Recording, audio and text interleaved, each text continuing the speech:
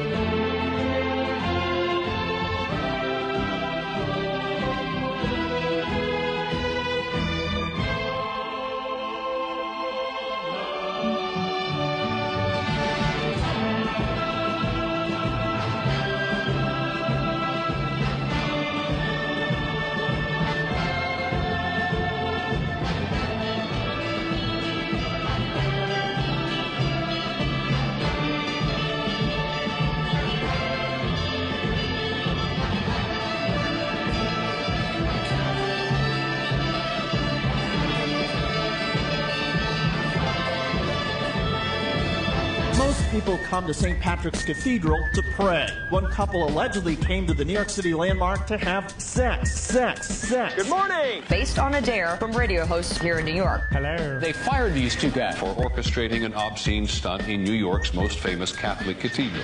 Shock jocks Opie and Anthony had encouraged the couple to have sex at locations where a producer was waiting to call in the play-by-play. Opie and Anthony were fired and their nationally syndicated show canceled. Did these shock jocks simply go too far? When they crossed the line? This is outrageous. Oh, dear. What are you, stupid? Huh? Just when everything was going good. Greg Opie Hughes. I like yam bags on the toll. And Anthony Cumia. I'm hoping for a big, fiery rear ender. Broadcast an outrageous live account of a couple allegedly having sex right in New York's St. Patrick's Cathedral on a holy day of obligation. Presided over the slaughter of a wild pig.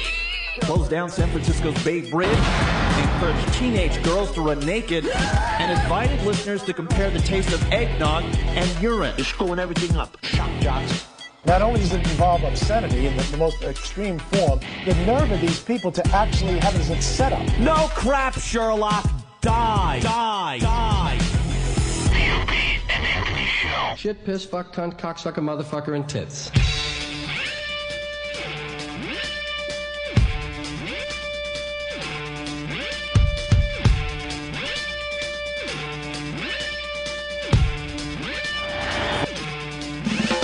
It's over, Johnny. I'm Big Dick Black. You can act like a man! What's the matter with you? He was the greatest piece of ass I've ever had, and I've had him all over the world. And a man in my position can't afford to be made to look ridiculous.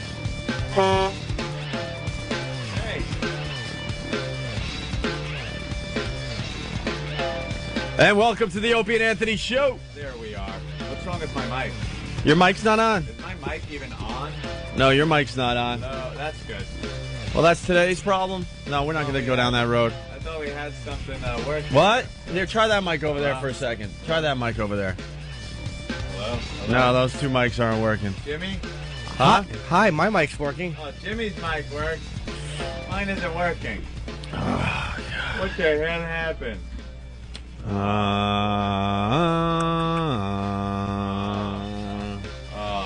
Oh, boy. Uh-oh. That's okay. It's just the Opie show today. Hell no. That's all. All right, I'll play a mash. I'll just sit. This is great. I'll just play a mashup so we can figure this crap out, all right? We've been playing these mashups. They're like a huge trend these days. You put two songs together and make them sound cool. So here's The Doors and Blondie, and we'll start the show in a few minutes.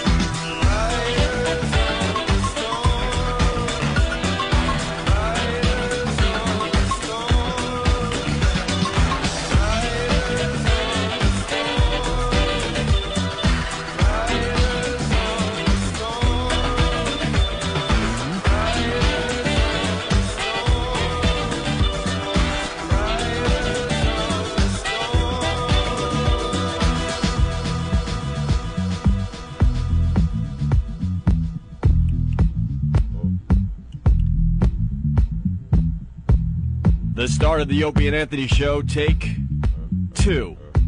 No.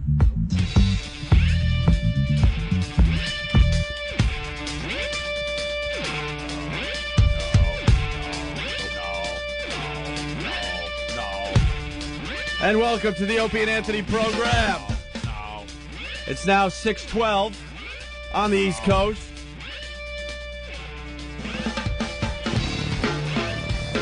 Hello, Anthony. It's Jax. It's Jax. Hello, Anthony. Hello. Hello. Hello. Hello. Listening on. Hello. Hello. Hello. Hello. Hello. Listening on. Hello. It's Jax. Hello. Hello. Hello. Hello. Hello. Hello. Hello. Hello. Hello. Hello. Hello. Hello. Anthony. Hello. Hello. Hello. Is that even up or anything? Yeah, that mic works. Does it? Professional broadcasting at its best. I can't hear myself as well as I hear everyone else. Really? Yeah.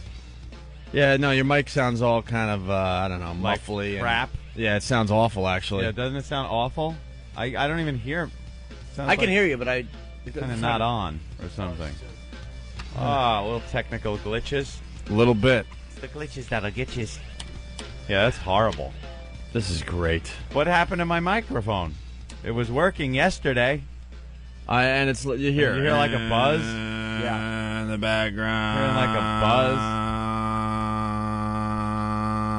You'd think it would be as simple as me moving to that mic, Ben. But it's really not, because that will throw me so far off being over there. I'm hidden behind screens. I can't... Yeah, listen to that buzz. Is that coming from this crappy mic? This is beyond frustrating at this point. Everyone is expecting me to yell and scream. It's not even worth it. It's just not worth it. Turn this mic down a It's second. not worth it. Every freaking day there's some stupid little problem with this place. See if that buzz And then we is yell coming and from scream, this. and then the people in Washington take it personally. Well, look, we're trying to do a radio show here today. Listen to this. Is that this mic? Yeah, oh, that- wow. Yeah, all of a sudden. No, it's all the mics. Wait. No, I turned that off. Oh, what was it? That one. Is that my mic? No, it's your old mic. My old mic. Now, how does that That's sound? what I mean. That was the old mic? Yeah. Yeah, but I got to be cranked up a little more. No, It's Are you over. over Yeah, there? over there. That's getting Well, try better. your old mic again. The old mic? Yeah, because there's some kind of feedback coming off that. Hello? Hello? No, the old mic's dead. All right, the old mic's dead. The old mic's dead. This one, but just a little more, I think.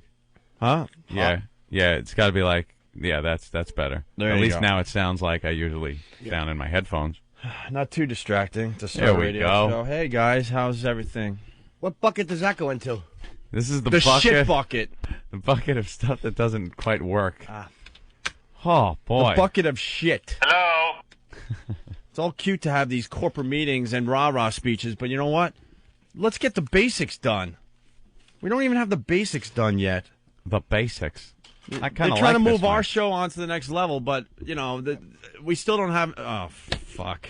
What? It's just ridiculous. It's ridiculous. Ridiculous. You know? It is. It really is ridiculous. Mm-hmm. This is so frustrating, you know? And a man in my position can't afford to be made to look ridiculous. Ridiculous. You hired Opie and Anthony, not two scumbag radio DJs from a tiny little market. Oh, well, the scumbag DJ part. Not from a little market, though. You know, get our office done. Make sure the studio's working every single day.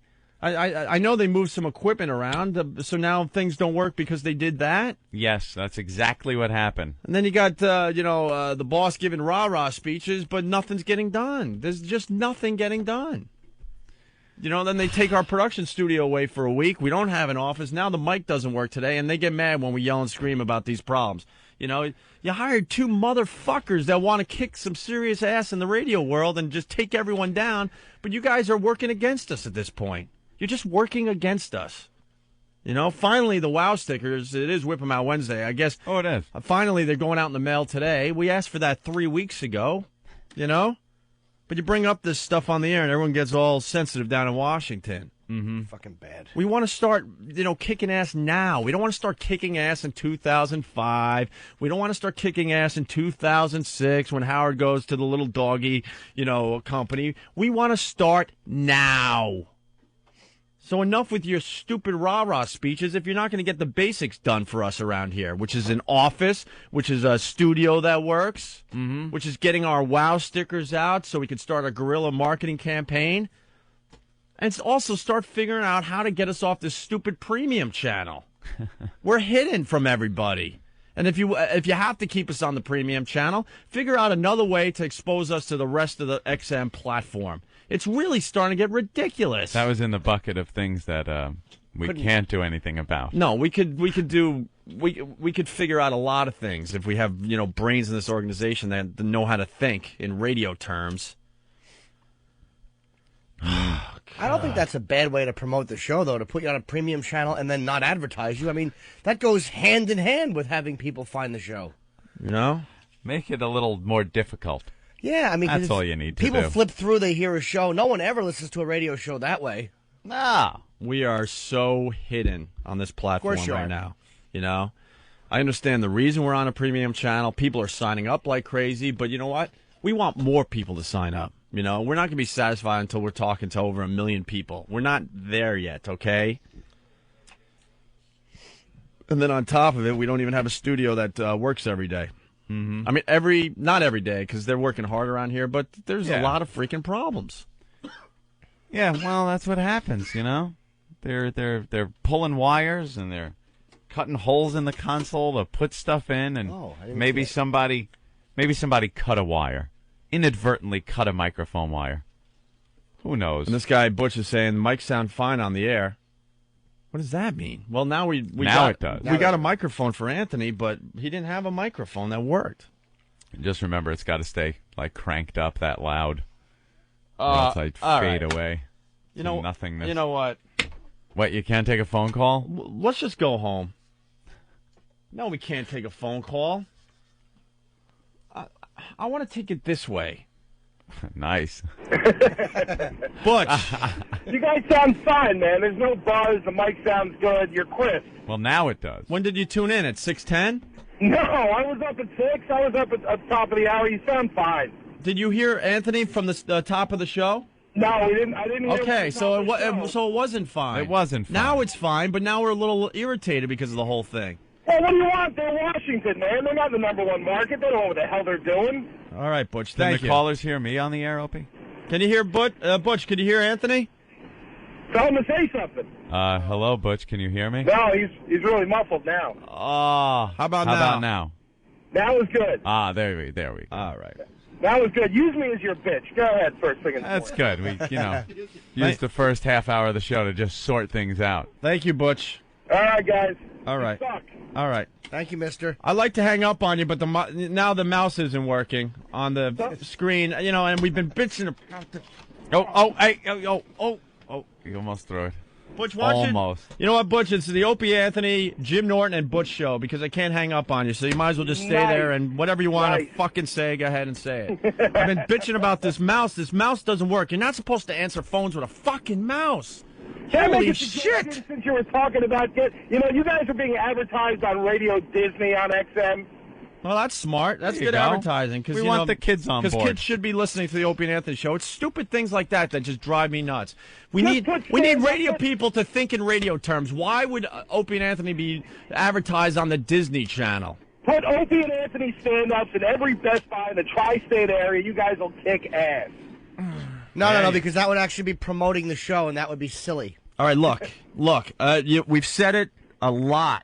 This mouse doesn't work all the time, okay? Look, it's not working. If I slam it, it doesn't work anymore.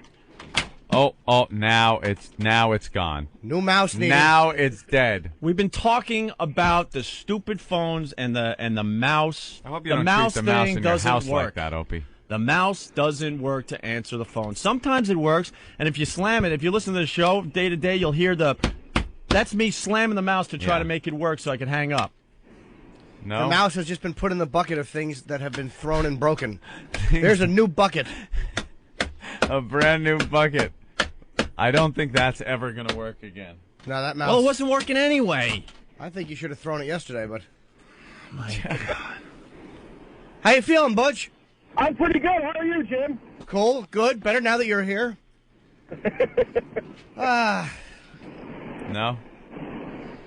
Nothing, huh? No, we don't know how to hang up. I'm glad you're a fine fellow. We'll hang up this way. Thanks, Butch. Bye, Butch. Okay.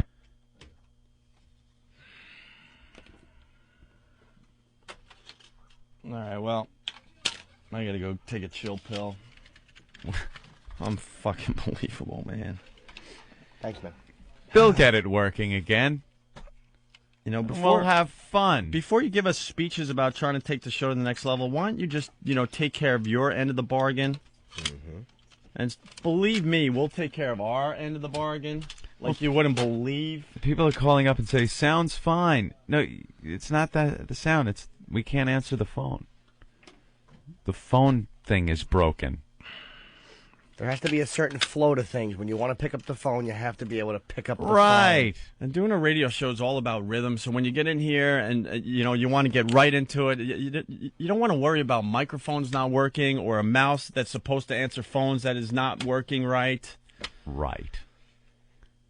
All right. Well, here's a little track from a CD we weren't allowed to put out.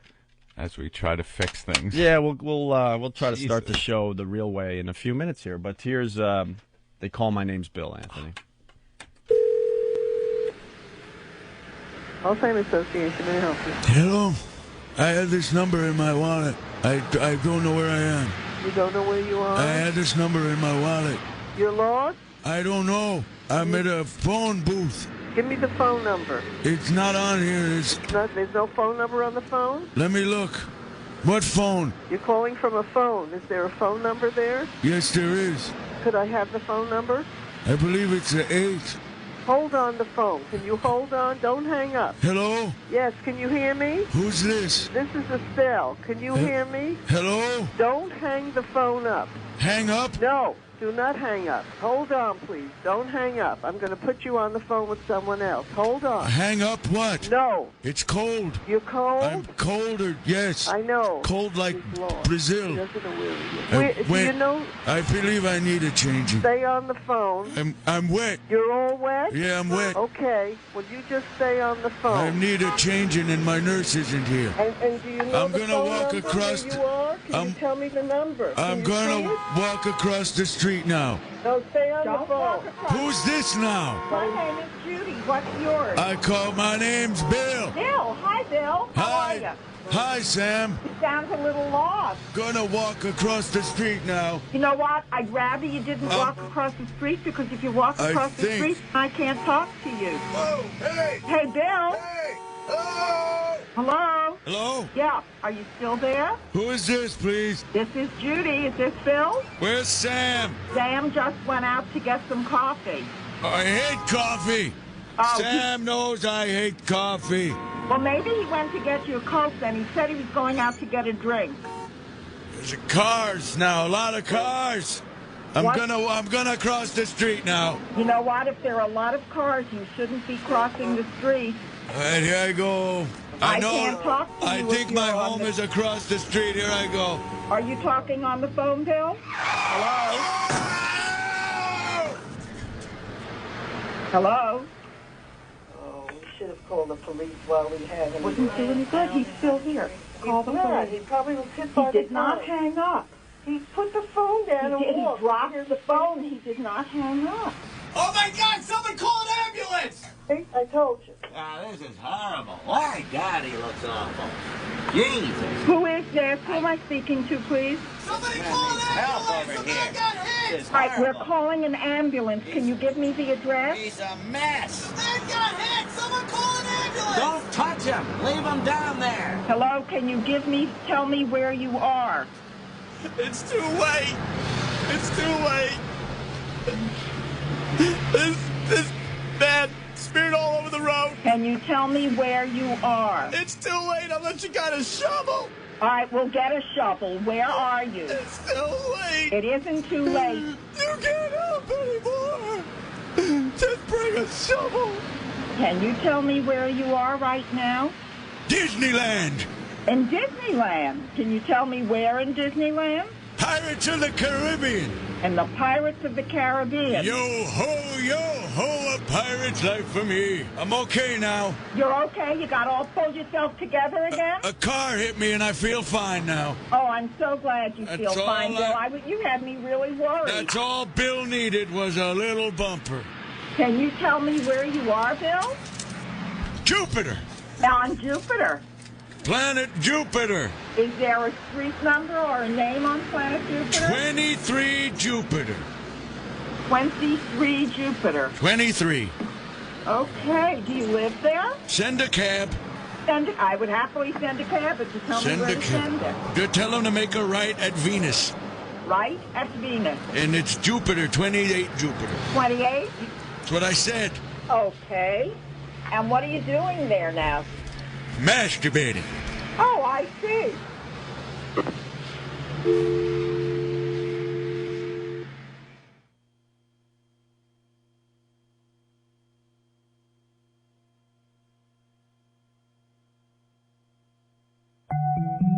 So I was in the grocery store, and there was this stock boy stacking melons. So I figured, hey, I'll show him some real melons. Well, when I flashed him, he lost his balance, and the entire stack of melons came crashing down on him. He was suffocated under 2 tons of melons, but my melons are still juicy and perky. Please, wow responsibly. A public service announcement of the Opie and Anthony. Houston, one of my favorite towns with the hottest fucking strippers on the face of the planet, and only about 2,000 strip clubs. What the fuck are you guys doing here? You got more strip clubs than gas stations. That's how they give you directions. Yeah, you take a right at the men's club, go down to Rick's, take a left. That's how you get around. But you got like happy strippers. They're like nice. In LA, they're all like out-of-work actresses, and they're fucking mean. They're like evil bitches that fucked up on their Baywatch audition. They're like mad at you. Yeah, because no one in LA is just like living. They're all like doing something. They're not like hanging out. You know, they're not just having a good time living life. It's always the career. I gotta have a career. They're like freaks with big holes in their soul they need to fill up with other people's attention. Not me, I'm different. That's why I'm up here. But they're fucking brutal. Like, you can't go to like strip clubs in LA. Like, you can't talk to them because they won't talk. They're mad. They're mean. Like, and every guy knows after you've been in a strip club for like, what, 10 minutes? The fact they're all naked gets a little boring, right? You want to talk to them and ask them like creepy questions and shit. Right? It's not just me, right? You know what I'm talking? I swear to God, it's happening. I was in LA and this one of my friends and this girl's dancing. I go to her, I go, hey, is this fun for you? Do you like doing this? She goes, I don't talk to guys that come here. I'm like, oh, well, it's a big deal. I'm just talking to you. Like, what's up? She goes, well, most guys that come here, they're fucking creeps, okay? So I have a policy. I'm like, oh, well, you know what? I mean, it's an open door. I mean, nice people can come in, too. I mean, maybe you shouldn't generalize, you know? Just, I really, well, you know what? Most of the guys who come here, they only come here for one reason. I mean, why did you come here? I'm like, somebody told me there was a place that I could go where I could see a strange girl's pussy for $1.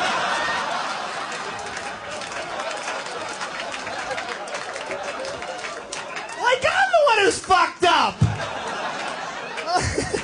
You know, I'm like, hello, I'm just a patron. All right, just because I'm looking deep into your birth canal for 20 nickels, it doesn't mean I'm fucked up. It means you should have paid more attention in high school, and I have $1. Okay? I got 4 quarters, and you have a bad job.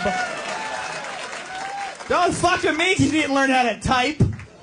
You know, backup plan, having pain in the ass. Think you gotta move out here and be special? I'm gonna show them I'm different from every other girl with a toe ring. Fucking brutal. Strip clubs are so funny because it's always women who like don't like their bodies that get pissed at you. You know, they hit you with that. If you go to this place, you just want to watch those women degrade themselves. That's why you go there. You're a misogynist. That's just how it manifests itself. You don't even understand that. I'm like, look, I want to watch everyone I don't know degrade themselves, all right? It has nothing to do with man or women. I like fucking freaks. If I don't know you, I want to watch you fuck up. It's human nature. I'm curious and I like to be amused. It has nothing to do with hating anybody. If I'm walking down the street and there's a sign that says dudes blowing donkeys, I'm going in once. All right? doesn't mean I hate. I got nothing against dudes and I got nothing against donkeys. But if I can pay a reasonable amount of money to watch a guy suck an animal's cock, I'm gonna go. Fuck it. I'm not gonna live forever. I don't want to be some old man walking around going, I wonder what the look on the donkey's face was. Was he confused? Did he enjoy himself? God damn it, why didn't I go? 80 years later, not a donkey show to be found. Oh, fuck me. Fuck me, fuck me. Prepare to be wowed. What knockers? Whip 'em out Wednesday. Okay, fine. Wow me.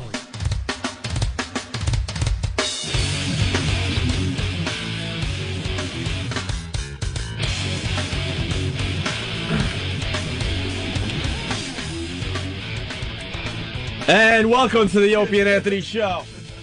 The great and powerful Jaime has come in and fixed everything, Opie. Yes, he has. The great and powerful Jaime. You got a microphone working?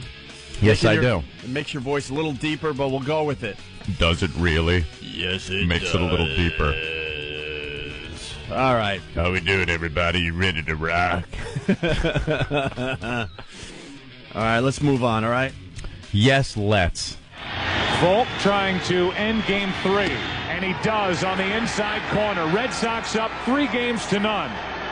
And the Red Sox can shake hands in the middle of this diamond at Busch Stadium after a 4-1 victory to go up 3-0. 7 straight wins by the Red Sox. Remarkable. It's over, Johnny. It is remarkable, and you've remarked on it. You dolt. Face the facts. Red Sox are winning the World Series this year. I gotta say, there is absolutely no way they can lose. They're gonna win the World Series. They might as well start celebrating now because it's over. They've won 3 straight in the World Series, and I can't even think of anything in recent history where a team has come back after winning the first 3. Impossible. They've got it in the bag. It's over. The Red Sox win. The Red Sox win. The Red Sox win. It's pretty much done. It's a done deal. They're a locomotive, Ben. Just trouncing the competition. It's done. Why? I don't understand why the people in Boston aren't already celebrating. Why aren't they killing young college girls in Boston? Oh, wait, they have already. Okay. They just seem to be a little nervous still. I don't understand it. You've got this thing won. Start acting like the Boston Red Sox are the champs. No. I don't understand. No. They've won 3. Do you They gotta think win it's another an one. actual possibility that something can go awry and they might lose? Yeah, I'm not saying anything. No. They cannot lose. The night they beat the Yankees in the final game, I waited till the last out. I didn't say a thing. There were all kinds of other Boston fans around me. I didn't say a thing. No, Yeah, but that was, there could have been some wacky thing that happened. It was only one game, Either team won a game and it was over. This one, they got 3 games on them. They can't possibly lose. The Cards stink. They really do. It's just over. Game 4 tonight on Channel 140 on satellite radio. There you go. A little cross-promoting because that's what they want us to do. There's your cross-promotion Very for good. today. I have not seen a stadium more full of white people since Fenway. Since Madison Square Garden when the Knicks play? Jesus. Amazing, that St. Louis, huh? Yeah, they're What do they charge for a house down there? That seems like a good place to move. What? I don't know. It just seemed nice and peaceful down there. Everyone getting along. They play the little Budweiser theme at the beginning of the game. Dun, dun, dun, dun, dun, dun, dun, dun, dun, and everyone's dancing around and having a good old time. I think they pour their Budweiser on their cereal in the morning. I think they do. They really enjoy their Budweiser beer down there. And they're just all dancing around and having a jolly good white time with themselves down there. They're so happy they have no idea they're losing the World Series. Oh, I know. They're have no still idea. happy. They're still happy. They still got a shot, they think. They think, we still got a shot at it. By gum. And even if we do lose, we can look to our neighbor on the left, our neighbor on the right, and they're both, well, They're not golfers. Let's say hi to Jimmy in Boston. Who knew? Come on, Jimmy. We got to get the energy back in the show. What's going on today? All right, guys. Hey, Anthony. Yes. You just said that it's pretty much impossible for the Sox to lose. I'm saying it's absolutely impossible for the Red Sox to lose this. They've already won the World Series. I mean, I think Boston should be celebrating right now because there's no way they can lose this. No way. But weren't the Yankees up 3 games on the Sox and they still lost? Was that 3 games they were up? Yes, it was. Wow, I hadn't noticed. The fact that somebody called in and actually mentioned that almost makes me physically ill. Doesn't it? It's in the bag for Boston. It's over. I got my B hat on and everything. I'm ready to rock. I'm a huge I see Boston that you fan jumped now. on the bandwagon there, Anthony. Bandwagon? I have been a Sox fan for years, Opie. For years. Just like everyone else that I see on the street, that every other person you pass is wearing a goddamn Bees hat. How many Boston Red Sox hats are there in New York all of a sudden? Last night I counted 6 in a 15-block walk. Dude, they walk. It's still got the tag hanging off the back. I want to punch these people in the face. The bandwagon jumpers. Everyone's a Sox fan now. They're all going to say they were there from the beginning. They were there since 1918, waiting and waiting for this victory. Now they wear brand new hats. The bill isn't even bent, and they're walking around like they've been a Sox fan for years. Yeah, go Sox. They're finally over their shame. It's almost like if they legalized child molesting, how many people you'd see like, wow, I didn't realize you like kids. That's the way they was all these closet awful Red Sox fans. They've been hiding in the shadows for years. They're coming out of the woodwork, buying the hats, buying the shirts, and now they're walking around like they've been fans for years. They stink. Shut up. Let them enjoy their victory, Ben. I'm happy for Ben though. I've seen him for many years going through this just misery that it is to be a Sox fan. But he's a wishy-washy fan, man. No. We have audio of you saying that they weren't going to beat the Yankees. Yeah, but that's how we think, unfortunately. Look at all the years. Yeah, of down 3 games to the Yankees and audio of. I think you'd hear audio from anybody. Yeah, I think Pedro said that. I was going to say we got audio of Kurt Schilling. Even you're right. Okay, Schilling was right, good point. Schilling Good was going to point. have his leg amputated. Right. It was the Yankees were up 3 games. Schilling's leg was going to be amputated. Damon couldn't swat a fly, and it was over. And then all of a sudden, they decide to come and play. Schilling got a bionic leg, and everything turned, and the Yankees fell apart. And now they're up 3 games, Boston, for the World Series. And I congratulate the Sox, and I look at Ben, and I'm happy for him. And I'm happy for all you stupid Sox fans that have, for years, been chanting Yankees suck, and go screw. But I'm happy for you. Enjoy this World Series because the team is going to be completely different next year. Oh my God, they're going to chew dismantle it that apart. damn thing, and it's going to be another a short-lived victory. Name another team that they did that to after they won. Marlins? The The Marlins, right? That was the big. That was one of the big ones. Why did I say Tampa Bay? Well, the football team went from winning the Super Bowl to just sucking. I think they did that to the '86 Mets too, didn't they? I don't know if they did it immediately. I mean, Hojo and a few of those guys left. I don't know how long they stayed. The Marlins is the perfect The Marlins example. was the big one. They just dismantled the team. They couldn't even have that year, the next year where everyone could enjoy it, the fans and stuff. Here's our World Series team. No. So what hated Sox are we going to see on the Yankees? Pedro.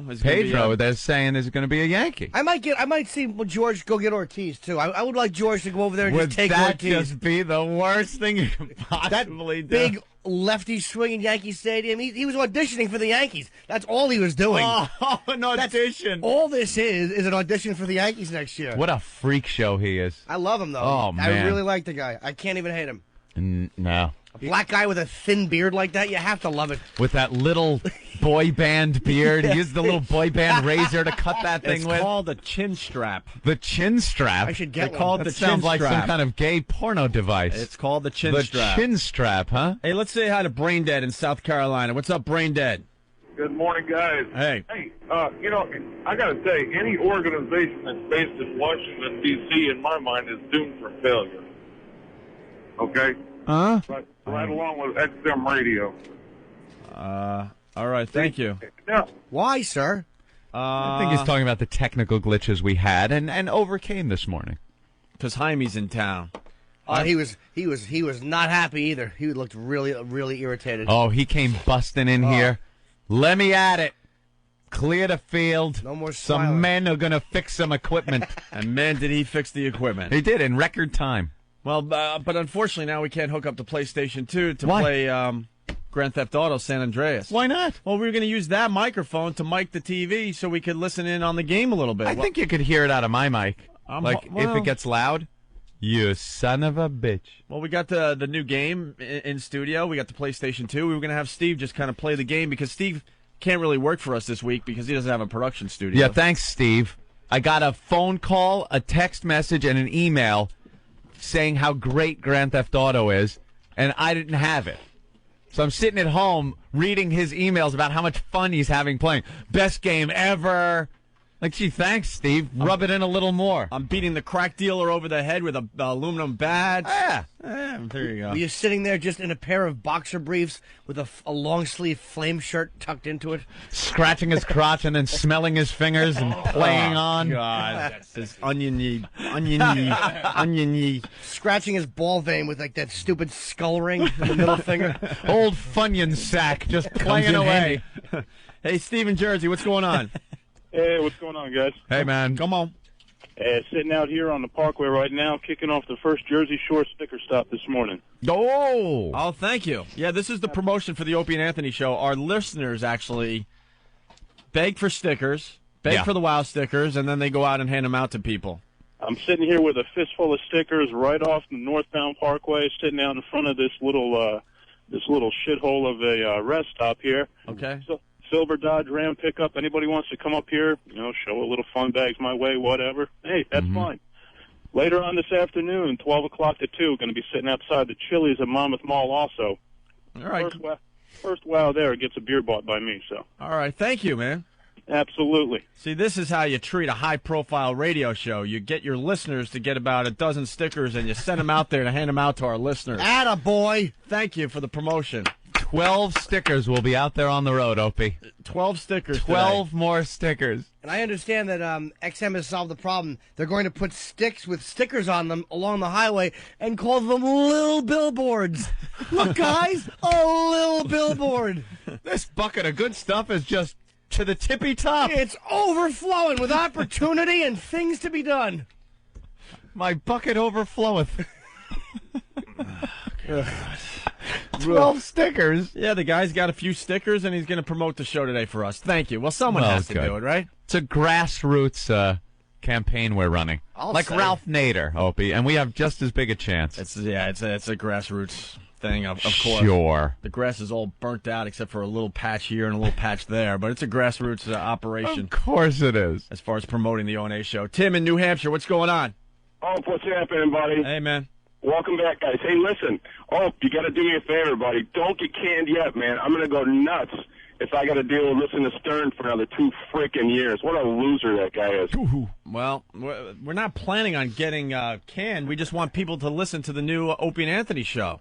Absolutely, but you guys talk bashing Washington. You're killing me. Nah, I think they'll get over it. They got to just step up a little bit. That's all. We got to give them a step-up speech. Yeah. That's what it is. Well, it's justified today. You start the radio show, and it's called the Opie and Anthony Show, and you can't hear Anthony. Because the Anthony mic isn't on. Doesn't work. That's sort of a problem, don't you think? Yeah, I'd say so. Hey, listen, I was trying to talk to you guys, and we don't want to call the show Opie and the guy that wasn't quoted in the New York Times article. Don't rub it in. The poor little guy. Look at the little guy, all dejected. Oh, gee, guys, but Opie and I thought I would have a quote in the New York Times exclusive not article. Not even a quote. I thought there might be a mention. Not a quote. I didn't care about a quote. Because I was only throwing in kind of add-on thoughts, like tacking on semicolons to thoughts. You know what it is, though? You were jumping in and throwing in stuff, and I could see by your expression you would think to yourself after you were done, ooh, that was a good point. He's going to use that. The Opie, and I hope they get the back of my head as they're taking pictures of Opie and Anthony show. I made some very valid points. Excuse my language, but I think you made some darn good points. Well, let's not get that crazy here. Well, I don't want to throw off any new listeners with the filth. You guys are a little dirty. $8 a month. What? No, just, we better keep it away from moms and kids. It's a dirty show. Oh, it might say the F word. Yeah. All right, let's say hi. Makes me sick. Let's say hi to Tony in New York City. Hey, Tony. Hey, what's going on, guys? It's Tony Danza, the real idiot. My heart, thoughts, and prayers go out to you guys. I know how it feels. I have technical problems because my cameraman doesn't want to shut up. I know how it feels. I was on the website last night. I was looking at the those public service announcements, and I got bored. And for shits and giggles, I poured some hot coffee over Angela and Samantha. And then my daughter Rita came, was such a lovely girl, and hosed them off with cold water. I wanted to smack that bitch last night. All right, Tony. Very good, Tony. Know when to punch out. That's right. Punch out, Tony. Punch out. Boys. There he goes. Bye, Good job Tony. by Tony in New York City. Hey, you guys remember Chad from Sacramento yesterday? He fell asleep on the phone. He was on hold, and every time we went to him, we just heard him snoring. We had him on hold for, I think, 3.5 hours. Mm-hmm. Long-distance call. Well, Chad's back. Hey, Chad. What the fuck is up, O&A? How the fuck is it going? Hey, did you... 168 minutes? Who do I send the bill to? That's what I'm wondering. You can give it to me when I'm in Sacramento the 5th and 6th of November, Chad. Hey, you can go to Ticketmaster.com and reserve those tickets, Jim? Attaboy, Chad. So, Chad, what happened yesterday? We put you on hold, I think, very early, like 6:05 East Coast time, and we finally went to you around, 6:45, and you were out cold. Yeah, it's called 4 Xanax and a 6-pack of Budweiser. Ooh, party. Nice. Yeah. Did you hear yourself snoring on the replay? Yeah, I kind of felt like an idiot, or a boob, as you called me. Yeah, you boob. You were a boob. Ooh, that's a little tough. Yeah. Hey, so anyways... We broke out the tough language for you. Yeah. Boob. Oh, shit. Oh, man, this guy's ready to fall asleep again. You guys are too fucking much. You want to know about this massage parlor, man? This place is $40 to get in the door. It's like a half-hour massage, $20. They give you the hand, $40. They give you the head. So for $60, you get a massage and a handy. Yeah. And then for $80, you get a massage and a BJ? Only problem is that they're all Asian or whatever, so they got like this big old bush and barely speak English. Ugh, dumb faces. Big Asian bush. What, the Asians don't like shave 10 down? minutes from the punchline, though. No, down there, you know what it looks like down there? You know those noodles they throw in the pan and they go, they blow up real fast and real big? That's what it looks like in their pants when you take the panties off. This is this big, nasty noodle I had snatch. no idea that the Asians didn't shave down. No, very rarely. Really? I just don't think they're up with the times. Yeah, so it's a good place, though? What is it called? Oh, you want me to give the name out on the air? No? Probably not. You go there often, though? No, but my dad got a divorce like 2 years ago, so he was all, whatever, missing it. Yeah. And some kid, Missing this DJ kid or whatever, told me about it. And I don't know. Dad went down there. Did he tell you about it? Dad got addicted. He was like going, he moved out of state, but now he calls, and instead of saying like, hey, whatever, come to visit, he's like, oh, can't wait to go down to that place again. Oh. Your dad is telling you about his sexploits? Hey, nothing's wrong with that. I went down there with them. No, there is is something wrong with I that. was in the other one. What? There is something wrong with that. You don't want to hear from your dad about It's not my getting mom, laid. man. Yeah, believe me, that's awful. You know how all grossed out I was when my dad walked in the room one time at my parents' house and he's like, come here, smell my finger. Oh. He did not. Of course he didn't. Well, you never know with him, though. I know. Hey, I had to question that line. I wasn't sure if it was one of his awful lines or if it was reality. I don't want to hear that, your dad. All right, Chad. So What about my grandma? you're gonna see Norton in Sacramento? Friday night, man. All right. What about your grandma? No, you don't want to see her? No, we don't want to see or hear about your grandma either. I'm emailing you pictures, man. All right. We'll check out. Is she naked? She could be. All right, Chad. Thank you. Yep. This was worth the wait. Yeah, that's what he. Let's say That's hi what to. we were waiting for. Let's say hi to Max in Tulsa. What's up, Max? OA and Big Jimmy, what's going on, guys? Hey, man. Hi, fella. I think we're finally doing a radio show now. Let's go. Hey, you guys are awesome. I got a couple quick questions for you. My 19-year-old son keeps bringing home this chick. Kind of looks damn near like Juliet. Crap, that retarded chick from Juliet Lewis.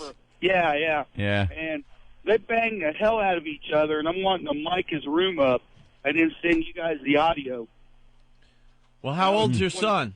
He's 19. Oh, okay. Oh, so he's bringing home some hot chick. No, it's That's not. got to suck for a Pretty parent. much, man. I'm sitting down in my bathrobe in the living room wanting to go squeeze one off, but That's just got to suck for Wait a a minute. dad. Wait a minute. So your son comes home with this hot piece of ass, goes upstairs and bangs her, and they're making a lot of noise, and you're downstairs listening to this? pretty much, man, because I'm like, usually it's right before I'm going out the door to go to work, and, you know, I couldn't do anything about it if I wanted to, except, you know, he pays rent every week. I figure he's legal. What the hell, right? Oh, you got to keep him in the house. You kidding me? For the cheap thrill. Yeah, This guy sounds like he's pretty close to setting up the camera in the room. Right. I thought about that too. Yeah, I bet you have. Are they going to be banging this morning? I don't know. I haven't made it home yet, but I still got about 5 or 6 more hours till I get home. If you're a father and you have a son, or even if you have a daughter that's you know, it's 17, 18, whatever, 16, and they bring home their friends, you know, girlfriend, or if it's a, you know, a sleepover party or something, that's got to drive these guys crazy. She's got one friend, and she's 22 or 23, and she's hit on me a few times, so I don't know. I'm going to try to tap that. I'll see what happens. Try to tap that. That's wonderful. You got to love this guy, man. I had a question for Jimmy, though. Jimmy, some guy said the other day, and I totally agree with him, you've got to be a truck driver at heart, man. Because some of the stuff you come up with, it is so goddamn funny. Oh, thank you. And those truckers are hysterical, so it goes hand in hand that you must be a trucker. I was wondering if I don't know if any of you guys wear baseball hats or that kind of stuff all the time or whatever, but Ben would like a Boston Red Sox hat if you could have one specially fitted for a larger skull. I was going to see if I could send you guys 3 hats from my company. Yeah, send them in, all right? If you guys would get it, wear that or whatever. The trucker hats with the mesh on the back. Hey, they're the hottest style in America right now.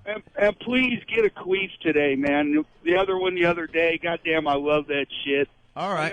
I can't remember which one of you guys don't like it. I don't know if it's O or A or whoever. Well, I'm not a big fan of when it happens when you're doing the act or something. That's pretty rude. The queef. I got a good picture of a pregnant chick, too, Opie. If you guys put me on hold, I can get your fax number. I'll fax it to you. Sure. Fax? What year is this? Faxing porn? It's Who's 1988. faxing anything? We're back in 1988. I have the facsimile machine. It must warm up first. I'm old school. What can I say? But anyhow, you guys have a good one, man. All right. We'll try to get another queef going today, but we'll put you on hold, and we'll see what you send us there, okay? Hey, Bill is stopping by the New Jersey Wow sticker stop, Anthony. Oh, here we go. Hey, wow. Bill, what's going on? Hey, how's it going? I just stopped at that Monmouth County Parkway stop and got my stickers. Okay. I was sitting there right in the parking lot. Got a stack of them. So I suggest everyone from Jersey go down there and get some to spread the virus. All right. How many stickers does the guy have today? He had a big stack of them. He said he's going to Chili's in Monmouth Mall right after. What's a big stack? Does he have 100 Wow stickers? I couldn't see. It's still dark in Jersey, but he has a big handful, so I'm sure he's got a bunch. All right. He's got a handful of stickers that he's handing out today, Anthony. Opie, we're here in Jersey, and I'm surrounded by ones of people that are here to get their stickers. I love how this show works.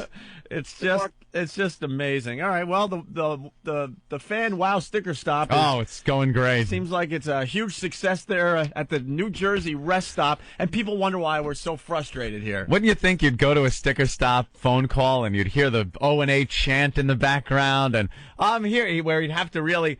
O&A, I'm here. I can barely hear what you're saying.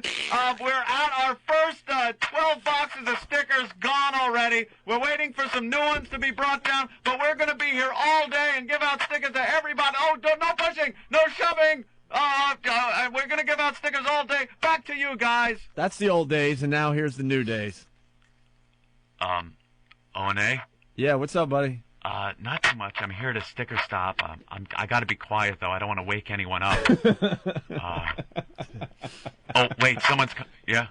Okay. A guy just put a sharpened screwdriver in my back, and I've had to give him all my money and the 12 stickers that I brought. So the sticker stop's ending. But thanks for trying to help us out today. We appreciate it. All right. Okay, guys. All right. Bye. What happened? And people wonder why we're frustrated. What happened? This is not what we're used to. This is different than what it used to be. He's at a sticker stop in the pitch black. It could not be darker out. How are you going to show people the stickers through the glory hole in between the two toilet stalls? A guy's waving his mule at you. You go, look, wow. Just a freshly rolled up WOW sticker comes through the hole. The guy starts sucking it. Oh, wait, this goes on my car? We're spreading the virus. You pull it back through. His saliva's all over it. Yeah. What happened? So a few errant pubes that were around the hole, sticking to the sticky part of the sticker. This is really not what we're used to. Well, I think that's great. No. You have to understand. You guys got to look at the positive. If you have 30,000 sticker stops like this, you're going to get a real message out there. Right. Well, it is 30,000 stickers. It is Whip 'em Out Wednesday, and I guess they got the system in place finally. So if you go to opieandanthony.com, you leave your address.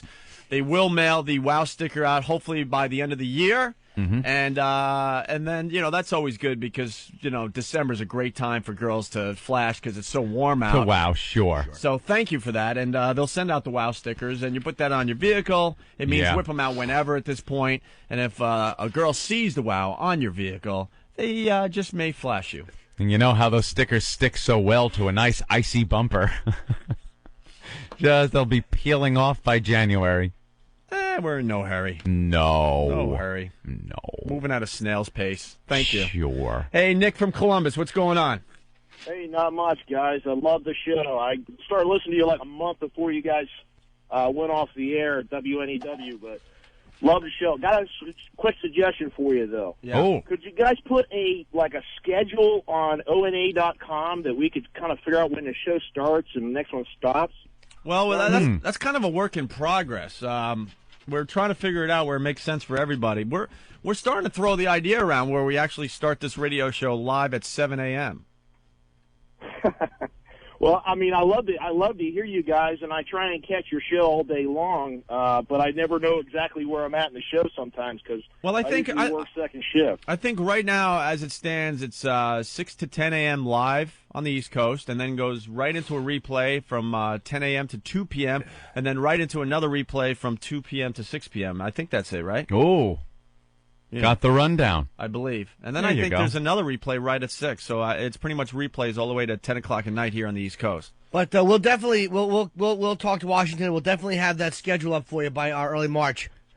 All right, you guys rock. Norton, you are the awesomest, man. I love listening to your shit all over the radio. That stuff about the being in prison. All right. Oh, my God. Thanks, buddy, being in prison. Thanks, it's one of my older bits. Yeah, about sucking C in prison. Where if you have no choice. You want me to do the bit for you? Please do. I've heard your material so many times. Because I'm sucking really a gallon of snot up through my nose. So I keep moving the microphone away, so you're probably better off doing it. All right. Wow, Sacramento. We got two already from Sacramento. DC, what's up? What's going on, guys? Hey. Hi. Hey, I was doing a little bit of late night studying, and I was looking through one of my books here, and it has in here a story about you guys. It says The Last Rites of Opie and Dopey. The Last Rites of Opie and Dopey. We're in a textbook? Yes, you are. For what class? Public Relations. Public Relations? What's the name of the textbook? The Practice of Public Relations. All right, and then it says what about us?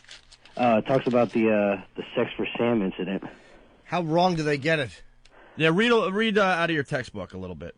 It may have signaled the end for Anything Goes radio. Two New York shock jocks, Opie and Anthony, found that out in the fall of 2002 when their Infinity Corporation station offered cash prizes sponsored by Sam Adams Lager for couples willing to have sex in public places during the broadcast. We made a textbook? A textbook? That's almost as good as being a Jeopardy question. All right. So it was in the fall, they said? Yeah. That's good. I didn't realize August was in the fall. All right, good. Fact one, wrong. Asshole educators. Like textbooks are right? Half that crap in them are false. Yeah, you guys made it in the same chapter as Trent Lott and Value Jet. Oh, really? Wow. Value Jet? All right, what else does it say about us in the textbook? Let's see. The primary lesson, in crisis, when the organization's reputation is at stake, individuals are expendable. Ah, very good. Yeah, we learned that. Lop off the heads. Yes.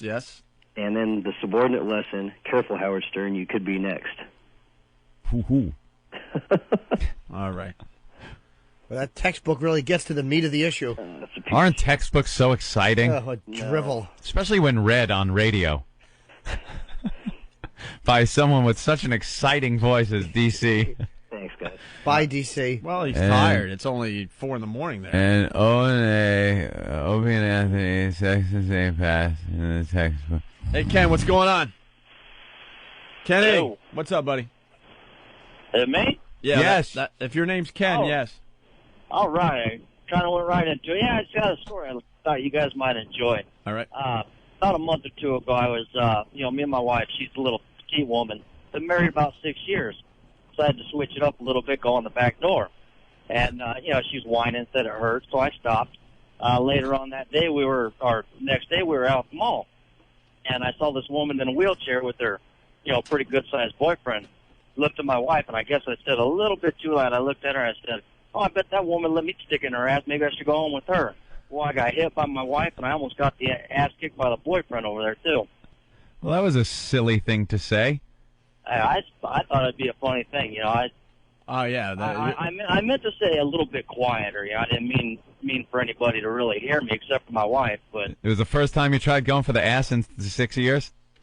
yeah, well, I drive a truck. I don't get home too often. I'm right now in Iowa, and it's always fun. But I get a little bit of time off. Hard to up a little bit. Hard to believe your wife didn't go for that. A spouse usually loves to hear her husband making jokes about raping a woman in a wheelchair. I could just tip her against the curb and then fuck her while her face is in the grass and she's crying. Can't believe your wife didn't go for that one, Didn't sir. get all damp with that one. Hey, when you turned her around and tried to put it in, did she make a beep, beep, beep sound? Little trucker humor for you, sir. All right. Thank you, Ken. Thank you. You guys have a good morning. Yeah, we're trying. What were you trying to tell me before the show, by the way? Huh? You were trying to tell me something before the show. Oh, Jimmy's not very observant. Yeah, we're just trying to see if you're observant. I'm very observant. All right, what do you got? What I got? Yeah. Half a rod and a stain on my shirt. No. What? Look around. Try to figure something out today. Trying to figure what out? Something that is going on here in the studio that you should have taken notice of. It's not too big a deal where you'd be like, I'm not going to know. I'm going to hear it. I'm going to go, No, when you find out, it's going to give you like 15 minutes of material. I don't. You did tell me before that there's something I should be noticing. Yeah, you would make a horrendous witness. It has to do with us. You would make an absolutely horrendous witness. I'm a very good witness. Yeah. All right. It has to do with you two? Yeah. Open Ant? Yeah. You're firing me? No. A boy could dream. It's about Ant and I. All right. Yeah. Everyone else noticed. It's a little embarrassing. Embarrassing? Yeah, it's a little embarrassing.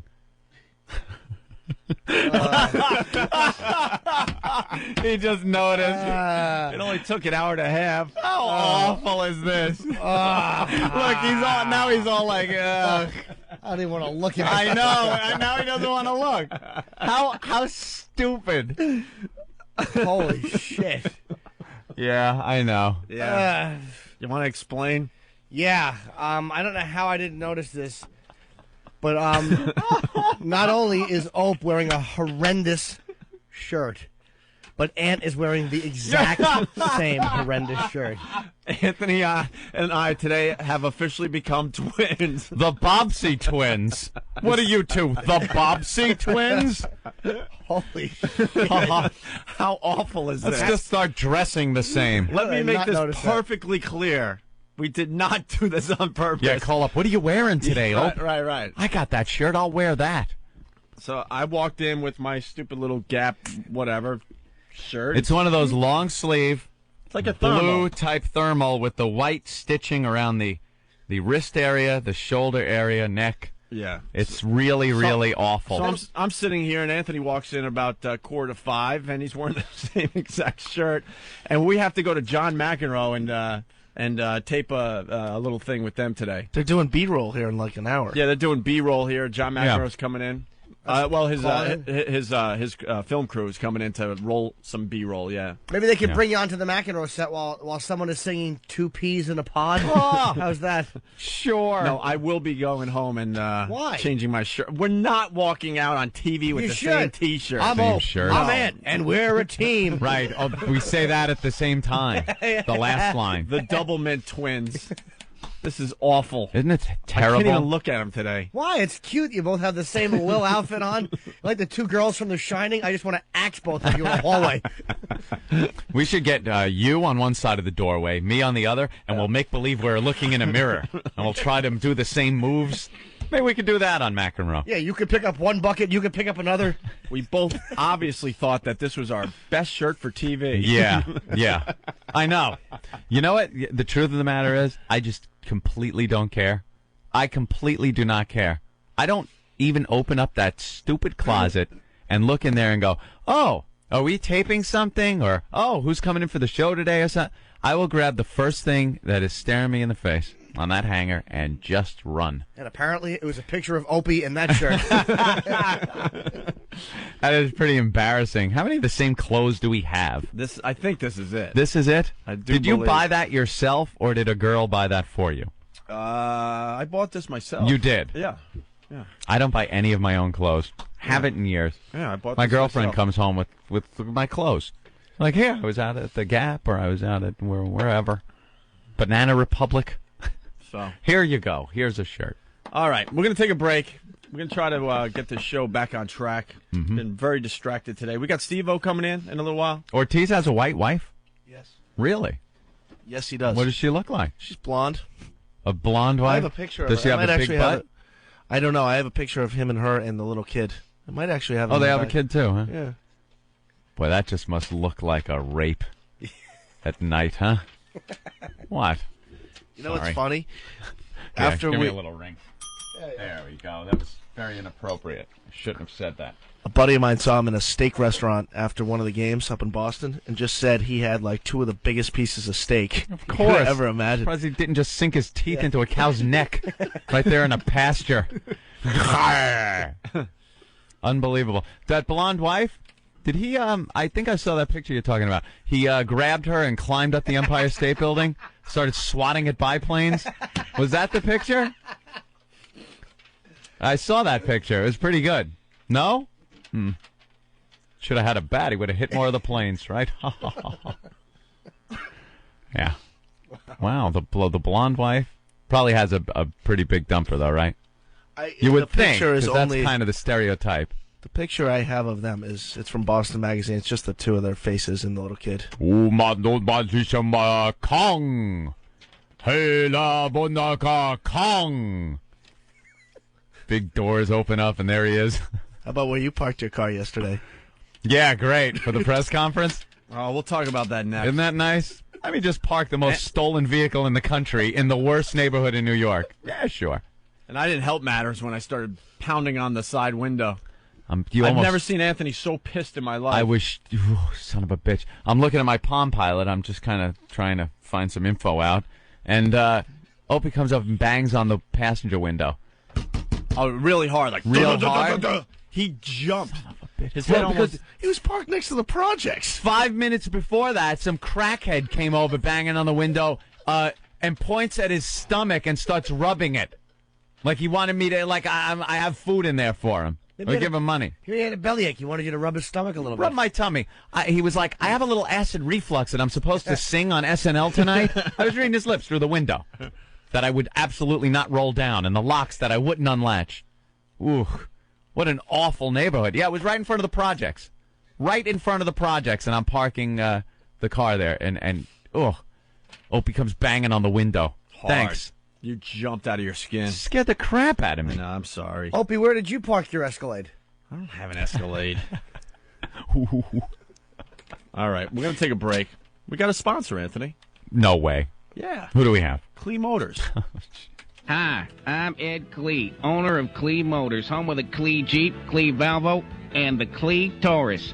Let's see what some of our satisfied women owners have to say about their Clee Taurus. I just love my Clee Taurus. Hey, who wouldn't? When I need to get away, I lean back and get lost in my clitoris. Many women say that a clitoris is easy to maintain.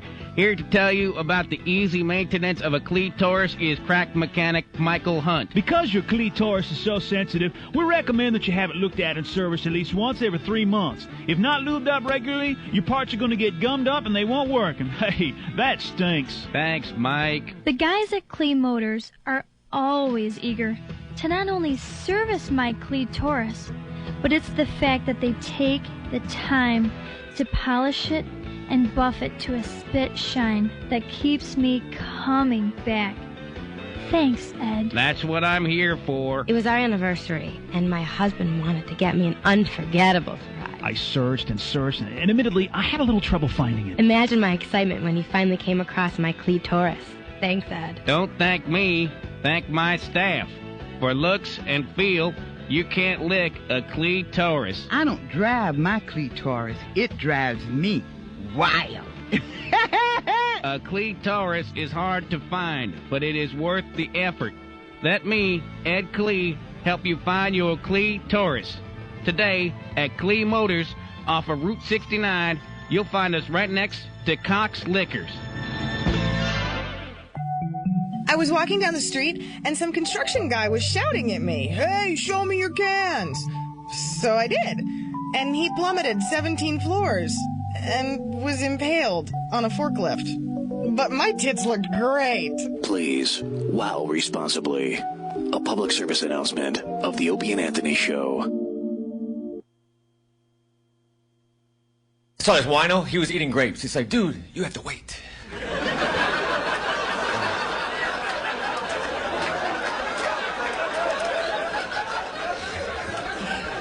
I like to drink red wine. This girl says, doesn't red wine give you a headache? Yeah, eventually. But the first and the middle part are amazing. I'm not going to stop doing something because of what happens at the end. Mitch, do you want an apple? No, eventually it'll be a core. I went to the store, bought 8 apples. The clerk said, do you want me to put them in a bag? I said, oh no, man, I juggle. But I can only juggle 8. If I'm ever here buying 9 apples, fucking bag them up. I saw a guy juggling chainsaws. It was cool, but unless something needed to be sawed down, then it's just annoying. It's like, come on, Rick, can we use one?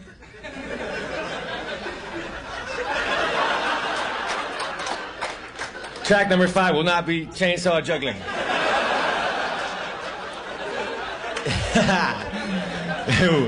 It will be this one. I was gonna have my teeth whitened, but then I said, fuck that, I'll just get a tan instead.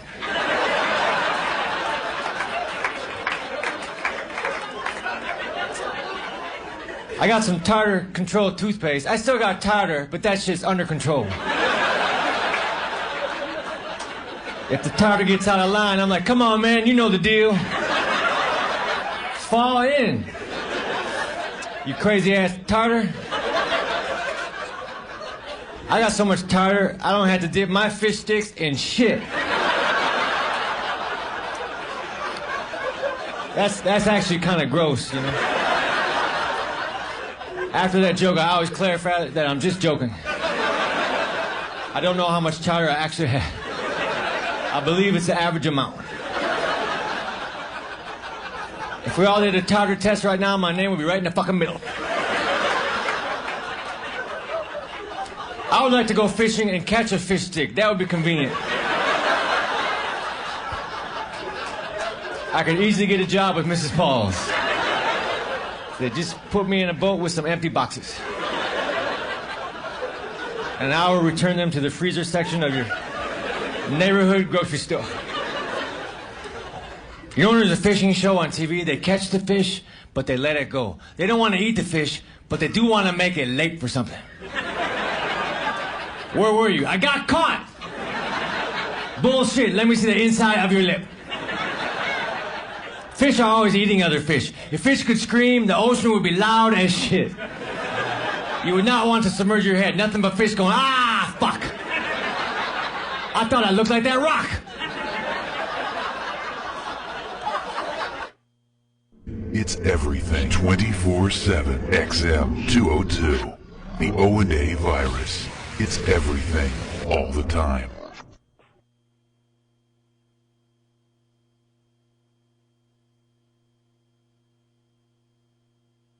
Very worst of the Opie and Anthony FU line. I want to leave a nice fuck you to the assholes in Washington. Goddamn, do we have to hear that? This Willer's goddamn every day. Can we come up with some music or something? I mean, what the fuck? I'd like to just send a big fuck you to the dickhead cable contractors in North Carolina that shafted me out of my fucking pay, only paid me $247 fucking dollars for the whole fucking week. Yo, this is Joe from Chicago. Fuck you, Howard Stern. Fuck you, me and Kyle. You're both fucking pussies, especially fucking Howard Stern. Asshole conspiracy asshole. Call the Opie and Anthony FU line at 866-FU line 1. 866-FU line 1. Fuck you.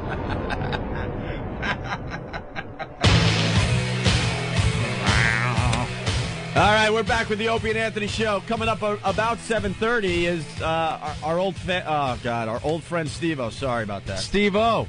A little bit distracted today. Yeah, Steve-O's coming in and he's going to do some stuff. What's he going to do? Does he have like his latest thing that he does? He never disappoints, man. I remember last time he was in on our show, he was going around to all the stations and on TV doing that staple through his scrotum gag. He would staple his scrotum to his leg. Yeah. Yeah, but he did some other stuff on our show. Remember, he did... One of the best things I liked was D, his chick. His co-core girlfriend. His co-core girlfriend, D, who had beautiful cans. I don't think he's with her anymore. We'll find out. Probably not. We'll get the Steve-O update, but... She put a cue ball from a pool table right between her lovely cans as Steve-O laid on the floor, and she released the cue ball. It rolled down her lovely cleavage, fell about 4 feet... right onto Steve-O's skull. The noise it made on the radio. Man. I don't know. He seems to have no concern for his own safety. I'm just amazed he's still alive. Well, that TV show that they're doing, The Wild Boys, is that it? Very funny and very dangerous. They don't seem to care. They're bitten by animals, almost torn apart by wildcats, crocodile. When he had the meat hanging out of his thong underwear. Oh, yeah. And he had meat hanging out of the ass part of it, and he's trying to go over a pond with alligators in it, and they're snapping at his ass. Hysterical. The guy doesn't care. Well, we'll see what he has for us today, right? Yeah. All right, so we were at the press conference yesterday, Anthony. This is huge news for XM Satellite Radio. Press conference. Yes. We were there at the Marquee in the middle of the ghetto. Yeah, right by the projects. It was pretty scary parking there and then having to cross the street. There was some guy, New York homeless people are amazing, or whatever you want to call them, hobos. The guy was carrying around sharpened sticks, and then he had a metal stud that you use when you're building walls, kind of cut in half and duct taped. Like he had a whole backpack full of weapons, these primitive weapons.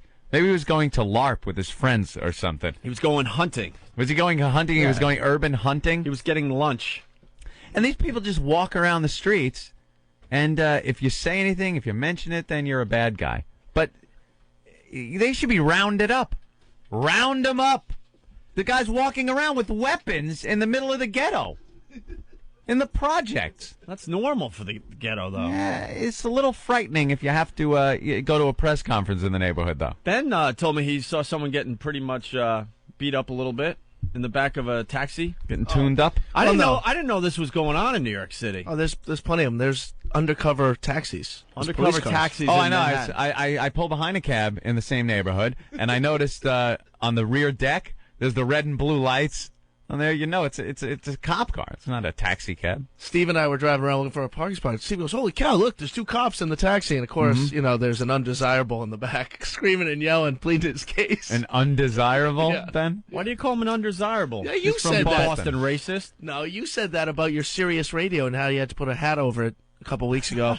You said you have to prevent the undesirable, so you put a hat over your Sirius radio. Well, because let me explain. I do have both companies in the car, okay? Because we weren't sure where we wanted to go, and it was obvious we had to come to XM Satellite Radio over the little doggy company. But how long is that free subscription going to go for, Ope? I don't know. How long do you think they're going to pay for you to get their I don't service? know. I haven't even turned it on in a really long time, but they told me to go to one of these car places, car stereo places, to get my unit installed. This thing is a hunk of junk on my dashboard. Yeah. They messed up my dashboard. It's a huge metal plate that's where they had to solder down onto my really nice dashboard. Yeah, holes were drilled into my console. It's as big as a guy. CB radio. Yeah. The thing is huge, absolutely huge. And when the sun comes beaming through the windshield, the thing gets up to about 350 degrees. You can't touch the thing to change the channels. I'm not kidding, because it's like some kind of silver top. So I can't remove this thing without pretty much messing up my dashboard for life. Mm-hmm. I can't. So what I do is I put a hat over, and that's my security system, because I don't want someone now screwing up my car to try to get this CB radio out of it. To rip that out of it. Isn't it amazing that they actually have a unit that they have to drill holes in your vehicle? I had 2 holes drilled in the Pathfinder when I turned it in, and I had to take all the equipment out. I'm like, now I got to turn this in with 2 holes drilled in the dashboard. Unbelievable. So yes, I said to protect the my stuff from the undesirables. You're right. I got to know how you found a hat big enough to fit over that thing. It's one of those. You get a wading hello, pool. Ben. Know what it is? It's one of those on Golden Pond hats. One of those big, the big awful fishing hats on Golden Pond hats. So I put that on the dashboard, Balloons. make him believe the hat's just on the dashboard. I got lost in the woods. It's a big hunk of junk underneath that hat. You're my knight in shining armor. I just shit my pants. But speaking of technology, Anthony. Oh yeah. So we were at the press conference yesterday in the hood. And I'll tell you one thing, XM knows how to put on a press conference. Oh, yeah. That was pretty cool. Oh, yeah. It was like all the bells and whistles. Except for the commercial with Charles Nelson Riley. Oh, that wasn't Charles Nelson Riley. Huh. You're talking about the commercial for the new unit? Yeah, for the MiFi. They found Charles Nelson Riley. They found Charles Nelson Riley to do the commercial for the new Delphi XM MiFi. It was Elton John. It was Elton John. What is going on with Elton John? I know XM loves the guy. Oh. But I know XM loves the guy, but the commercial was a little. You know what? Yes, I do have an open mind. Yes. Goodbye, Norma Jean. Oh. Yeah, I do have an open mind. I don't mind the gay. Okay, I really don't. Okay, yeah. I not a good word to use, but I tolerate the gay. Okay, you tolerate them. Well, thank you, Opie. I'm sure they're so happy to hear that today. Thank you so much that I don't mind the gay community can look and say, well, at least Opie tolerates Sure, it. as you're sitting here dressed exactly like another man. Glad you tolerate them. I came in first, which means I put this shirt on before Anthony, so Anthony was copying me. Came in or came out? I woke up first. How do you know? I had this shirt on. Dude, at I what couldn't time? sleep. I was up at 3. What time did you put that shirt on? Be honest. I will be very Be honest with you. I put this shirt on at 4:10. It's probably the same time I put this shirt on. Of course it is. Yeah. Well, because twins think alike. Yeah. I was like, We're officially twins. I guess when Opie put the shirt on, I felt like a shirt was being pulled on me. I swear. Can we get some chick to moan? We need something on the show Yeah. today. Jesus. Huh? Someone take on Illinois as the sexiest state. Help us out here. Anyway, so I don't mind the gay, but watching that commercial, man, you want to talk about uber gay. Oh. He looked like, was he wearing one of those ascots? Ascots or a kerchief around his neck? I don't know what Little it pink was. Charles Nelson Riley kerchief. He is, though. His face and everything is looking like Charles Nelson Riley. It's frightening. But he was, he's on board, Opie. He's on board. I believe he's the spokesperson for the new MiFi. The MiFi, This he was MiFi carrying it is- around, listening. This MiFi is just making the competition over between the two companies because the little doggy company will not even come close to this anytime soon. No. Basically, it's the Delphi XM MiFi. It's the first portable XM satellite radio, Anthony. Yeah, like you'd carry around an iPod. It's a cool looking or like Walkman or something. iPod type of thing, It's futuristic. It's kind of rounded on the top and rounded on the bottom there. Yeah. It's got a nice little shape to it. It's $350. It's going to be a nice Christmas gift for a lot of people out there. Makes a great stocking stuffer. But what's cool is you can walk around Manhattan. It's lightweight, too, you know? Kind of like, just picture kind of, the iPod, more or less. Totally portable and self-contained. It's not like they give you this unit and then you got to hook it up to something huge. Right. And they call it portable. No. It's all self-contained. You could hear all 130 XM channels on this thing as you're walking around. And then this is cool. It's got a memory mode. You can store up to 5 hours of fresh new playlists effortlessly. Yeah, say you work in the bowels of a building where no radio penetrates, satellite, regular radio, nothing.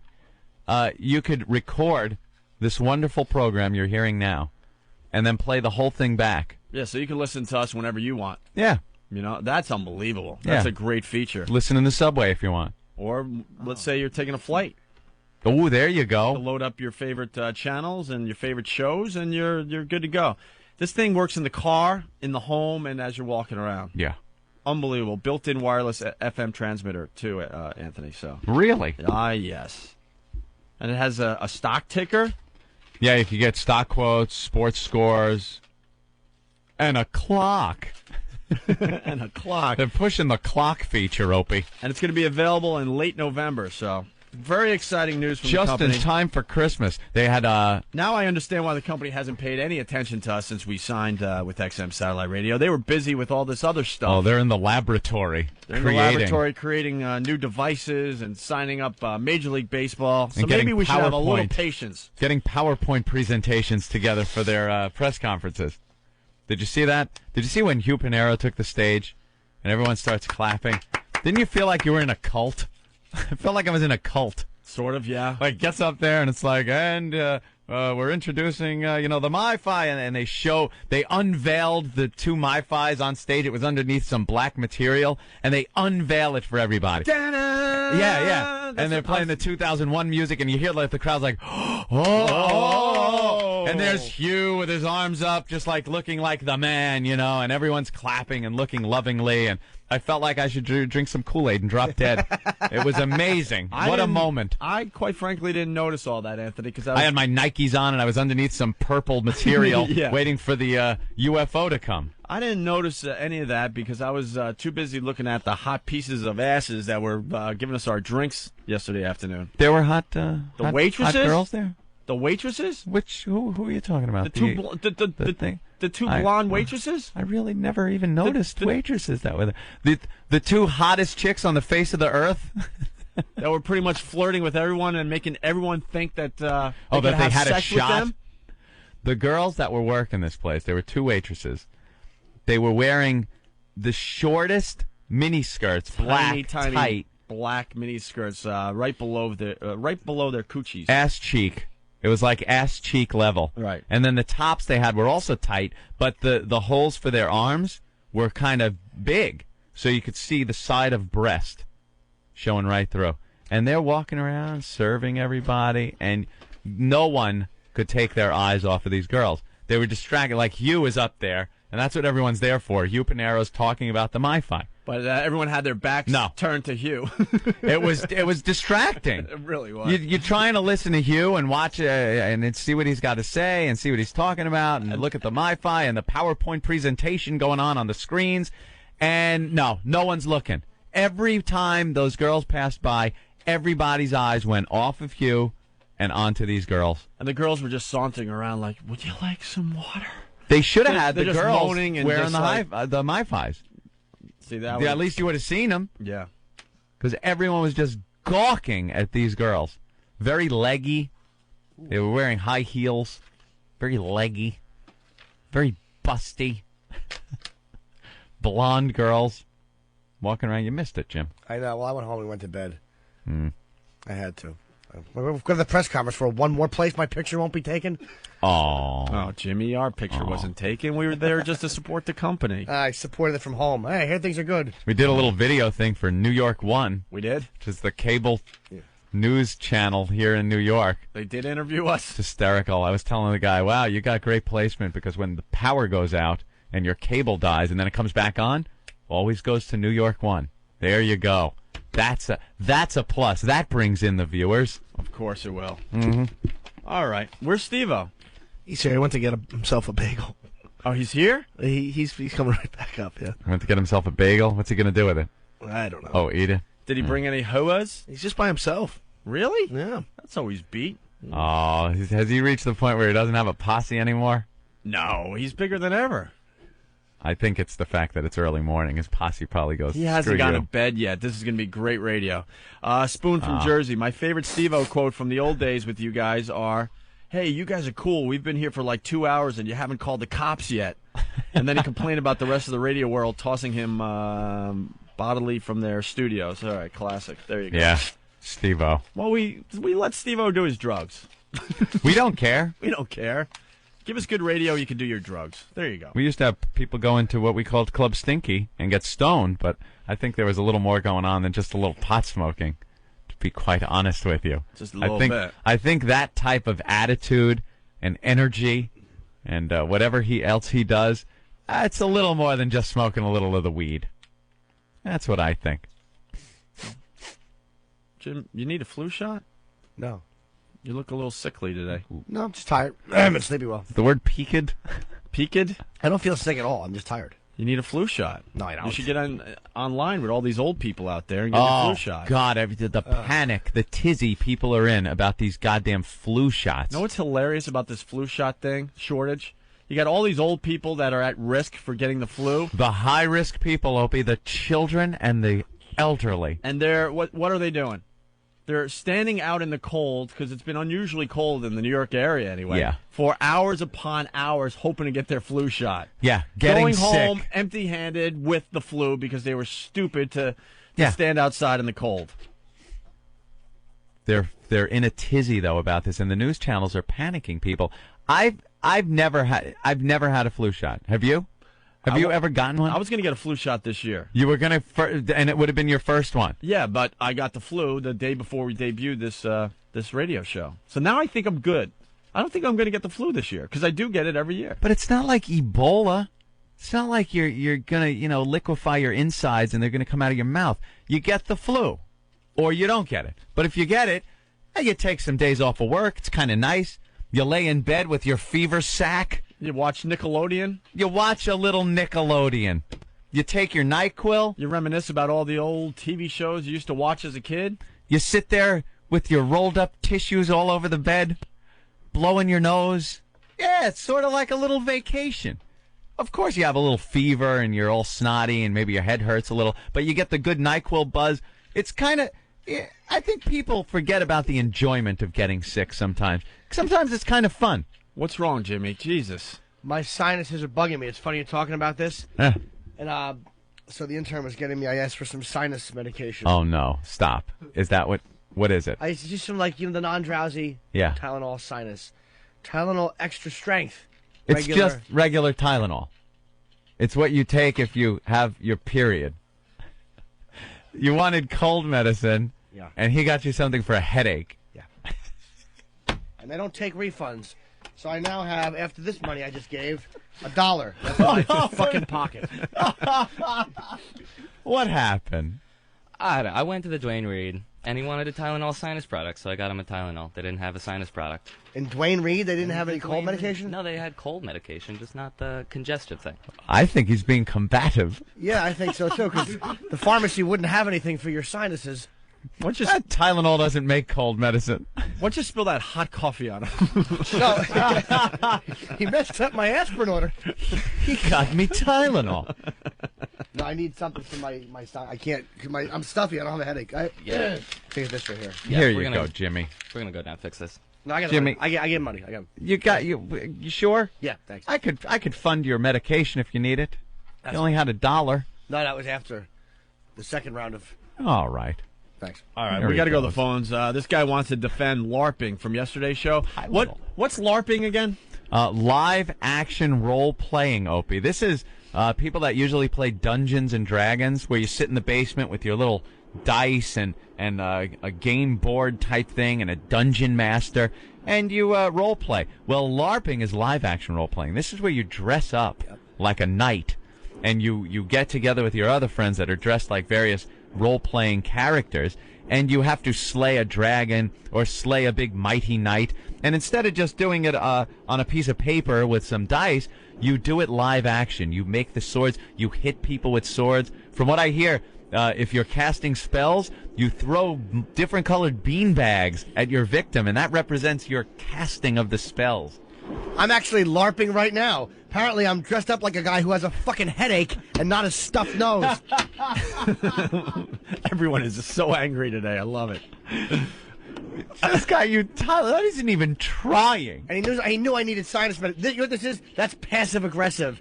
That's well, it does say Tylenol. Use this, scumbag. He said Tylenol, and this says Tylenol, so I will get him this. He's an intern. He's trying. I know he's trying. He's not stupid. That's He's no a man. excuse. He's an intern. He's not a dumb guy. He's really no excuse. You knew it was. He knew it was for your sinus. And I specified non-drowsy.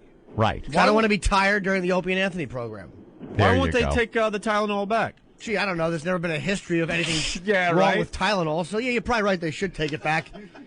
No big deal. I was grinding up something and putting it in here. Do you guys want to put this back on the shelf? It's got the safety seal. I'm sure it does. Yeah. All right, Todd from New Jersey. What's going on? Hey, what's up? Hey. I want to defend LARPing. Yeah, I know. Good luck. We Go set ahead. you up already. Let's go. That webpage came out saying lack of sex is 100%. Right. I've had more sex at cons and at the games than I had in my Cons entire or life. conventions, Opie. At the conventions? With Yes, I have. With other LARPers? Yeah. Yeah. Yeah, and I'm sure they're quite the caliber of girl that you're finding at these conventions. They're women that were LARPing and out, they're pretending to be willing to come on water the show. buffalo. If you want to find out, they're willing to come on the show. Well, Really? what kind of women are following you guys around in this LARPing You thing? get fat women that dress as Klingons. I've seen the films, sir. No, we got I got one that's Puerto Rican, and she's about 5'2", weighs about 95 pounds with big hands. Her specialty is flinging hubcaps at people's heads when they LARP. Yeah, role-playing. It's a lot of fun, and because reality sometimes does suck. Is she pretending to be married to a guy with one kid? She shoots newborns out of her vagina at the victim. No, it's a lot of fun. Well, you really defended LARPing, I got to tell you, It's man. a lot of fun to be in someone's backyard dressed up in tinfoil night outfits. We go to a state park and play this up at Sparta, New Jersey. You know what's fun? Doing lines off breast implants. Exactly. That's fun. That's a riot. Chasing it with whiskey.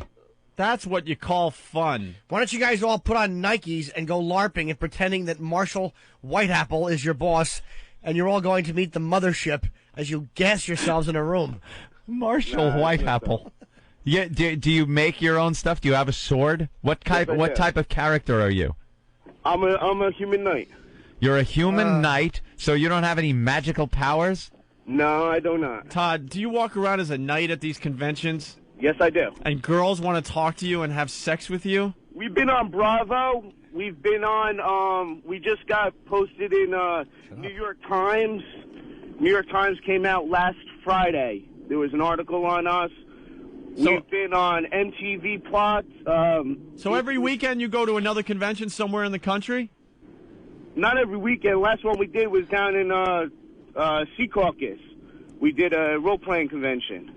That was about 2 weeks ago.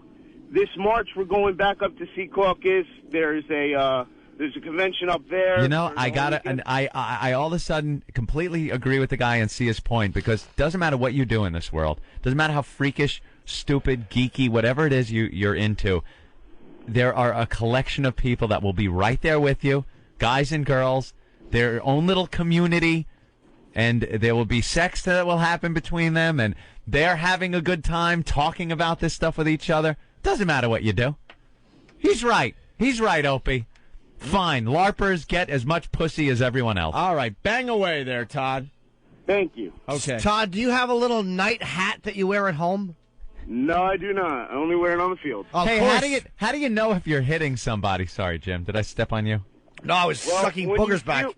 When you feel a quarter-inch PVC puck going across your back, you know you got hit. Oh, hey, tough guy. Hey, calm down there. Whoa, easy. Do you bruise easy? No. What do you call your sword? A sword. It doesn't have a special name? Or type of sword? The retard sword's name is Charlene, sir! No, you have one-handed edges, two-handed edges. People do name their swords. I have the sword of justice. See, he's got the sword of justice, Opie. The sword of justice? There's a shield The of only justice would be if you fell on it and it went through your heart. Oh, that stinks. The sword of justice. What an original name. Are you a defender of the right? To the studio and do this. Ugh. I would actually love to see a couple of them having a little battle, Opie. Yeah, why don't you bring in some of your LARPer friends? We could use some people on this show. How many you want?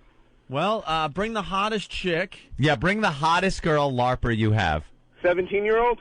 That's good. Teen LARPing. All of a sudden, LARPing sounds better. Teen LARPing. I like Teen that. LARPing. Yeah, we can handle the teen LARPing. All right, okay. you get a bunch of you to come in, and you got to dress in full LARPing gear. Regalia. Regalia. Nice word, Anthony. Bring Very the good. sword of justice with you, sir. Bring your favorite garb, and come on in, and we'll check you out, okay? When you want it. All right, we'll put you on hold and make arrangements. Don't go anywhere. All right. Okay. We're going to check out this LARPing for ourselves. I just cannot wait to see the hottest He's on LARPer. line one, Ben. The hottest LARPing chick, I guarantee, is a 4. Yeah. Guaranteed. At most. I don't But know. she's We might be 17. That surprised. kind of pushes her up. Imagine if it's just some hot 17-year-old comes in here and she's into LARPing. I will be the first one to fashion a crown out of tinfoil and say, I am the king. You're the king LARPer. I must fist you. All right, we're going to step aside. What's wrong? What's wrong? Steve-O's was out filling out paperwork, and then Poe took... Steve-O? Master Poe has You don't his know who camera. Steve-O is? Huh? You don't know who Steve-O is? I was ready to throw him up against the wall. What is he doing? He's asleep. Right now, he's He fell asleep out in the hall. Oh, he's sleeping? Oh, he's sleeping on the hall. Is that really him just sleeping? Him. Sleeping. Oh, my God. That's Steve-O good. is He's just a mess. out cold Let me take a look, in the Master hallway Poe. near the elevator. If you want to meet Steve-O, he's out cold outside the elevator on the 5th floor here. You sure this guy doesn't have any weapons? Master Poe almost killed him with his pinky. Yeah, He could do that, too. Master Poe is not happy about Steve-O coming by to visit us. The picture of Steve-O sleeping on the... It looks just like two guys I passed sleeping on the sidewalk on the way in. No different. It might even be one of the guys I saw sleeping on the sidewalk.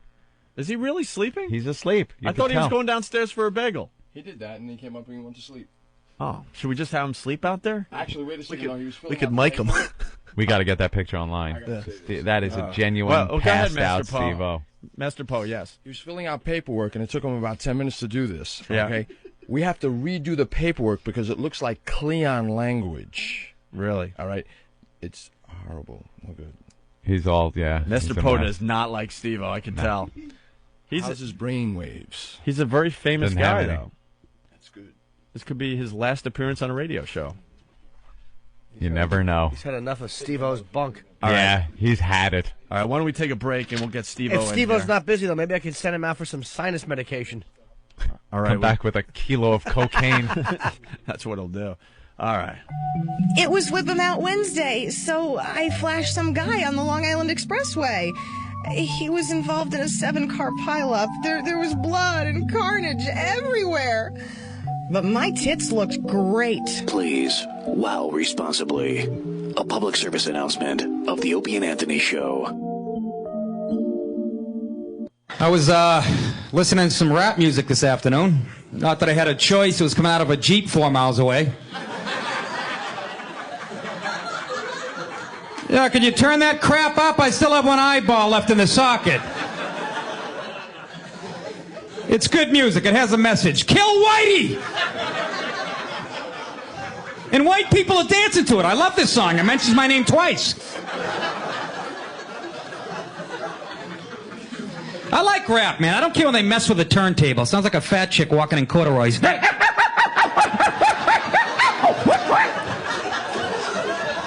Please welcome MC Chafe.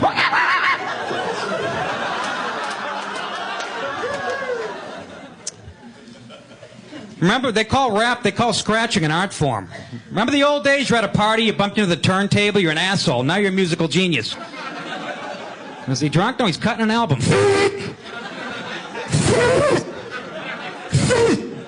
Get away from the turntable, Bill. Fuck you, I'm good. Give me a contract.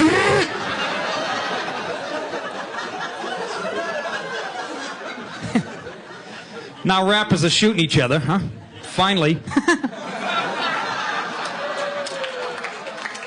If we could just get the country and western people to join in, it'll be a perfect world. I'd hate to see Billy Ray Cyrus take a cap in the achy breaky ass, huh? That would suck. Boy, we want to lose that talent, would we?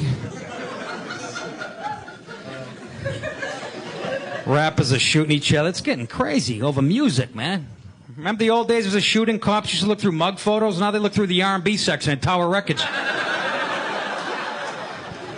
So, I need a vacation. Obviously, I'm a tad stressed, and,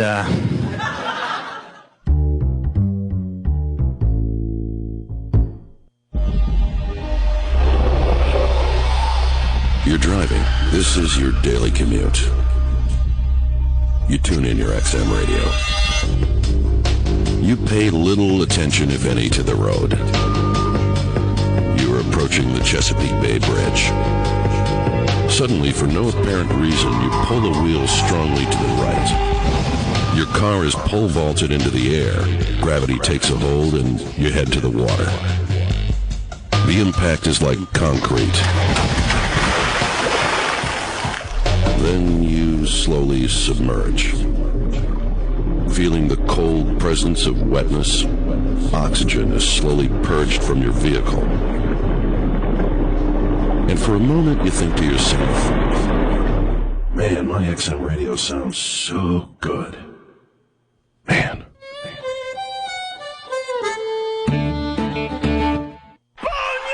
Hey, have you checked out the Boneyard yet? XM41, 80s-based hard rock and hair bands. Kiss, Judas Priest, Van Halen, AC/DC, Metallica, Rush, Scorpions, plus all the 80s hair bands. Motley Crue, Warren, Dokken, Whitesnake, Rat, Bon Jovi. Not just the hits, but the artist's full careers. Mix it all together with a slightly bent and irreverent attitude, and you have the Boneyard. For 80s-based hard rock, check out XM41, the Boneyard. Back in the 1950s, all those baby boomers were finally big enough to grab the radio dial. And this is what they wanted to hear. Tune into it, gonna kung fu it and get down to it. This Matt the Cat where it's at, feeling all right via satellite, baby. Hello, baby. Go! So grab that dial and put it on the 50s on 5. 50s on 5. Radio to the power of X. The 50s on 5 on XM5.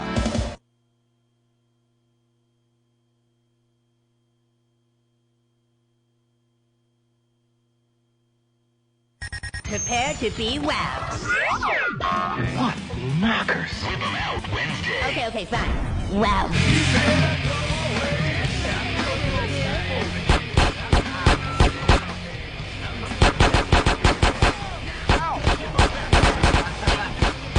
And we're back with the Opie and Anthony Show. Turn down the music. Anthony's playing GTA live on our program, San Andreas. Wow, you got out of that mess, Anthony. Here, have Steve-O.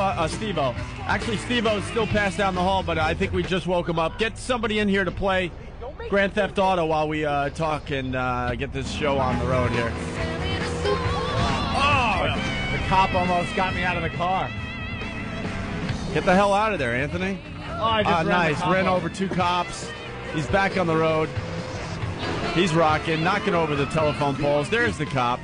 I am in trouble. Oh! I just ran over a hooker. Just ran over a hooker. All right, get the hell out. Dude, beat the hell out of the cops. All right, here you go. He's out of the car. He has no weapons. Punch that guy. Oh, they're shooting at you, man. Oh, my God. Oh. Wasted. I am one dead brother laying in the street. Yeah, in you a can puddle play of this blood. on your computer or on. No, this is just PlayStation for now. They said in like July they're gonna have a PC version. Which would you prefer? PC. Why is that better? First of all, I'm not a big PlayStation controller guy. I'd rather have the mouse and keyboard because I always get confused with these damn controllers. They never make sense. I'm going to have to get all reacclimated to PlayStation controllers. Anthony, this show is just getting worse and worse, by the way. I can't tell if it's the game or Steve-O. Now, Steve-O was passed out near the elevators. We were able to get him inside the XM facility, but now he's passed out right outside the studio, right? Is he on the floor? Fast asleep on the floor. He is fast asleep. All right, well, this looks really fun. oh yeah, this guy's just shooting everybody. We got Steve from FoundryMusic.com is just blowing away the homies as he's running down the street. Nice. Whoa, you're shooting homies in the back. You're so calm. All right. Yeah, boy. You the got cops. the cops. All right. What's with the light? What's with the glowing stuff on them? That's like a targeting thing, I think. Here, stomp him. Get ready to get creamed, asshole. Yeah, this dude Hey, is... Steve-O. Yeah, dude. You're up, man. This dude is a bad mother effer. Uh-oh. You hear me? All right, it's That you and the cop's cop on now. ya. Dude, don't run away from the cop. Take it You to don't him. have a Take weapon? it to him right there. Take it to him. You got scraps, Nice left You hook. got scraps, son. Yeah. Oh, you're kicking his ass, Steve. Oh, he's down. Stomp him. He just stomped the cop. Cop's back up. Oh, yeah.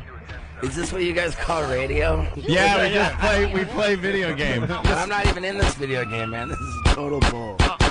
Oh, you're dead. You're so dead. Now you're gone. No, he's still happening. Oh, he got on the cop's motorcycle. Oh, he just hit a pole. He's trying to Come get on, the hell out Steve. of there. Come on, Steve, get on the road. What Here are we you go. doing? All right, he's getting the hell out of there. He's hitting walls. You're not too good on the motorcycle, are you?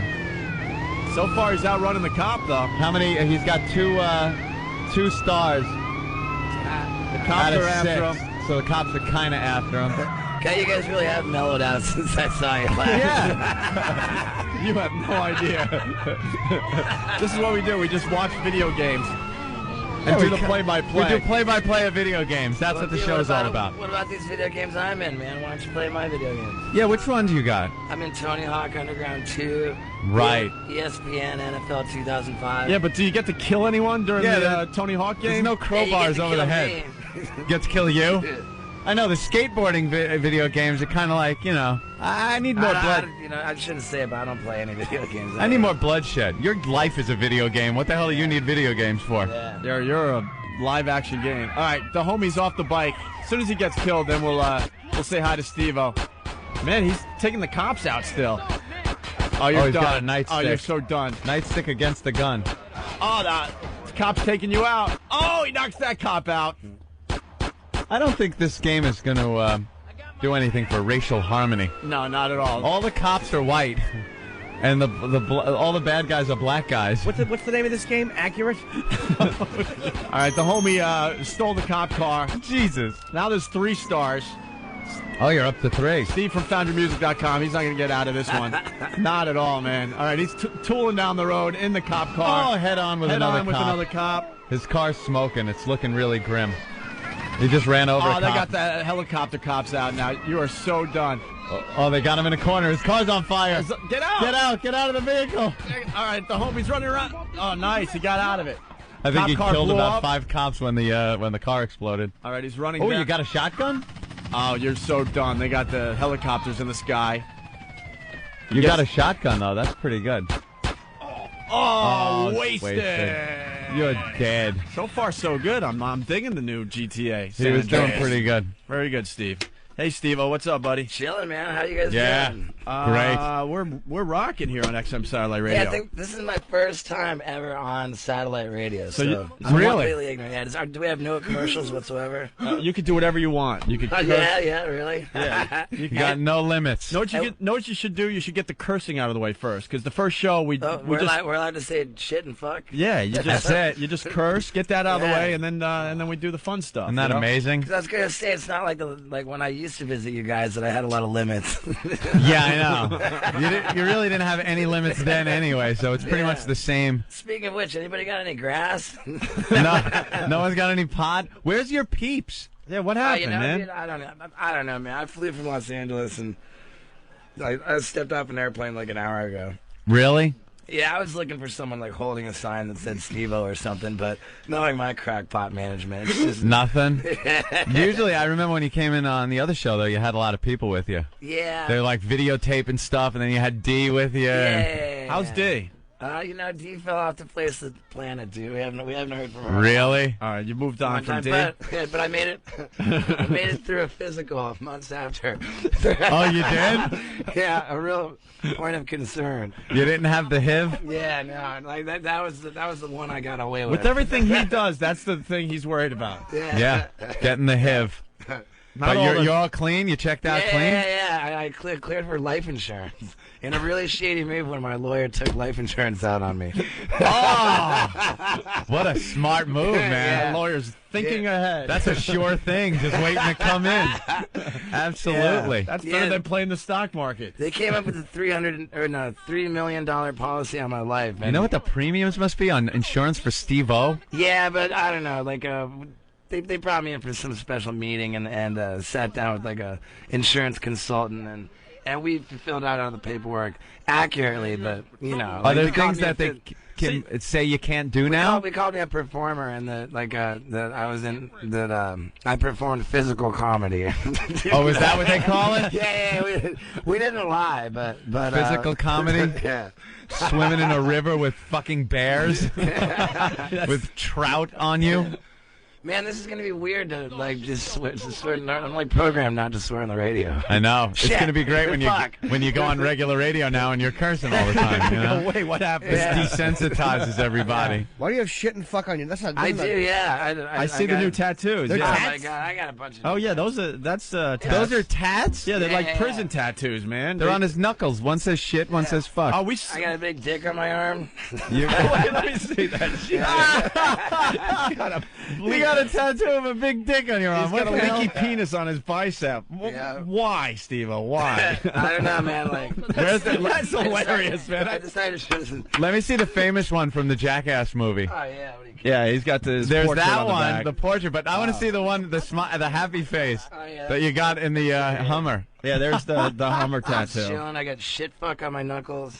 I got a pot leaf on my one wrist, upside down pentagram on the other.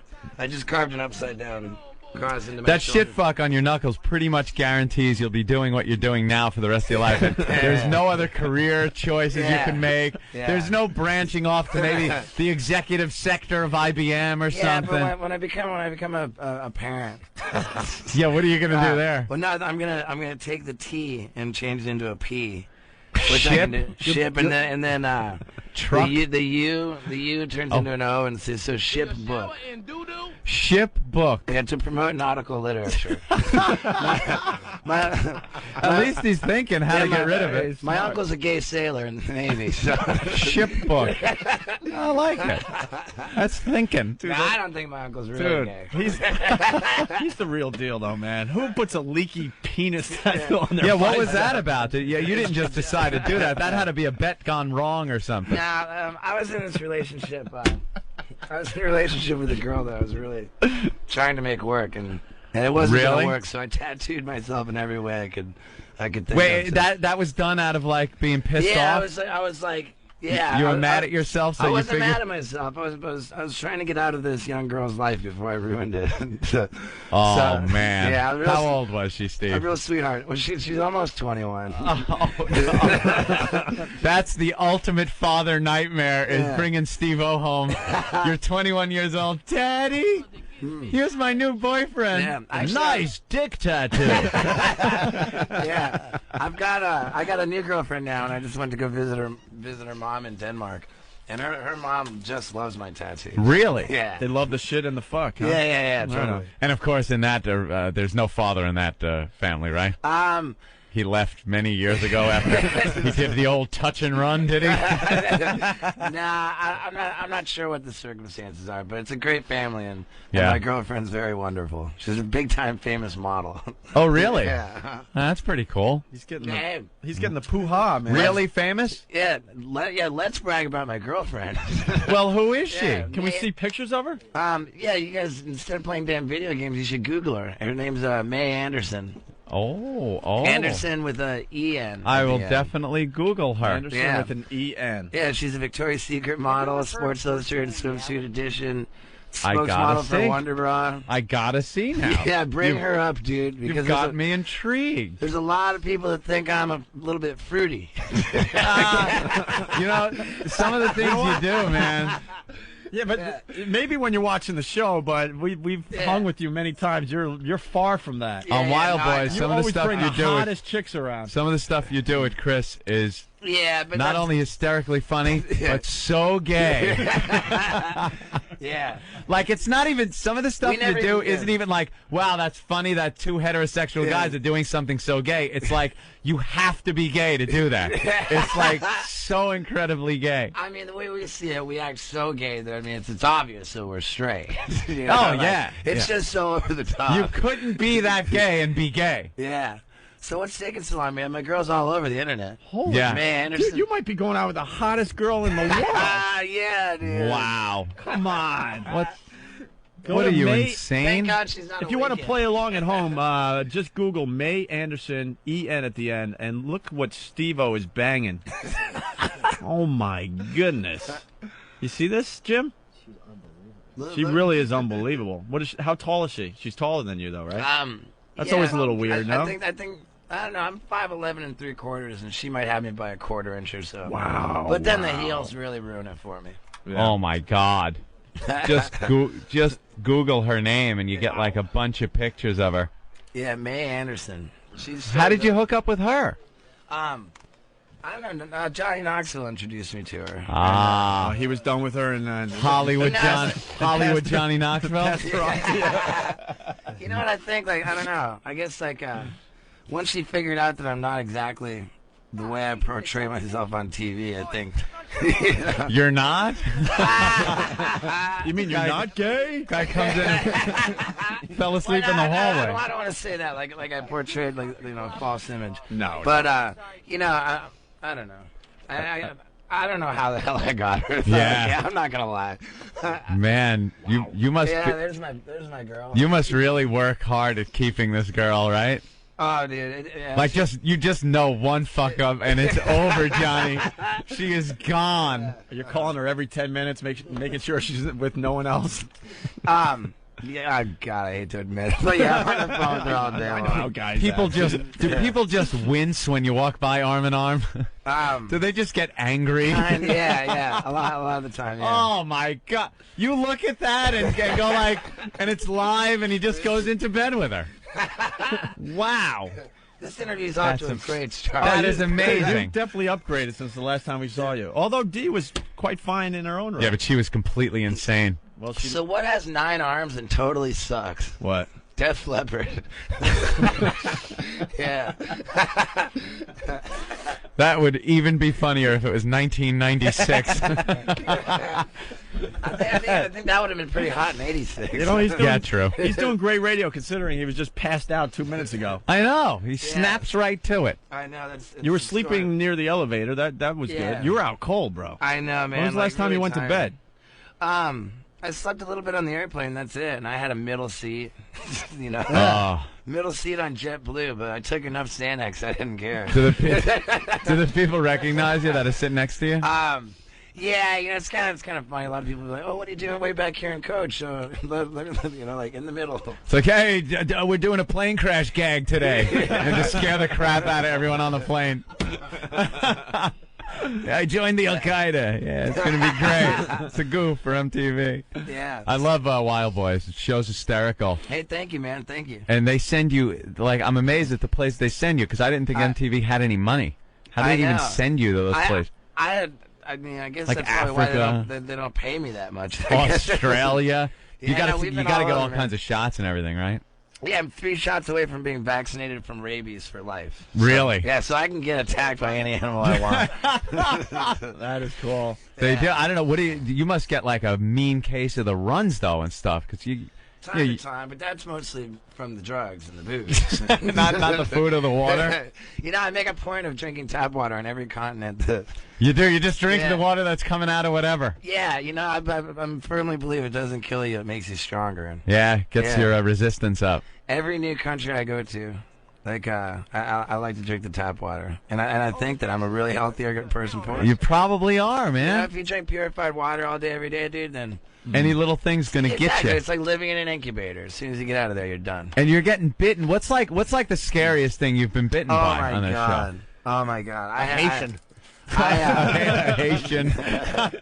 Well, no, I just recently shot this commercial for Nintendo, and it turned out to be the most dangerous situation I've ever been in my life. Like, Nintendo's got this new product coming out that wirelessly, you can play against your buddies, like wirelessly, whatever. It's like sort of a cell phone. Against. And so we've got this scene, and I'm up in this tree, and I'm playing against Chris. He's charging around on this big elephant, and they've got chicken tied to the tree branch I'm on. So there's these 3 huge African lions, like jumping up to try and get the meat, and I'm sitting on this branch, and I tell him, I go, why? What is gonna stop these fucking lions? I love saying fuck. What's gonna stop these fucking lions from just climbing up the tree and killing you, dragging you off by the throat? And they're like, oh, don't worry, dude, lions can't climb trees, dude. Like lions don't climb trees. So I'm just thinking. And then our director says, yeah, but that is a pretty mellow tree. So there I am. I'm out on this branch. It's like 10 feet above the ground.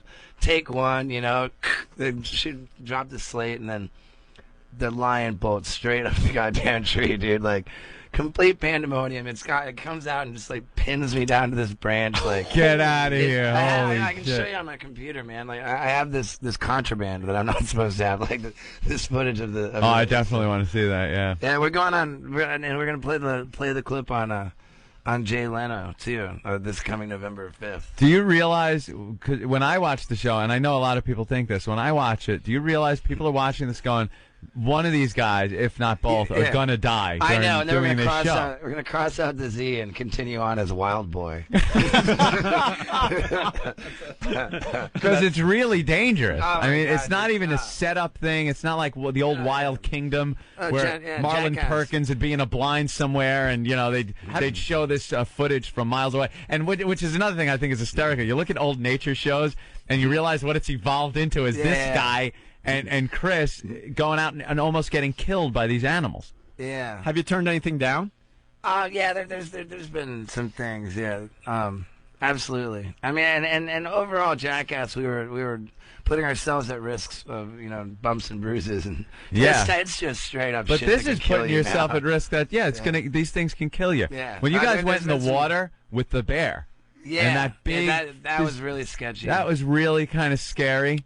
There was the time when we jumped off the boat, and I should mention too that actually yesterday, out in the stores came out our Wild Boys complete first season DVD. Oh, gotta pick that up. And if you thought the show was gay, wait till you watch the extras. There's full anal intercourse. Yeah, no.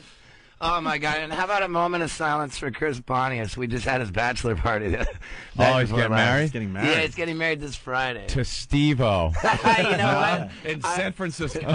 Well, no, in Massachusetts is where it's legal. So I told him when I first heard about it, I said, Chris, we need to go to Massachusetts and get married with a prenup, and then we need to go to Utah, and then you can start adding spouses. If you expect any silence at your wedding out of me. He's getting married, and it is a lovely young lady. She is, yeah. She's a lovely Irish lass. Yeah? Yeah. See, now that's somebody I would assume was completely gay. Yeah. Oh, yeah. No, based on his character. Yeah, no, Chris really isn't gay at all either, and even though I think the marriage, like whether or not I'm a dick for saying it, I think the marriage has a lot to do with getting his Irish lass a green card. Oh, she's like right from Ireland? Yeah. Oh, so it could be like a setup, kind of one hand washed with the other. She gets a green card, he gets a beard. So it doesn't look so gay. He could say, look, I can't be gay. I'm married to a lovely young lady. Yeah, no, that's his term. But the bachelor party was very interesting on Monday night. Old Knoxville couldn't make it, so he sent us some strippers. Filming another movie, is he? Yeah. That guy has probably the best agent ever. The guy turns up in everything. He's on fire, yeah. I think he's up to like $5 million a movie now. Really? Yeah. But I think all he ever wanted in the beginning was to be an end. It was a means to an end, which he called out, and nobody can call him a hypocrite or a sellout because the guy took a lot of pain to get where he is. He did exactly what he intended to do. That beanbag gun that was shot at his abdomen. I know. Oh, man. What's he going to get shot with next? Well, he got shot for real, but they never showed it on MTV. What? Right? He put on a bulletproof vest. Oh, the bulletproof vest. Where is that video? Can you see that anywhere? Does he have that now? He got shot in the desert with a bulletproof vest on, but MTV refused to show it. Yeah. And that was a video that was put out by Larry Flint Publications. Oh, there you go. So it is out there somewhere. It's out there, but they didn't license any of the damn music for it. So really? So should they want to do anything with it, it's just like one, lawsuit after another. Like. Great. I mean, I'm glad I'm on the radio, Brad, telling Brad about that. Yeah, fuck you, Larry. What's he gonna do? Yeah. Come on. Yeah. So anyway, Knoxville sent some strippers to Chris's bachelor party, and they were dudes. Oh no. Yeah, and just to make it worse, they were wearing all this crazy bondage gear and giving each other blowjobs in the middle of the party. Great party. Wow. Great party, isn't it? Yeah, honest to God, I think it's the only bachelor party in the history of the world that the bride wasn't concerned about. It was a gay sex going on at the bachelor party. It was the first time I've ever actually seen a dude give another dude a blowjob. Oh, yeah, that can't be much of a treat to watch. Well, I don't know. Guy pulls away and he's got that razor burn on his testicles. I was posing for all kinds of pictures, like right kind of in the scene too. Thumbs up. I didn't care. Of course not. Dude, I saw something. You were on John McEnroe's show. Yeah. We're actually taping John McEnroe today. I think they're bringing in a film crew, right? In a little while. Are they? Because you're going to do some stunts. Maybe you Yeah, I didn't. I came totally unprepared, and I walked straight off an airplane in here. We'll figure something out. Yeah, we'll figure something out. You usually do. Remember the thing we set up at the old station where he jumped over the console? And, my God. Yeah, and I knocked off the on-air sign. Yeah, he broke the place. Yeah, that was a brilliant laugh. But he was on John McEnroe a couple of weeks ago, and he let Johnny Mac serve into his body. Serve tennis balls at Wow, me, yeah. that must have hurt. The welts you had were ridiculous. I told him that I wasn't too afraid because he was well over the hill. Dude, he had pissed him off, man. John McEnroe didn't hold back at all. Yeah, the really welts he had at the end of the show were crazy. How fast do you think he served? I don't know, man, but they were up there. Yeah, no, yeah. You took he one let me have just it. off the testicle. I know. Upper thigh. How far away were you? I don't know, max 30 feet. Yeah, 30 feet. Probably. And he's connecting like that. He's still got his aim. Huh? Pretty much full serve. Pretty much full serve. Yeah. Still able to aim though and get hit. Yeah, I was wearing a cup and I told him to aim for it, but he kept getting me in the thighs and. I think he took like 3 shots, something like that. I know, yeah. And then he finally goes, "That's it." Yeah, I kind of ran out of the He got him on scene. the soft spot on the upper thigh. He's like, "That's it. I'm done." Well, yeah. I mean, that was pretty crazy. You ever play asses up handball years the ago? old days, sure. And then you try to get the ball to bounce off the wall and back into his nuts. Dude, you try to hit him in the ass. in front of this guy? No, I'm just saying that's what you're doing. That would I hurt. performed the butt chug on the show with you guys one time? Oh yes, you did the butt chug. He did do the butt chug? Of course he did. I took a funnel with the hose and I put it in my butt. Put beer in his butt. Yeah, and then I tried to fart beer in my mouth. Yeah. I really don't know how to outdo that, dude. Yeah. How do you top something like I don't that? know. We got to show off for Steve-O today. We got to get a couple to have sex for him. Oh my the God! show. That's what happened to you guys, huh? You guys solicited like pretty serious crimes to occur in churches while Crimes to the church, crimes to humanity. You kind of heard about our little story. Well, I was prouder than could be, and yeah. At the end of the day, or at the end of that day, I guess I really thought that that it would all work out for the better, and I guess now it ultimately has, but. Yeah, but it was 2 years of took 2 years. nothing. 2 years? We haven't seen you in like two and a half years. It was 2 years of exile, just doing nothing, nothing. trying to just Xing off the days on the calendar. That's pretty because I really thought that overnight that would turn into the best thing that ever happened to you, but. Eventually, it will be the best thing that happens to us. Yeah, eventually. We're still eking it out. It definitely made us a little bigger, but... That's funny. Yeah. And in that time, I've been arrested for international drug smuggling. Have you? Yeah. Drug smuggling? Yeah, it was amazing. And what happened there? Were you a mule? No, it was really only for the purposes of filming one of my DVDs. Like, I was in Norway, and... we're getting ready to go to the airport to fly to Sweden, and I had all this hash and. Did you tape it to your body and? No, even better. End up in a Turkish prison. I took a condom and I put all this marijuana and hash in the condom, and I tied it up in a knot and swallowed it. And it was such an ambitious Like, it's such an ambitious package to swallow. Like, Really? Was it kind of big? I choked on it. It got stuck How the in my hell throat. do you swallow something like that? Yeah, it got stuck in my throat, and I'm just choking on it. I was puking up blood trying to get it out. Did you just think, oh my God, if I die doing this, Yeah, like as you're man. doing it, like, oh no, they're gonna Steve-O found with hash and pot and stuck in his throat but condom. And swallowed it down because you remember I was I came in, I was promoting my first video, and there was the dog ate the condom, and then so I figured if a dog can do it, then so can I, and so I swallowed this condom full of pot and hash, and it took 7 days for me to finally crap it out because I was just it was my vision, I crap it out and then open it up. It was his vision. My vision, yeah. Did every crap you went picking through it and went, no, nothing. I filmed it too. Like a prospector. I filmed it too, and my whole idea, like the punchline is, like finally I take the pot out, and roll a joint or whatever, and I smoke and now that's good shit, and I was all excited about it, and over the 6 days I spent touring Sweden, I bragged to the media, every newspaper, every TV show. Oh, no, how are you doing? Well, I think I might die of intestinal strangulation because I've got all this marijuana in my body, and where it turns out Sweden has like the strictest drug laws in Europe. Really? So who knew that? Right after I pooped it out and got my punchline, I was so happy. Then the next morning I got ambushed by undercover cops leaving the Swedish hotel, and I spent 5 days in Swedish prison. How is Swedish prison? It's really pretty mellow, It man. sounds kind of nice. You're in a Swedish prison. Like I know. they give you cocoa with marshmallows in it in the man, morning. I was able to smoke cigarettes, and I could even they took me to buy junk food and cigarettes, just puffing away. And I mean, granted, I had to poop into plastic bags in front of dudes for 5 days in a row. Oh, they wanted to see what else you had in there? Yeah, because they weren't entirely What a convinced crap that it'd job come they out. have. I know, and I was making fun of them, too, for doing my job. Taking through crap, playing really? with poo. But yeah, and I had that, and then I also had, for a while I was facing 8 years in prison on 2 felony charges out of Louisiana, stemming from stapling my scrotum to my thigh. Yeah, I read about that. We read about that one. Yeah, that was big trouble. What And, was that? An obscene?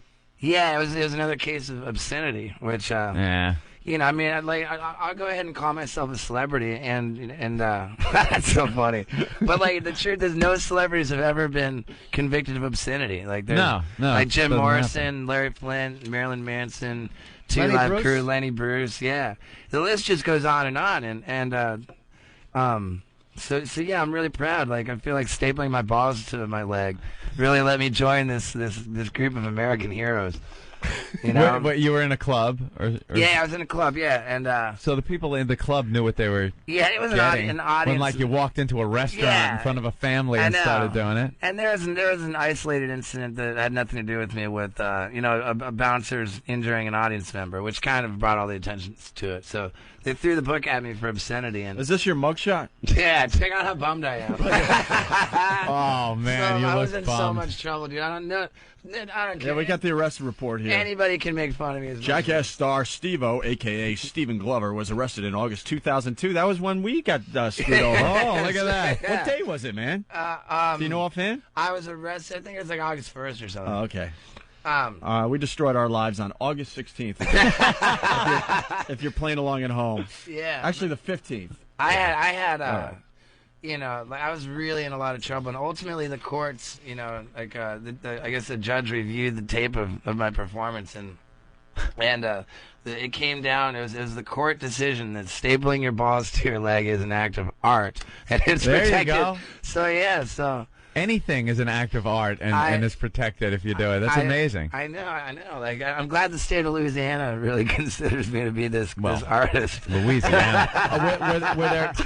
Were there cops in the place? No. I got arrested on a fugitive warrant 2 weeks later. How did that happen? It was because an audience member had been videotaping it, and they thought, wow, that was messed up, and they sent the tape to the news, which thought, wow, that's probably pretty illegal. And then the news probably pretty illegal. Yeah, then the news sent it to the cops, and then it was 2 weeks later. I was back in Los Angeles when they issued. So the what did warrant. they extradite you? Yeah. Oh my God. Like, They you're not even gonna believe extradited me, you but for- I literally got arrested with $1.12 million bail.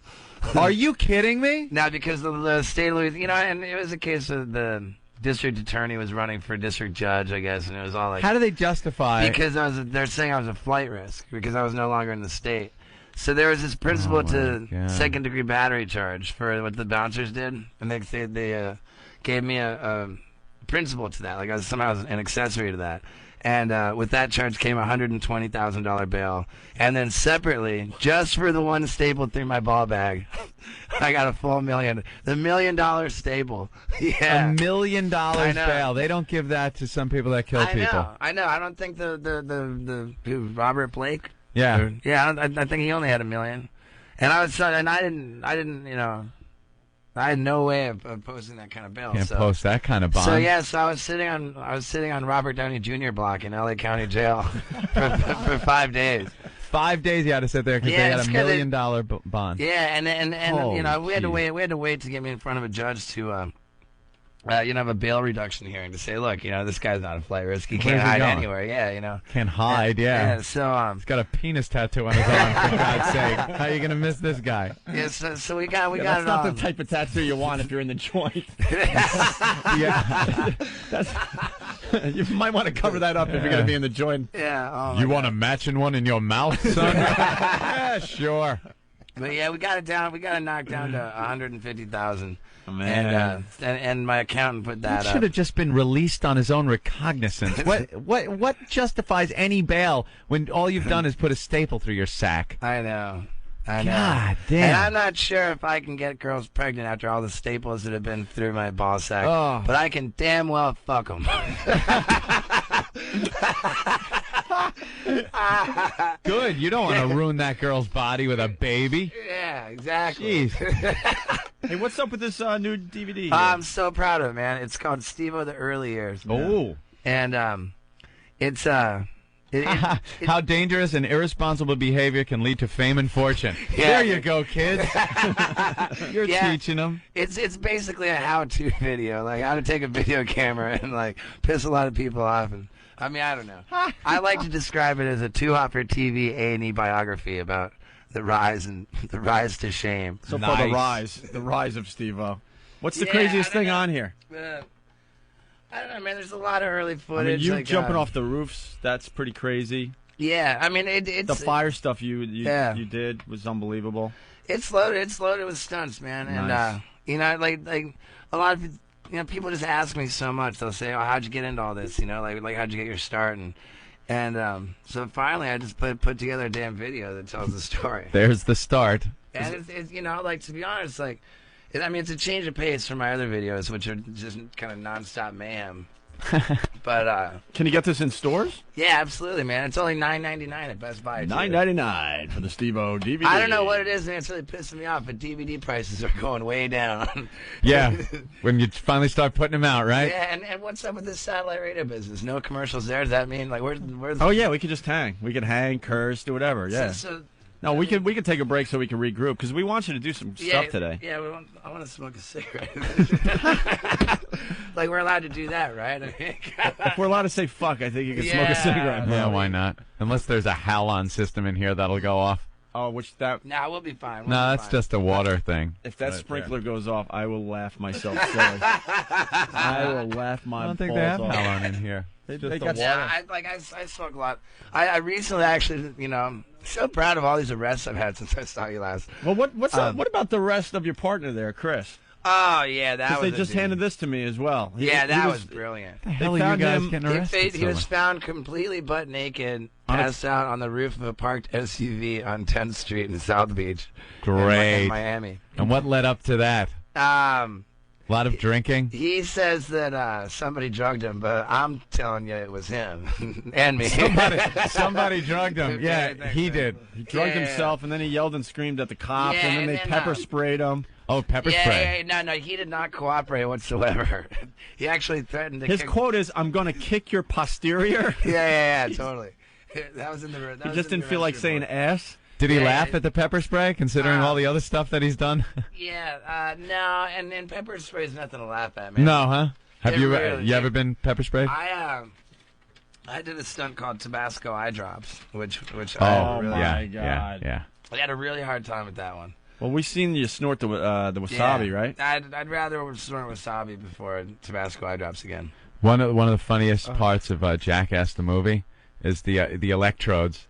When they put the electrodes on everybody, and they're all tightening up, and then they put them on the ball That, sack. though, because you see all the commercials on TV for those things, and you really get the impression that it's for like kind of like fat ladies that exercise. Try to tone the muscles by making them move through electricity instead of moving them yourself. Yeah, You know what the sickest stunt in the Jackass movie was? And it was such a simple one. The paper cuts. Oh shit! The paper cuts. Yeah, I can't even think about it. It was Don't make me it was pretty think much the about most simple one, but I mean, in between the fingers. Oh, stop it! Where else did you guys do? Oh, the corners of your mouth. I had one on I had one on my nose that didn't make the cut. Oh, really? Yeah. That's the the one tongue. that just made me just cringe in the movie theater. Yeah, I was. I was right weird. between. Just imagine the look. Everyone's just getting all Stop creeped it! out. I man. can't even think about it. Just know. I think for that movie, I'm most proud of the ceiling fan. Oh, the ceiling fan's Yeah, great. I remember telling our director, I was like, dude, like, Right into I it. want to get a vaulting trampoline, and I want to take out my ceiling fan while it's at full speed. Our director's, I like that. All right, let me set up the cameras. Yeah. Good one. Yeah, it's so cool. Are you guys going to make another movie? Not Jackass. Jackass, we certainly wouldn't do without Knoxville, but Right. But that's not to say that this boy's going to get any smarter. Yeah, Johnny doesn't have to do any of that stuff anymore. It's amazing. Yeah, but his personal life has always been so much more reckless than his. Yeah? Yeah. Oh yeah, he's awesome. All He right. just rules. Why don't we take a break? All right. We're hanging These with are our- real quick breaks that we take, by the way. Yeah, sweet, it's man. just Hey, 4 you minutes, got so any you can't even grass? sleep. Anybody? Pot? Anyone? Yeah, I just got off a plane, man. I could really. I swallowed some, but I'm not supposed to shit it out for another 3 days. Honestly, So- we're trying to be a little more responsible. We have a lot of nerds that work with us now. Look, everyone's just Oh, shaking their boy. heads. No pot? Pot? No. Pot? God No. Nothing. Nothing? Shit, fuck. What happened to us? So I got a radio station fined one time. Oh, really? For telling this joke. What Yeah, you can tell it on this. What do you get when you shove a butcher knife all the way up a baby's ass? Oh, God. A fine? I don't know about you, but I get a mean boner. I don't know how that got a radio station in trouble. Yeah. Where they fined $357,000. What's the difference between a dead baby and a refrigerator? What? You can't fuck a refrigerator.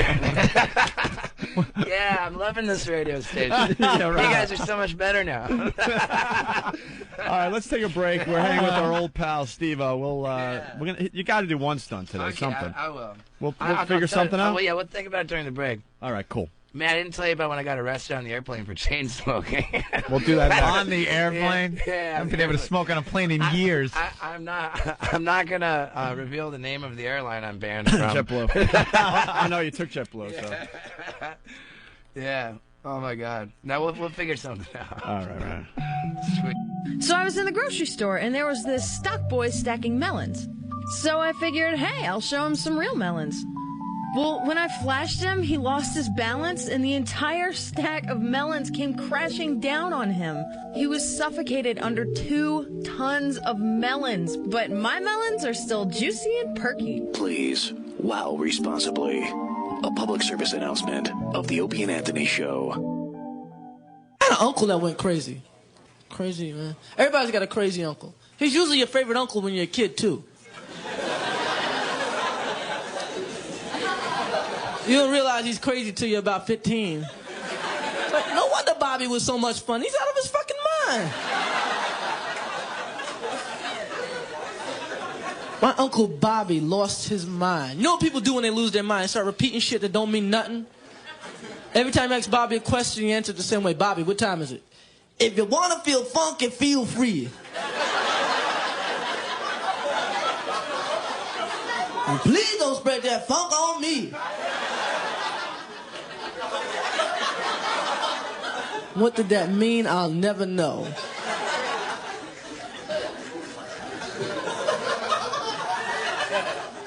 You know what cartoon I used to hate when I was a kid?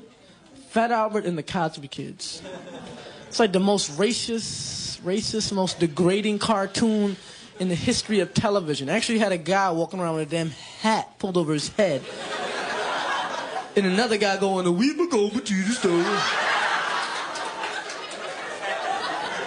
My name is Babilba. Say, hey, I'm illiterate.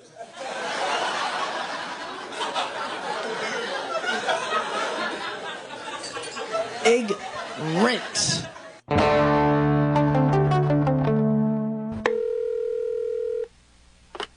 Hi, my name is Debbie Ellis. Can I help you?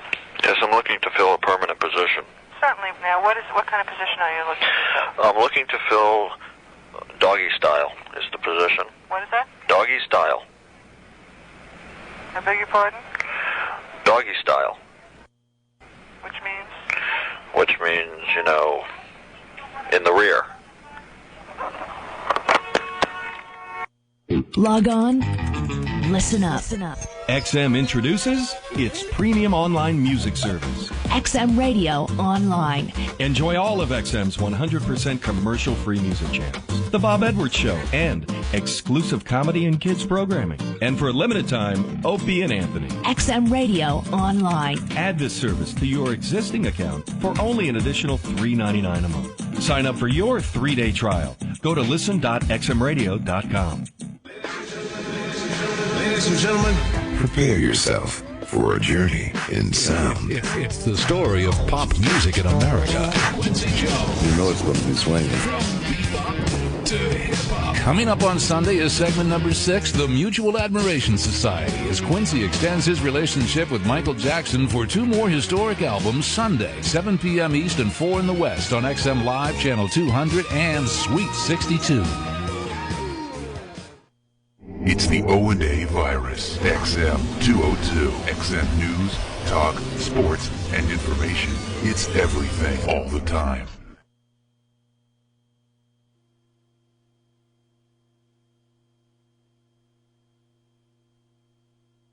Prepare to be wowed. Knockers. Okay, fine. Wow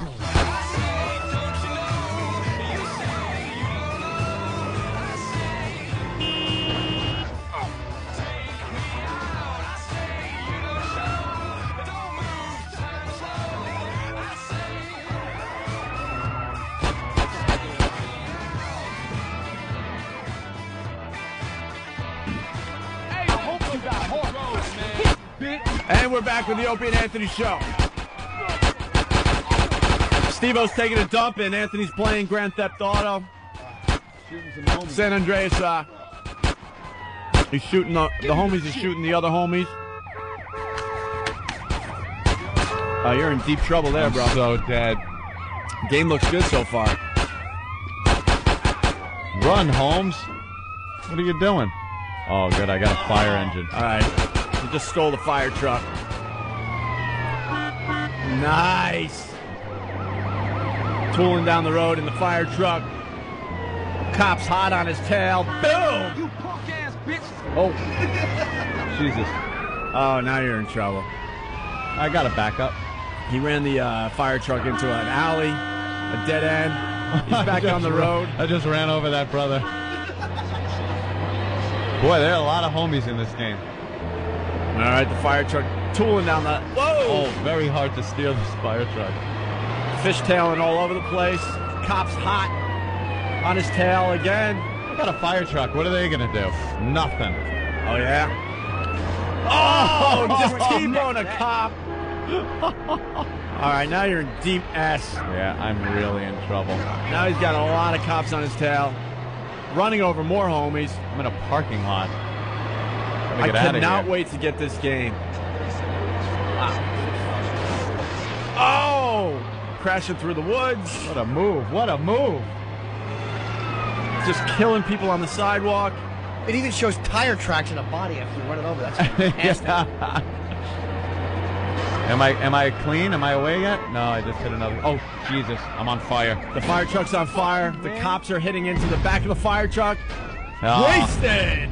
Fire truck My fire exploded. truck blew up, and I am dead. I have to get a PlayStation to get this game? Yeah. Well, it'll be on the computer. No, but I don't want. I'd rather get the PlayStation. You're actually going to spend time trying to play a video game? Yeah. You, I think Jimmy that'll Norton? be great to watch. I want to kill those blotto dickheads. Really? Nah, man, nah. Later, homie. All right, later. Wow. Get out the core. We'll get back to that game in a little while here. So Steve-O's taking a dump. He might have passed out in the bathroom. Master Poe, you keeping an eye on Steve-O? Not in the bathroom. He's the real deal. Yes, I know that he's in the bathroom, but I'm not going to go into the bathroom and see what he's doing. All right. Maybe he's trying to get back in, though. No, he's not. It's like Fort Knox around here. You go to the I bathroom, know. you get locked out. You got to wait for Master Poe to let you back into Let the you in. facility. Have you seen his new toy, too? He's got a remote control to open up the door from down the hall. Yeah, I saw that. Like, he can be down by the elevator and remote control you in. Really? Yeah. All right. Snazzy. By the way, this Friday, we bring back Lesbian for a Day. Oh. Lesbian for a Day, live in the studio. Are you kidding? We actually have girls? We have 2 or 3 girls, I think. It's going to get pretty crazy on Friday. We make dreams come true on this show. We truly do. You want to explain Lesbian for a Day for the new XM Satellite Radio listeners? It's an easy concept. A lot of girls want to, they have urges for other girls. You know? They have these little urges to be with another woman. But how do you pull that off, Hope? Maybe they have boyfriends. Maybe they're a little shy. They don't want to go to the clubs and get into some lesbian lifestyle, but they still want to experiment a little with girls. We give them the ability to do that. We get 2 girls, or maybe even more, that have this fantasy, bring them down here, hook them up on a couch, which we like to call the lesbian couch, and they go to town. Are we going to have a lesbian couch for Friday? I hope so. Someone better run to IKEA, if not. Yeah, Ben's trying to get the lesbian couch for Friday. If not, we'll just do it right on the rug. Who cares? The lesbian rug? The lesbian rug, whatever. And they get to go at each other and have a girl-on-girl experience that they will never forget. Could you move your homie? What is he doing? He's looking very impatient. He wants back in the game here. He really is. Should I run him into a gang somewhere? Just move him into traffic again. So Lesbian for a Day is going to be Friday on the program. Also, John Valby making his first appearance on the brand new Opie and Anthony show. For the first time, we get to hear John Valby's songs uncensored.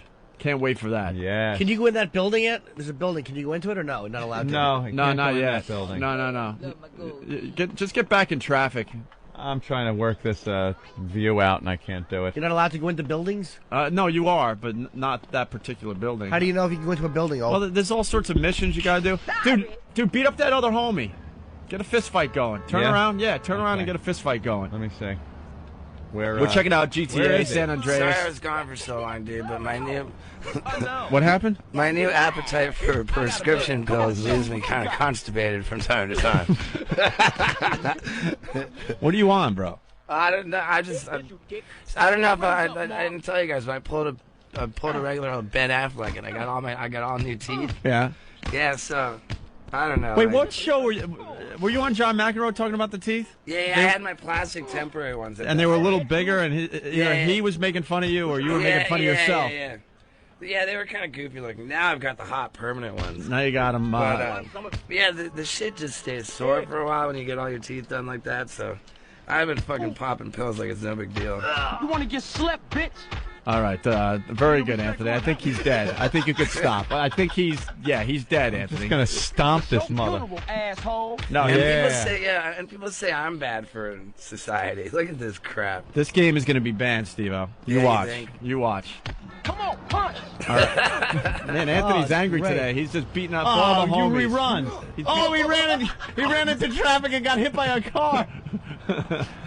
Classic. So far, this game definitely rocks. And we're not even trying to do any of the missions or anything. This is just, screwing around with the streets here.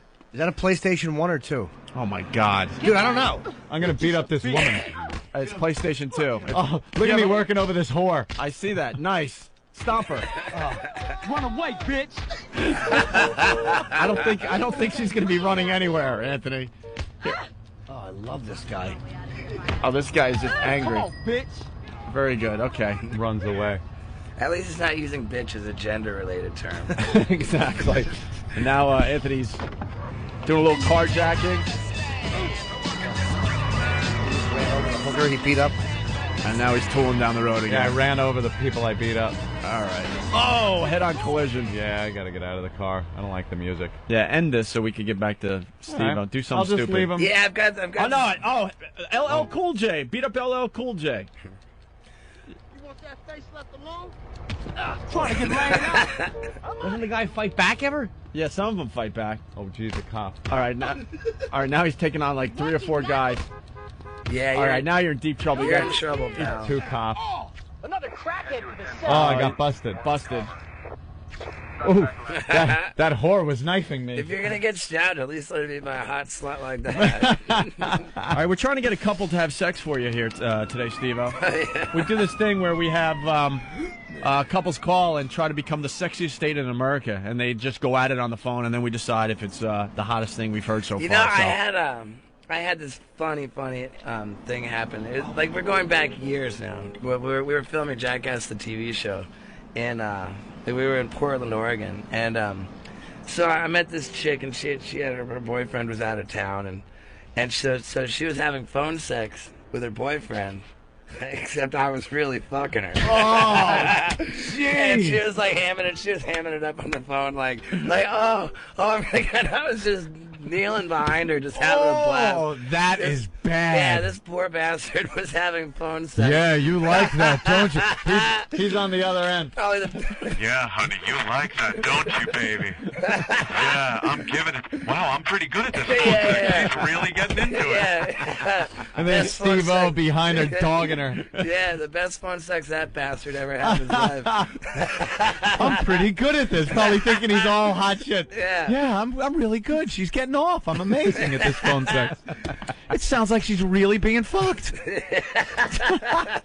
Yeah. Oh my God, I'm so proud of that. You got to tell that. You got to tell the airplane story that you were telling during the break. Yeah. Well, I mean, I fly pretty much every day. Like, you know, more than anyone I know, at least, I'm on airplanes.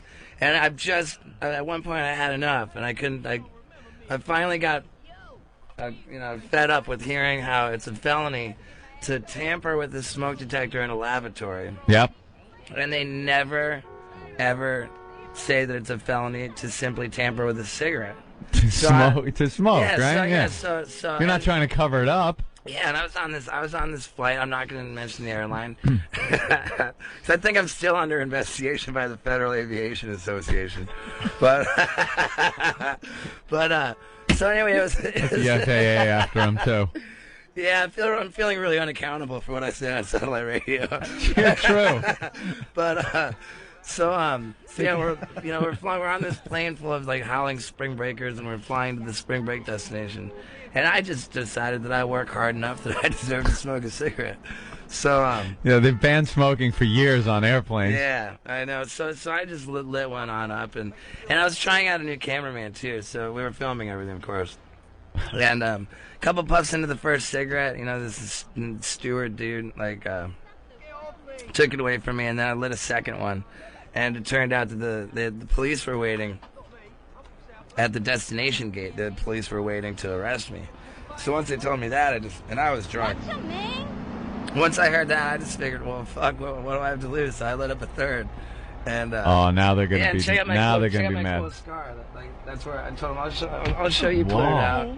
Yeah. You put it out on your wrist? Yeah, I just buried it because I was really puffing. I was trying to smoke it fast, so this huge cherry, and I just buried it right in my wrist. And great footage. And so the plane landed, and nobody was allowed off. But the cops came on first to come and get me, but they weren't sure they wanted. So I got this cameraman sitting next to me with a gigantic PD-150.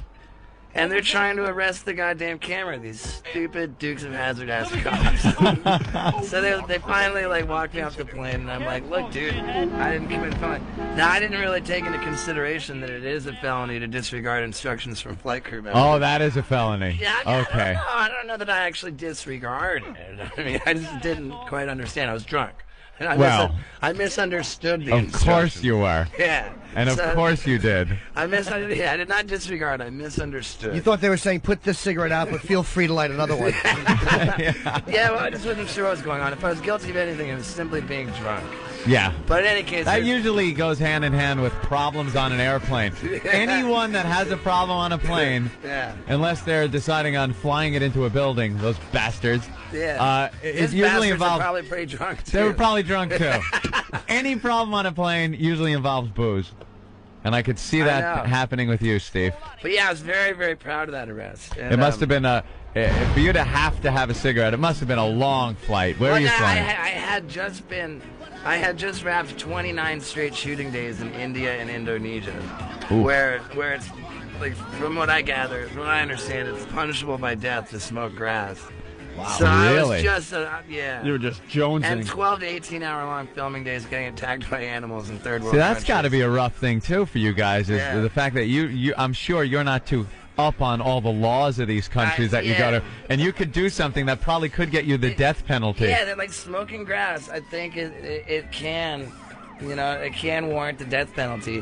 Whereas if you deliberately mow someone down, a pedestrian, with your car, and intentionally kill him, like you owe his family like $2,000. That's it, huh? That's it. But So you give the family $2,000, you're off the hook. yeah, smoke a goddamn joint and they'll kill you though. And That's something. so there I was, in the bathroom thinking, boy, I've been in here taking a dump for a while. These pills really are giving me constipation in it. Some drugs are more like laxatives. Yeah, and others kind of back you up. Yeah, the Lord knows I've done plenty of them in your guys' presence. We should do something, man. I know. So I was taking a dump in the bathroom, and I decided, it's something I've done before. It's great for radio, and I don't think I ever showed it to you guys. All right. And now, with this satellite, all this no rules rule, I just love. So I've decided on if you have a roll of duct tape, I've got a horrifying stunt for you. A roll of duct tape. I think we can find We that. got a construction crew here. They better have duct tape. And I'll have you know that I'm not looking forward to this. Oh, good. That can only mean it's very entertaining. Steve-O, we're gonna film it and put it up on our website for you too. Yeah, all right? And then all we'll right. and then we'll Hey, I promote don't the care DVD and all that. I don't care that I don't have that big of a cock. Oh God, Jesus. Are you allowed to show full frontal male nudity on your website? Boy, Yeah. I sure hope so. I don't think we want. I think we're allowed, but we choose not to. Well, you see, you give me a roll of duct tape. I've got this awesome stunt. It's called Unwrapping the Wiener Mummy. Oh my God, there's no way you're gonna do that. Yeah. I've done it before. I've never enjoyed it. And it's painful. Oh, we got blue duct tape. Wait, is that duct tape or is that paint tape? Master Poe. There's a more treacherous duct tape than this. Yeah, that's like paint tape or something. You want? We could get better let's duct get the tape. real We need deal. some real Let's duct not be tape. half-assing it around here. All right. What are you Silver gonna duct can you tape. duct tape an Oompa Loompa's mouth to it? Oh, that guy up there. And then I think I got to get out of it. Yeah, I loved it back in the days when you were in the afternoons, and I was supposed to be here for like 15 minutes, and every time I'd hang out for like 3 hours. Yeah, hang out for the whole show. It's so Now it's awesome. mornings. I know. Yeah, the go morning through a thing whole really eight-ball. You said blows. something once like, I like hanging out with you guys because I don't get arrested on your show or something like that.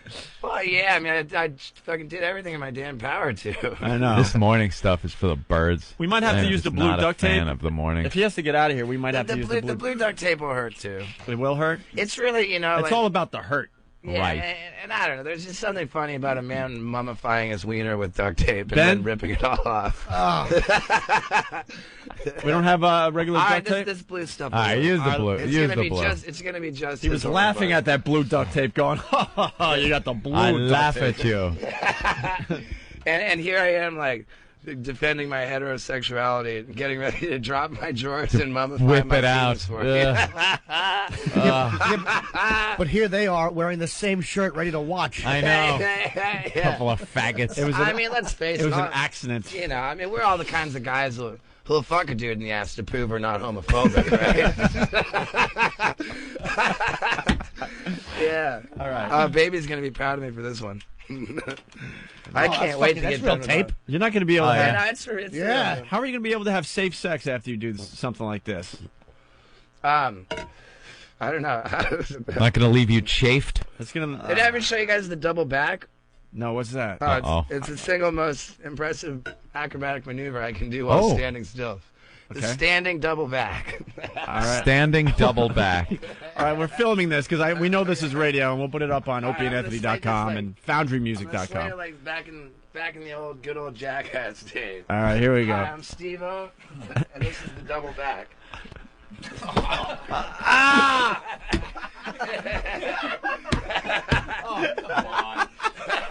He flops his junk back and forth really quickly and and then catches it and makes the ball of fruit. The bowl of fruit by his ass. Master Poe out the door. Oh God! Oh, he's taping up his sack and his dick. He's taping up the whole package with the blue duct tape, the sack and the. Okay, not. Oh my God! Dude, what are you doing, One of his balls are coming out of the front of the tape thing with the tip of his dick. That's called like, hanging a brain. All right, it's hanging a brain. It's called really painful. All right. Jesus. Okay, so my name's Steve-O, and this is Unwrapping the Wiener Mummy. All right, unwrapping the wiener. Ow! Oh, that's really bad, Steve. It didn't hurt the balls, but it really hurt the That head. is really bad. You are insane, dude. He just unwrapped it as fast as he can. Yeah. Oh. I really wish I wouldn't have taped up the head. Yeah. Because other than that, I'd have been all right. Well, there you go. All right, so now I need some plugs over here. Yeah, of course you do. Of course. We got Wild Boys, the complete first season. That's out on DVD? Yeah, and it's got bonus episodes. Like there's like a making of episode that never aired, like... A making out? The making of? Making out. I was like, a making out episode. No, that's... And that would have been perfectly acceptable for that that's show. Season 3. All right. And so, that came out yesterday. And also, recently, my Steve-O the Early Years. It's a documentary about... about How you got into the wonderful world of abusing yourself. And by just about all accounts, this Steve-O the Early Years documentary is the best DVD I've put out so far. So I don't know. I think it rules. And then there's my website, which is totally down and under construction. Oh, okay. Go to that in a month.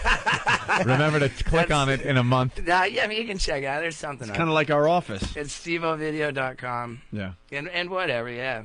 I'll be on Leno for my 3rd time now on November. Leno 5th. loves you. I know, I'm psyched. All of a sudden, Leno loves you. Yeah. Keeps having you back, so good. I know, it's because I fixed up those ugly ass teeth. Oh yeah, man. Well, yeah, guys. Genuinely a pleasure to see you again. And well, come back and see us. Yeah, let's try to scoot this up to the afternoon next time, dude. Yeah, we're working on it. You know, we can do that. Oh, can you? Yeah, because we run our own channel. So. Well, hey, thanks to modern chemistry, sleep is now optional. Yeah. Use a little of it though. Yeah. Jesus. I'll have to get back on the.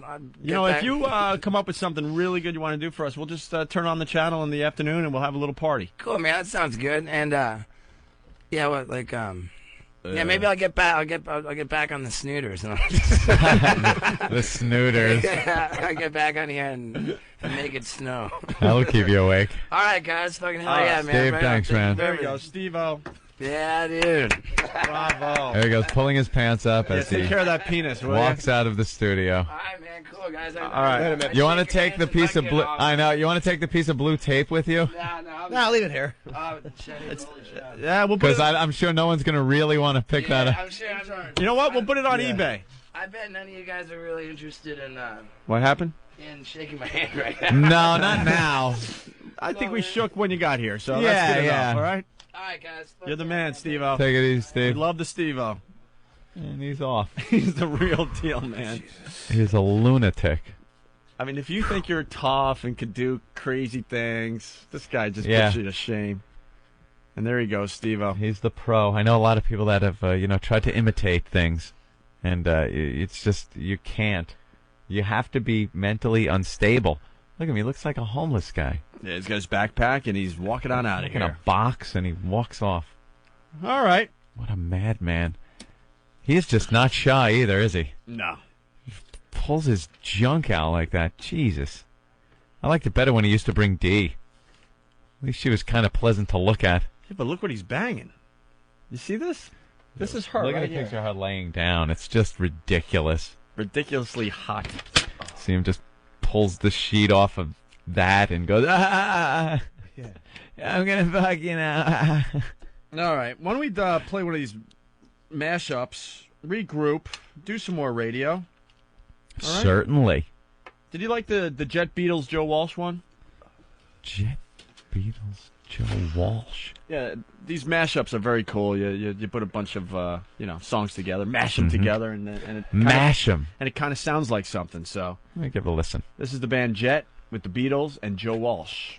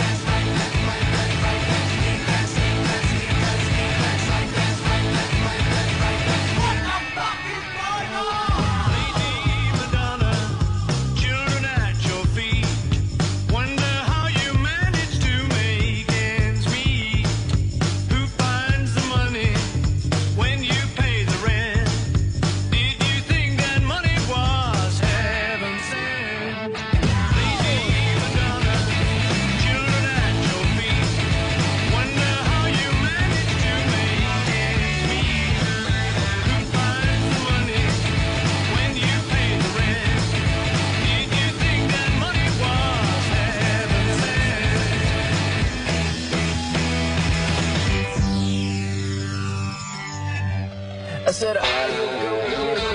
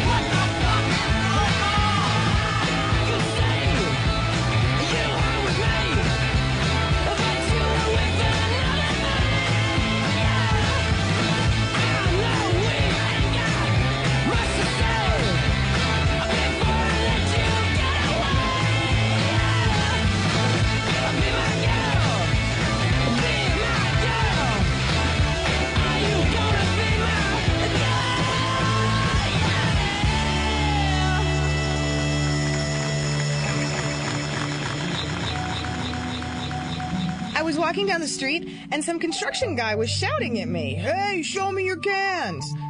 So I did. And he plummeted 17 floors and was impaled on a forklift. But my tits looked great. Please, wow responsibly.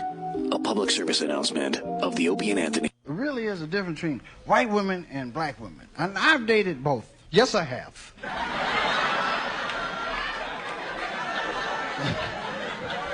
When black women get on you right, what? Yeah, see, already done. Right on, ain't gonna give me no pussy, but right on.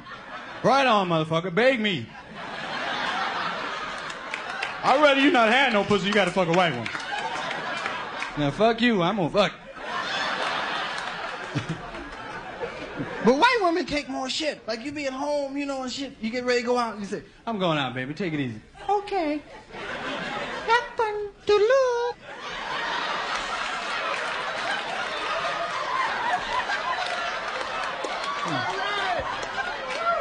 You say that to a black woman, the bitch start dressing too.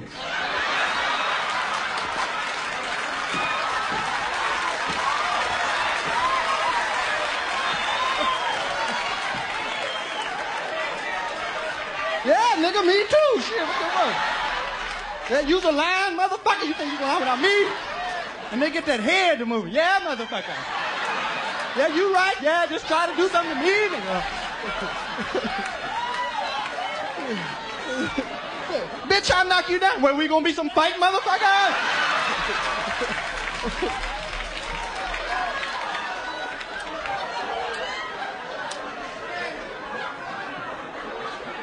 And you talk about kicking a black woman ass, they different. They don't play that shit to me.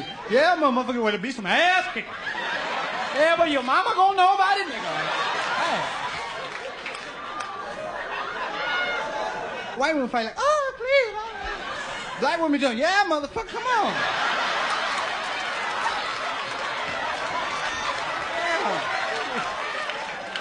Yeah. And may knock you out.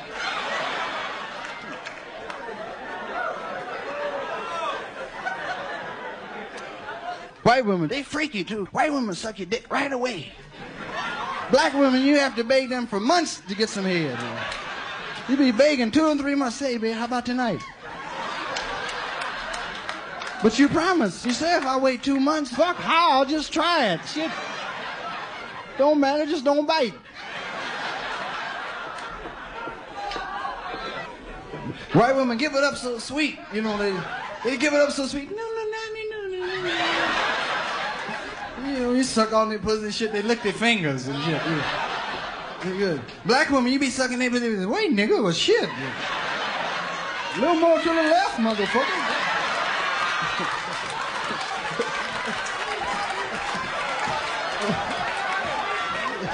You gonna suck the motherfucker? Get down.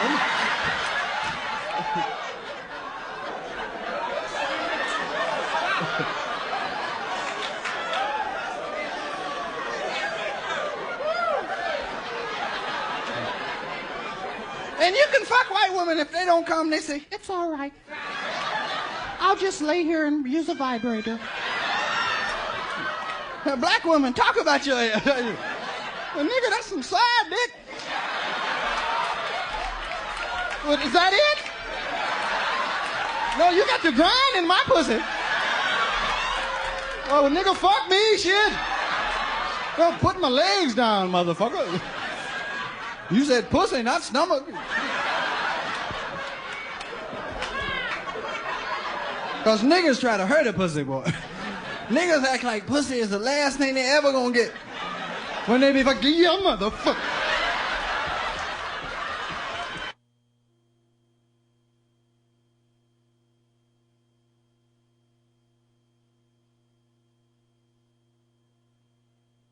Prepare to be wowed. What knockers? Whip 'em out Wednesday. Okay, fine. Wow me. Now this looks like a job for me, so everybody just follow me, cause we need a little controversy, cause it feels so empty without me. I said this looks like a job for me, so everybody just follow me, cause we need a little controversy, cause it feels so empty without me. You're checking out the Opie and Anthony Show. It's Whip 'em Out Wednesday. You put the wow on your car. If the girls feel like it, they'll flash you if they see the wow. Got the wow stickers. You can go to opieandanthony.com, leave your address, and they'll mail a wow sticker out to you, okay? And you truckers out there, keep writing wow in the dirt on the back of your trucks. We like seeing that on the highways. People are saying, oh, you're going to do the John McEnroe show. Why don't you just go outside? You'll get more viewers. Yeah, it's the lowest rated show in America. I do believe. Is it really low? Yeah, it's. I think there's only one show that beats it, and it's some kind of one show that beats it as far as being the worst show. Yeah, and it's some kind of Food Network show. Really? Yeah. Well, they're canceling the John McEnroe show. We might be the last show. When's it getting canceled? Any day. Notice the film crew didn't show up today. Maybe it was canceled this morning. Maybe it's canceled already. Can only hope. Exactly. Exactly. Can we cancel?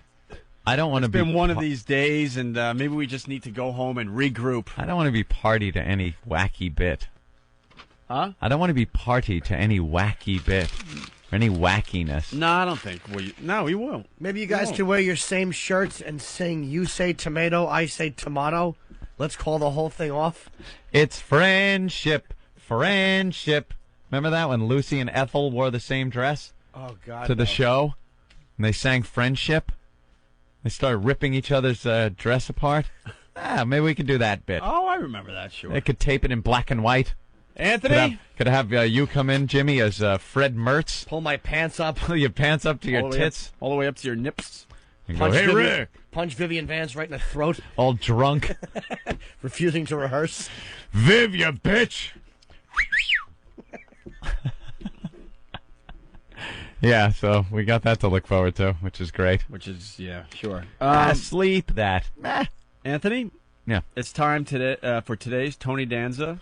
Oh, great. Applause breaks. I thought we were going to miss that today. No, I think we're going to do some Tony Danza applause breaks. I love this. We played this yesterday, and we got new ones for today. Tony Danza, aside from just being the worst talk show host ever, he milks the audience for applause, and the audience so giving, so wanting to please, just claps at anything, anything he does and says. Oh yeah, Tony. They all put down their ho-hos so they could clap. Yeah, they're all just housewives, suburban housewives. I'm going into. You could see them with their friends. Guess where I'm going, Sue? Guess where I'm going? The Tony Danza show. I got tickets. I'm so excited. Yeah, it's going to be great. I'm going to clap at everything. They really are a bunch of fat, applauding hens. Just seals. Well, here's today's Tony listen. Danza applause break. I'm sure it's they're perfectly good reasons to start applauding. This is all from one show, by the way. Yeah. Yesterday. One right after Just the other. yesterday's show. This is the beginning of one show. We told the guys, how about you tape Tony Danza for a week and then give us the best applause breaks? Yeah. And then we realized, no, just tape one show and give us all the applause breaks. One show. There's like 5 of them from yesterday alone. Listen to the drivel these people They're pretty applaud. much applauding for no real reason. No. I'm on my way over, and I was walking down the street and I ran into this teacher, the special ed teacher, this morning. She was getting off the bus and she said to me, "Are you going to do your show?" And I went, "Yeah." It's like, so I just want to tell you how great I feel and how lucky I feel and how thankful I am, because it's just the greatest job you can imagine. I get up in the morning and come here. This is my job, and I appreciate it. I appreciate the company. I appreciate the guys, the staff, the people that work, Vitrini, everybody who's involved with the show. But most of all, I appreciate the audience. Whatever happens, you know, with the show to this point, I really appreciate that you've made it possible for me to be here. There it is. Yeah. It's unbelievable. If that isn't just asking, begging for applause, and didn't that sound like maybe he had gotten out of a meeting that said that the show wasn't doing very well? If anything happens, you know, well, up to this point, it's been great. The audience. But I hear it's getting good ratings. Stop it. Did you miss the key, by the way? You missed the key to that entire thing. Of who complimented him. A special ed teacher on the bus. Yeah. She deals with retards and she watches your show. What does that tell you, stupid? It's like, wow, the teacher must have been looking, going, wow, he's pretty functional. He's pretty functional for a blithering retard. What a groveling ass. Well, let's go to the next one here. I got an award. I was honored at City Hall. It was incredible. In the council chambers, the controller, William Thompson, and Kendall Stewart and David Westburn, the councilman, and the Italian-American Foundation. I got the Image Award. The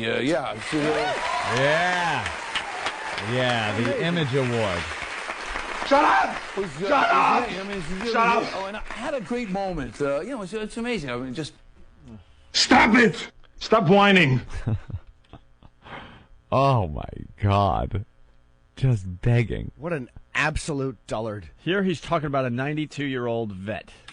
I met this guy last night. Here he is. Tommy Mottola, 95-year-old World War II veteran. Look at that, huh? Yeah, that'll get the applause.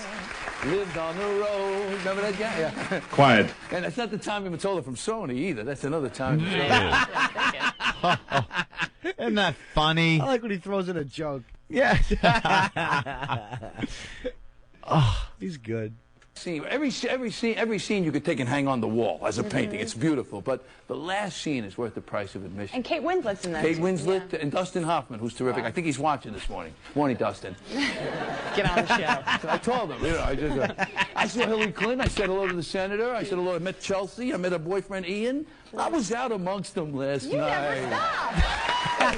Yeah, he was out amongst them. He was. I was out amongst them. I love this guy. Ben Stiller was there and his wife Christine. Two of the nicest people in Hollywood. Really nice. The nicest people in Hollywood. Just name dropping. Do you think before the show he just sits down and goes, "What can I write down and say that people will applaud to?" These are boring thoughts to have by yourself. Much less share. You should be sharing it with a national audience. Jesus, can you have some structure to your monologue? I'm not saying you have to be a perfect, polished host, but this guy, I mean, he's a beautiful person. Who gives a shit? I went to one of those, what do they call them? A newspaper stand. And I went there, and I gave the guy pieces of metal out of my pocket. They're coins. They're coins. And I was then able to take the paper and bring it with me without any trouble, you know, that I was taking it, because I had given him these metal tokens in trade almost for that, what would I call it? Paper. A paper. For a paper. And, you know, and I walked away with the paper. Shut up! Here's the break I'm waiting for him to have. So I got cancer of the prick. It's all the medical books. Stupid ass. We got only 2 more today, thank God. Speaking of cooking, there's a tomato shortage. There is. Tomatoes, Italians were like, first the flu shot, now tomatoes. I can see now a guy's got flu shots on this side and tomatoes on this side. Want to buy a tomato? Flu shots on this side. Tomatoes. And how, you know, The tomatoes are Italian guy. Again, the laughing guinea buffoon. The laughing guinea stereotype buffoon. If you could translate that into black people, it would be some guy tap dancing, just going, Lordy, Lord, there's a watermelon shortage.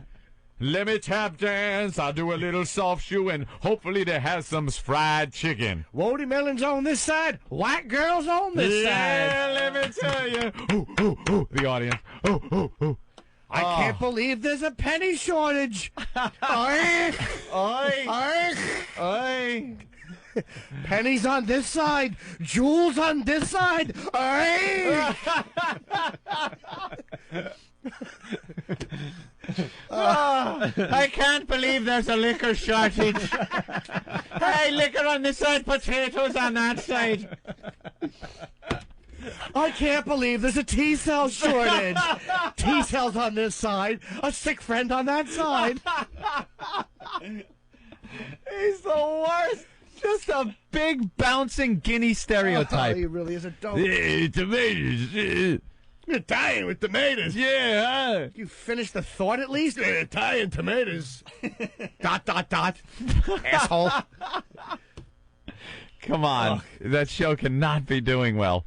They don't even have a big studio audience. You see when they pan the audience, the camera moves about an inch either way? No, they have a big audience because we're trying to get tickets so we could do a little something. It's because there's 10 seats in there. You can't get tickets. And I think we're going to get tickets sometime in like January or February. Yeah, I'm sure the show will be going Yeah, the show will still be on. Yeah. Sure it will.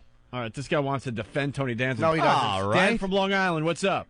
What's up? I'm calling to defend Tony Danza a little bit. Not that I'm a big fan of that show, but if you guys had the opportunity to get $1 million, you'd be doing the same shit, defending, like, going out to Housewives. No, you're right, dude. And you know what? That's the same way I defend people that smuggle child pornography and heroin. Because if you had a chance to make a little money, no, you're wrong. How about some fucking dignity? Yeah, but how about, going back to the taxi, Tony Danza banged more chicks than any of us. That's just and he it. talks about That's just it. It's like you go from the Tony Danza from Taxi, where you get this impression of him that maybe he was, some New York guy, just kind of, still had some street cred. I don't think it's about the money either. I think this guy doesn't have to work another day in his life. No, it's not about the money. It's about, he thinks he's charming. He's under the illusion that he's he's trying to be devil may care, and he's just making me physically ill. He's just really bad at being a talk show host, is what it is. I don't have anything personal against Tony Danza. I find it very funny that he is so bad at this, yet they chose him to host a show. He's awful. Chinese, SARS. Chinese, SARS on one side, wrapped up feet on the other. Bound feet, small penises. Yeah, slave ship on one side, jerking you off while she cries on the other side. Yeah. We interrupt this bit for a midget sighting. Oh, we have a midget sighting. We interrupt this bit for a midget sighting. Mike, what's up? How you doing, guys? All right. Mike, where exactly did you see this thing? I'm on Park Avenue and 39th Street. Ugh. Guy's walking out of a Starbucks carrying the New York Times, and the New York Times is approximately half the size of he is, and he's carrying a Starbucks coffee. Tiny little pants on one side, a huge head on the other. Barely able to hold the Starbucks cup in his little nubby fingers. Oh, that must be a huge cup of coffee for him. Oh, there he is. He's walking into 101 Park Avenue. He's got to look like he's holding a bucket. With a big newspaper and a big bucket of coffee. That's right. And in that bucket is things he can control. It does kind of look like that. All right, thank you. All right, guys. All right. Doesn't Tony We now return you to the Tony Danza bit. Doesn't Tony Danza have a CD out where he sings? Yes, he does. I've never heard any of He it. sings like Regis, I think. He does that same type of music. That's another thing. You never thought Tony Danza was the old fuddy-duddy type, but I guess that's the safe thing to do. Of course. It's very safe. So he's jumped on board this let's do the last Frank Sinatra let's Regis do the last thing. applause break. It might not even be an applause break. It might be just a joke. Oh, I'm sure it's hysterical. Can I at least look at the CD cover? I'm trying to figure out what to play here. Okay. That's why we're playing the clip. Oh, I'm sorry. Let's hear another applause Well, break. everybody or seems joke. to care about that Ashley Simpson has agita. I mean, let's be honest. Agita. What's agita? Yeah, well, I don't know if you know this. She she ended up lip syncing a song, and they pushed the wrong button. By the way, that happened to me once.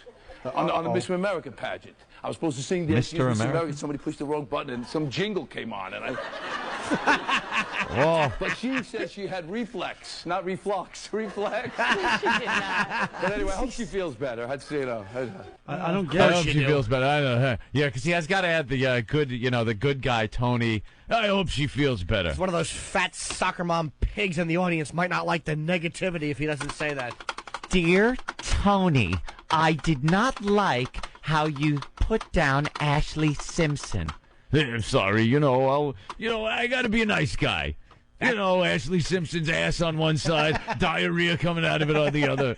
That poor girl has acid reflux, just like my husband, and sometimes he'll mount me and vomit in my face, and I don't appreciate it being made fun of. Like a brundle fly, just puking acid vomit up on people.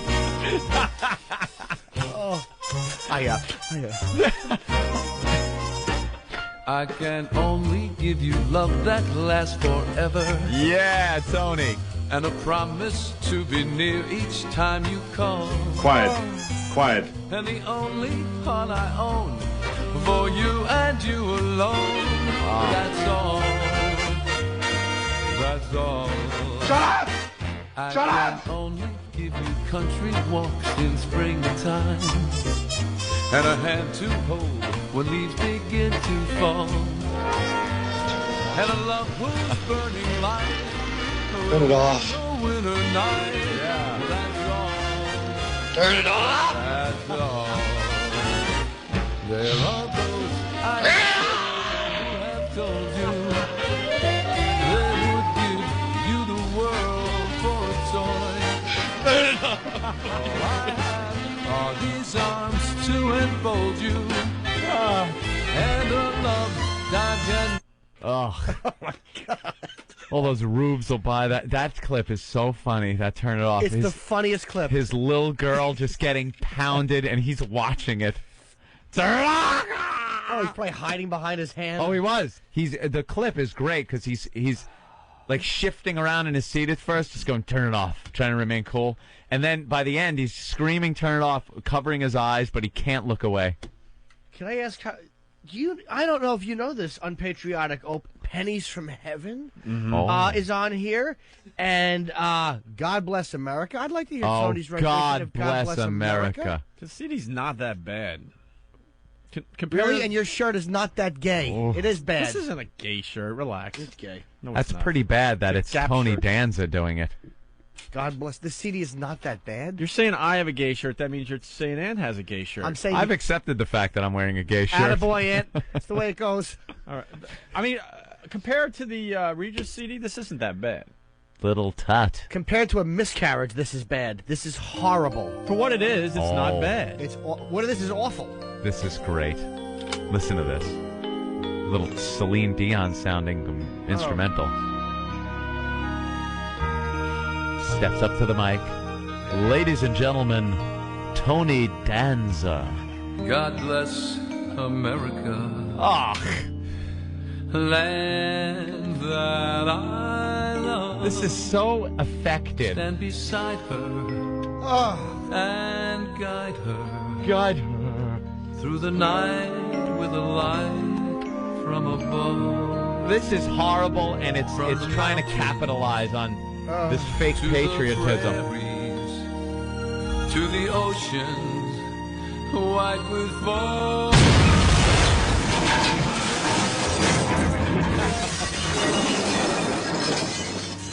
Oh, shut up. Sweet home. God bless America. My home. Sweet. Can't hit him. Oh. No. Come on. Oh, just nicked the sax player.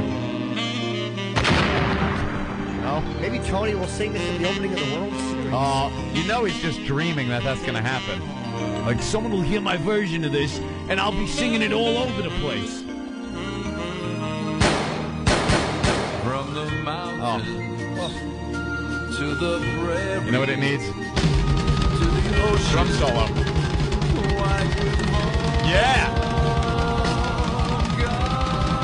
Yeah. America, my home, sweet home. Oh, hey, I got him. About time. Ugh. It's not that. It's what it It's is. awful. How would they it's even a horrible version How of would it. they introduce him at the World Series? You might recognize this man if you're over 300 pounds and has a husband who hasn't fucked you in 3 years. Might have been funny if I said and have a husband and not and has a husband. Oops. What's up, George? Awful. Hey guys, how you doing? Pretty Listen, good. Opie, I agree with you, man. It's not that horrible, but that last one, what does he think? He's going to be the next Ray Charles? That's going to be the opening of Is That is what he's thinking. He puts together this thing thinking. Look, it's you know what? For what it is, it's not that bad. You guys are trying to make something out of it. It's not No, that bad. I mean, the Regis CD is god awful. Okay, That's the total- William you could- Shatner CD is god awful. That is god awful. It's not. It's just whatever. It's just there. God bless America. It's god awful. Remember, I mean, I wouldn't buy it or anything, but it's just there. his people are all sitting in the studio going, Tony, this is going to be the one. Oh, I know. See, that's Ray why it's Charles. bad. It's the whole background of it, and you know the things you know were happening during the recording session, and the behind the scenes that you just know. All his yes men. It would have been a Tony, lot that's worse a if you great heard the take. Italian, accent and stuff while he was singing. But his All right, voice. great take, Tony. Great take. No, we don't even need to do it again. That's going to be huge. All right, let's say hi to Lee in Philly. What's up, Lee?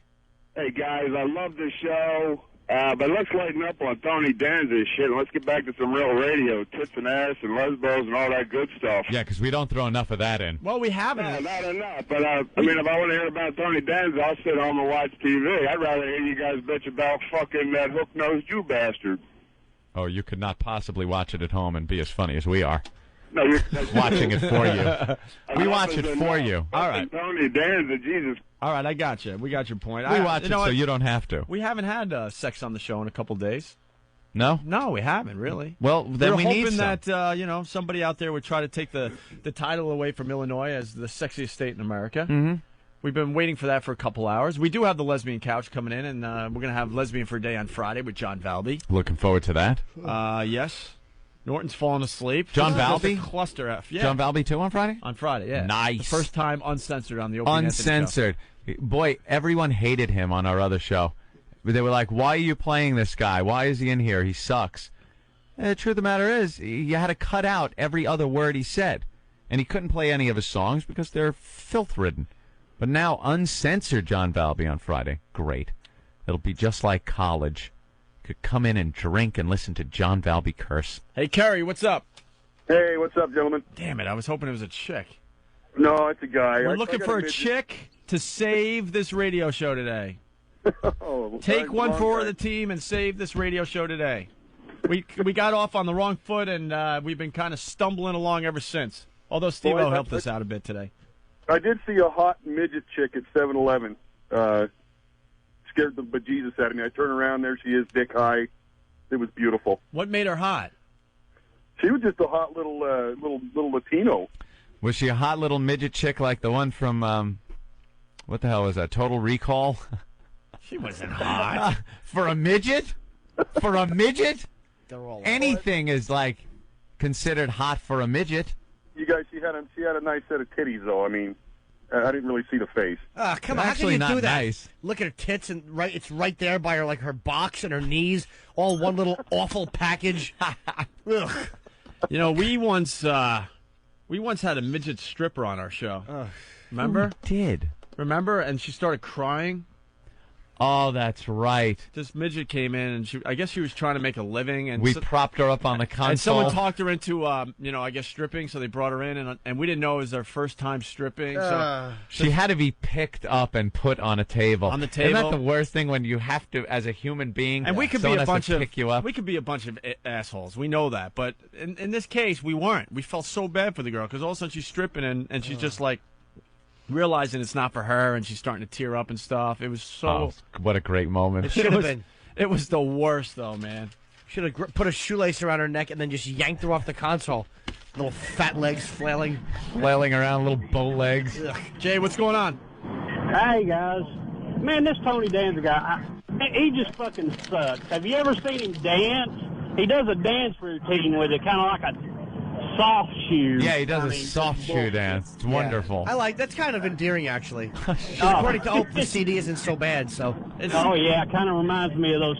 Have you ever seen the Siamese twins that are joined at the head, and one of them wants to be a country music singer? Oh, I love that. Carries around the other one on a damn stool and pushes her around, and she sounds like somebody's fucking her with a goddamn truck. That's one of my favorite stories of all time. Maury Povich, was it? Yeah. Maury. Siamese twins. The one wants just a normal, quote, normal life, and the other one wants a career in country music singing. So she gets her side of the head all cut up nice and dyed. She goes to the beauty parlor for her half of that hair. Yeah, because they share hair. Wait, I'm going to put you on hold for a minute because it's really loud. I'm trying to scream over you. But they share a head of hair because they're connected at the head. And it's in a weird situation. It's like almost the front top of the head that they're connected by. So they have to constantly look down as they're trying to walk crab-like. And the one that wants to be the one that wants to be a country western singer, I think she's the one that is on the gurney. Yeah, they got to keep one of them on a gurney because they can't walk together. And the other together. one walks. And the other one that wants to walk, she just kind of wants a quote. I have to say, quote, normal life. Yeah. As far as you can be with being a Siamese twin, and the other one wants to be a country star. Yeah, she wants to be an entertainer, and she thinks she has a great singing voice, and she thinks she's being booked all over, like wherever they live. Wearing half a cowboy hat. Area. Yeah, because she has a good voice. But no, they're booking her because it's a freak show. Because it's a freak show. Do you have a 5-gallon hat? but this girl, she takes it very seriously. So she's got her hair done really nice. Yeah. And it's a nice little dye job and everything. Yeah, dyed half the head. It's like those houses you see sometimes, those duplexes in Queens, where they put different shingles. It's the same house because it's two different homes connected, and it's different colored shingles. So it looks like half the house is done in blue shingles, half in red. It's like, can't you get together with your neighbor and get the same colored goddamn shingles? That's what it looked like. Half her head was like black hair, and then the other one wanted some redhead thing going. So they have a red and black head. And half a cowboy hat. You imagine being the barber, though, and having to cut and fix the hair, and then your hand touches that little dent where the next skull starts. How do you not want to put a hatchet through that? How do you touch that without going, ugh? That's not my favorite Siamese twins story, though. I just realized. Which one do you remember the little like? Girls? They must be of age by now, because this goes back about 3 or 4 years. Oh, yeah. They have... Of age or dead, Opie. One or the other. I don't know. They have one body. Yeah. Pretty much one normal body. Maybe a little wider than usual. They split at the breastbone. But they have two arms, 2 legs. They walk, but they have 2 heads. One vag? One vag. That's why it's my favorite Siamese twin story of all time. How do you decide who gets the vag? What if one likes black guys and the other one's a racist? What is someone's waving? 1-3. 2-1. Johnny Mac. Hi, Matt. Hello. Hey, Johnny. What's up, buddy? It's Opie and Anthony and Jim Norton in the studio. You guys, how's it going? Hi, John. We're having a really, really crappy show today. Really? Well, so we're going to be... I can relate to that. We're going to be... Yeah, I know you can. So we're going to be in prime form when we head out to tape your show tonight. Perfect. So we had one of your old pals in here today, Steve-O. Really? Yeah. Oh, that's great. He was funny. Well, when you were serving the tennis balls at him, that was hilarious. Yeah, that was fun. He actually got to the point where he felt like he had to stop it. So I figured I accomplished something because he can take people shooting at him. So. Yeah, he thought it would be cool for you to serve tennis balls at him. And I think after the third one, he said, enough, I'm done. Because you didn't hold back at all. Those serves are going pretty good. They're in excess of about 100 miles per hour, so that was cool. He's tough, but, I saw him buckle a little bit. That was big for me. Damn. And you could still aim and hit things like that, huh? Pretty well. He wasn't too far away, but I didn't get him right in the cup. I was hoping to pop him in the cup, but I missed my cup. Yeah, he said that today. He's like, I told him to aim for my cup. Yeah, right. But you caught him on the upper thigh in that soft spot there. And that was it. I got him in the ankle once. That hurt, too. So. Yeah. So what are we getting ourselves into today? Oh, we're going to have some fun. Is today the last show? I don't believe so, no. I hope not. Are you making a comeback or? I think the comeback's on the way. On the way. Yeah, Clinton's apparently coming on the show next week. Really? No, I'm kidding. Oh. Sam Clinton from Jim Trenton. Norton's coming on the show. That's going to put us over the hump. I want to do it. I know we had the mix-up with the scheduling the one time, but I definitely do want to do it. Jim blew me off, so... Yep. Why don't we all just do it today? Why don't we all just... translation, yeah. Because I have an interview. So, then you want Jim too today? We could all You guys do it. It's your I thing. think Jim needs to come next week. It's all you two guys today. And do we have to do something wacky at the beginning? Well, I think that your fans would like that, yeah. See, because they tape something Yeah, at I'd the like beginning. to see you do that. All right. What do you have planned for us? Yeah. What do you have planned? Let's see. We got to keep that a secret, don't we? Oh boy, You know, keep you're just people like us. anticipating the You have moment. nothing planned. Just like See, we because had there's today. some That's kind of exactly right. See, because I saw the opening yesterday for yesterday's show. Yeah, what do you think of that? And well, I didn't quite get it.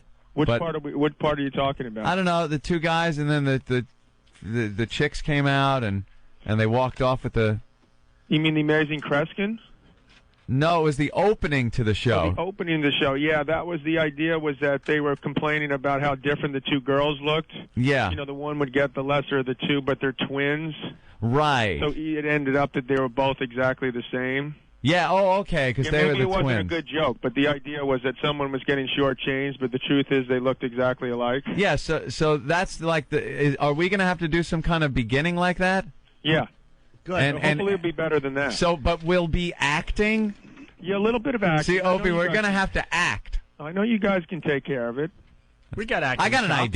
idea, John. Okay. How about I could smoke a crack pipe and you could punch me in the face? That would work. That would work. I'll have to admit that would be good. Have you read her book? I've read the parts that concern me. That concern you? Are they accurate? No, they're not. They're not. But if I had the book in front of me, I could more accurately tell you which parts. Most of them are not accurate. There are parts that are close to the truth. What do you think we about did have 3 kids. Oh, that's close to the truth. We did have 3 kids. What do you think about the Ryan O'Neal parts? Did you ever see anything? Well, I didn't read that part, but I certainly heard about some of the things when we were actually together. Yeah, she must have had some stories about Ryan that So I know that there was some problems, with Ryan because, for starters, she didn't invite him to the wedding. Yeah, that's a little odd when Which you don't is a invite problem. Dad to your wedding. She doesn't mention that, I believe, from what I've heard in the book. She says that Ryan didn't come, but the truth is that she was afraid that Ryan was going to ruin it. Right. I suggested to her that she should have him come. Yeah. Because it would end up being used against her. Yeah, it's one of those things. You should probably have him there and just put him in a corner somewhere. Hey, John. Hope he shuts up. John, when did you know that you needed to get out of this thing? You're talking about the marriage? Yeah. Oh yeah. I didn't know she left me. Really? But you must have had something going on in your head, like, man, this is just not going well. Well, to be truthful, I sort of wish I had. But we had a third child in May of '91, so that was 2 boys and a girl, and that was about a year or year and a half before it ended. And certainly, I had some feelings that we should be getting along better than we would. But people say, "Oh, that's marriage," and I wish I could tell you that I was more aware of it. The truth was, when I look back, I'm amazed that I wasn't. But at the time, like now. At the time, I felt like this was still. I was actually stopping going on playing on the tour so that I could allow her a chance to sort of give it a shot when she was acting. Yeah. So I missed the boat completely. Were you bummed when she told you? I was bummed, actually. Yeah. I felt like we had 3 kids and we had a lot invested into it. But actually, I'm quite lucky because the fact that we ended up getting divorced, I have an opportunity to sort of get that proverbial second chance. And Patti Smythe, who was in Scandal in the 80s, had a couple of records of her own in the 90s.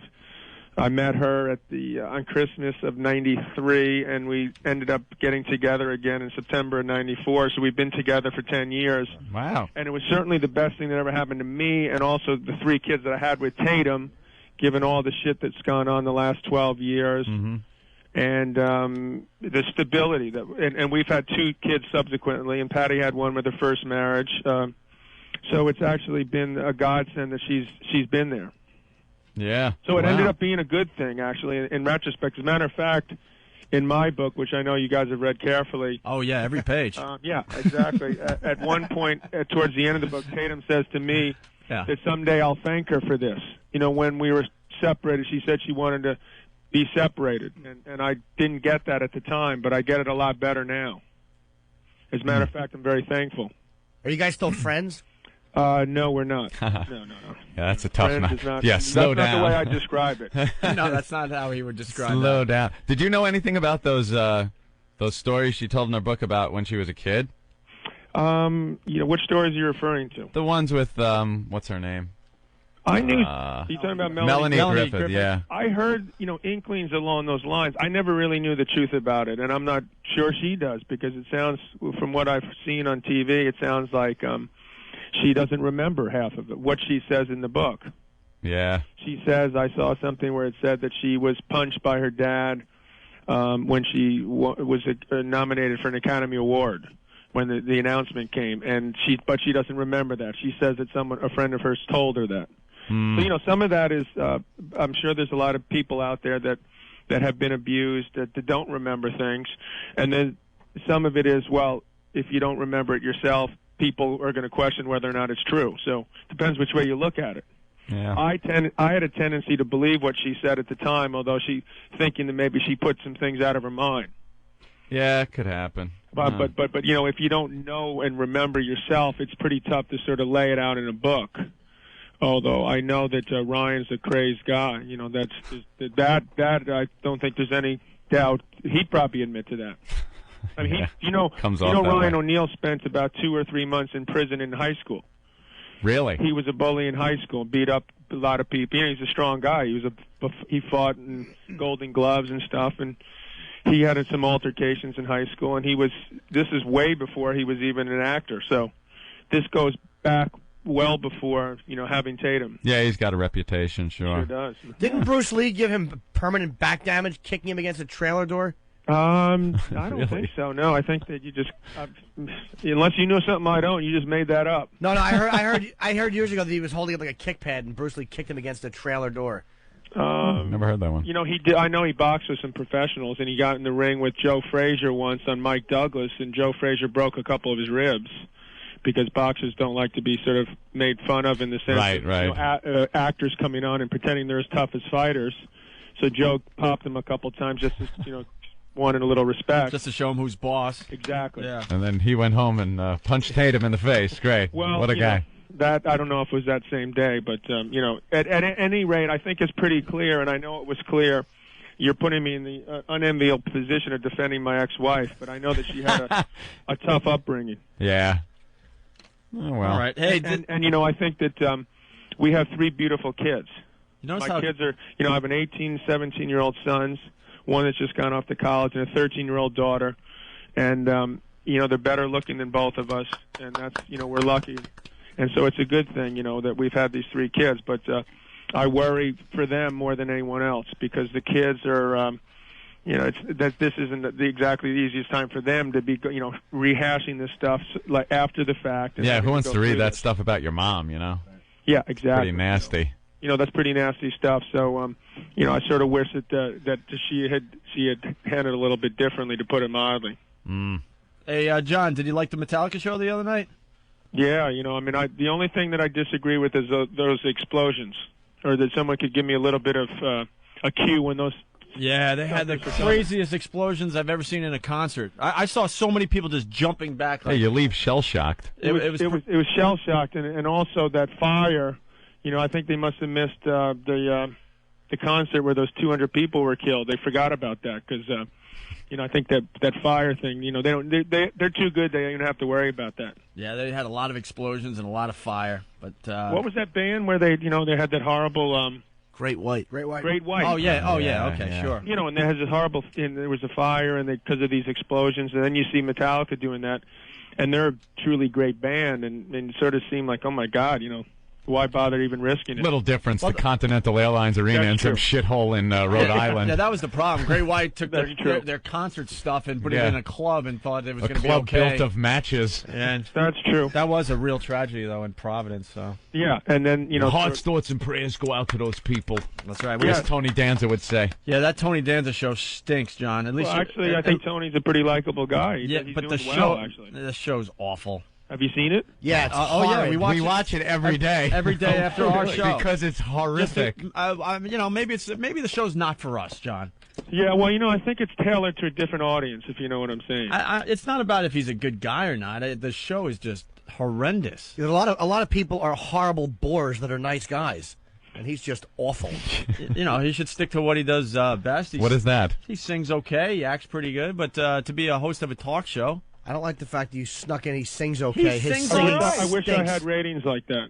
Yeah, I know. He's doing real well. You know what I'm but- saying? I mean, it's incredible how John, well he's doing. What are they doing over there at MSNBC to pump your ratings Well, up? CNBC. Oh, They're not- CNBC. that may be part Sorry. of the problem. Maybe No one that's knows what part of the hell problem. Network I'm on. I go to MSNBC to look for you.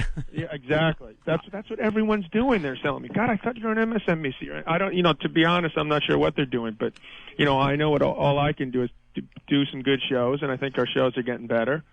And now it's going to be unbelievable. You guys are coming on, so you're going to say we're going to rock today. it. We're going to just rock your world today. I'm going to say how you're doing. yeah. You're going to go off for the next 10, 15 minutes, and we're going to all be happy. All right. There you go. One of your producers called us because they wanted us to do one of our bits on your show, and everything we suggested, Don't do the St. Patrick's Cathedral one. Yeah, No, no, not it's that like, old gag. Yeah, we That can't. one. They're like, we can't do the wiffle ball bat challenge on John's show. Although he would enjoy it, we just can't do that. What else do you have? Well, how about guess what's in my pants? No.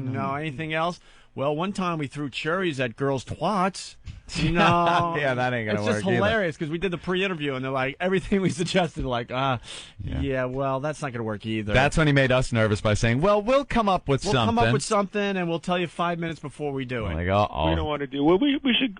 You guys should go for it. Go for one of those. That's all right. Well, It's 10 at night. That's late enough, right? It's cable. Sure. I mean, you guys are on satellite now. You can pretty much do whatever If you want, we could bring a crack whore down, and we do have the wiffle ball bat, so it's really up to you, Johnny. It may be worth talking about. Let's give it a shot. Yeah.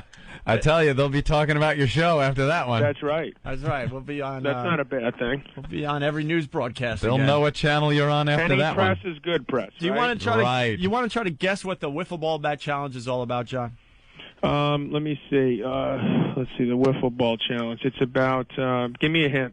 Well, it's the wiffle ball bat. It involves a wiffle ball bat. Okay. Well, and I'm guessing it involves some type of spanking on the ass. Think Joe DiMaggio and Marilyn Monroe.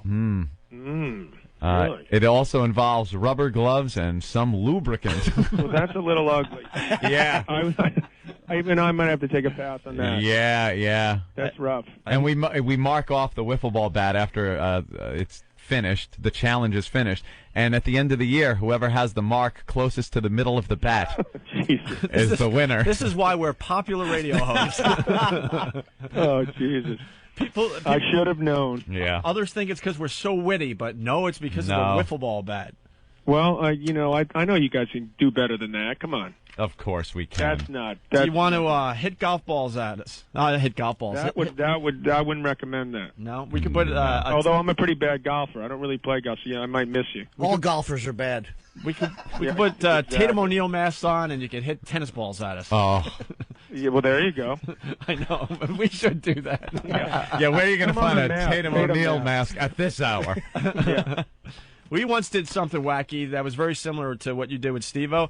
Anthony and I dressed in hockey goalie outfits, and we went in the middle of a driving range. Driving range at a golf course. And had people hit Isn't that zany? golf balls at us. Great. We can't be doing that either, Opie. We don't have much room there to do a lot of things. I mean, it's a good studio, but it's not that roomy. Yeah, not as roomy as you can't tee off a shot. you No, know. I don't think so, unless we have people sign papers. Yeah, I think Before we're we going to do get there, Opie. They're going to say, okay, here's what we're going to do. And there's going to be some acting involved. That me and Opie are now going to have to act. You've acted in some movies, right? Well, there was that time in, I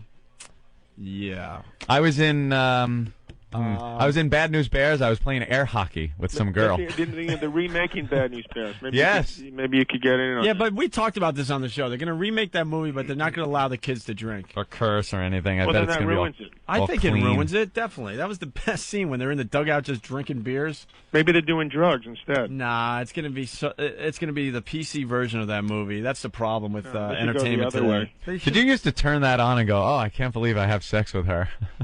What's that? Did you used to like flip through the channels and land on Bad News Bears and go, oh, I can't believe I'm having sex with that girl? No, actually. John, I would have thought I that. haven't seen it since we've separated. Oh, really? John, Anthony asked that question. I was just wondering. It's It's okay. one of those No, things, it's you know. okay. That's not a bad thing. As you're Yeah. watching the Bad News Bears, you're like thinking, I wonder if he thinks, hey.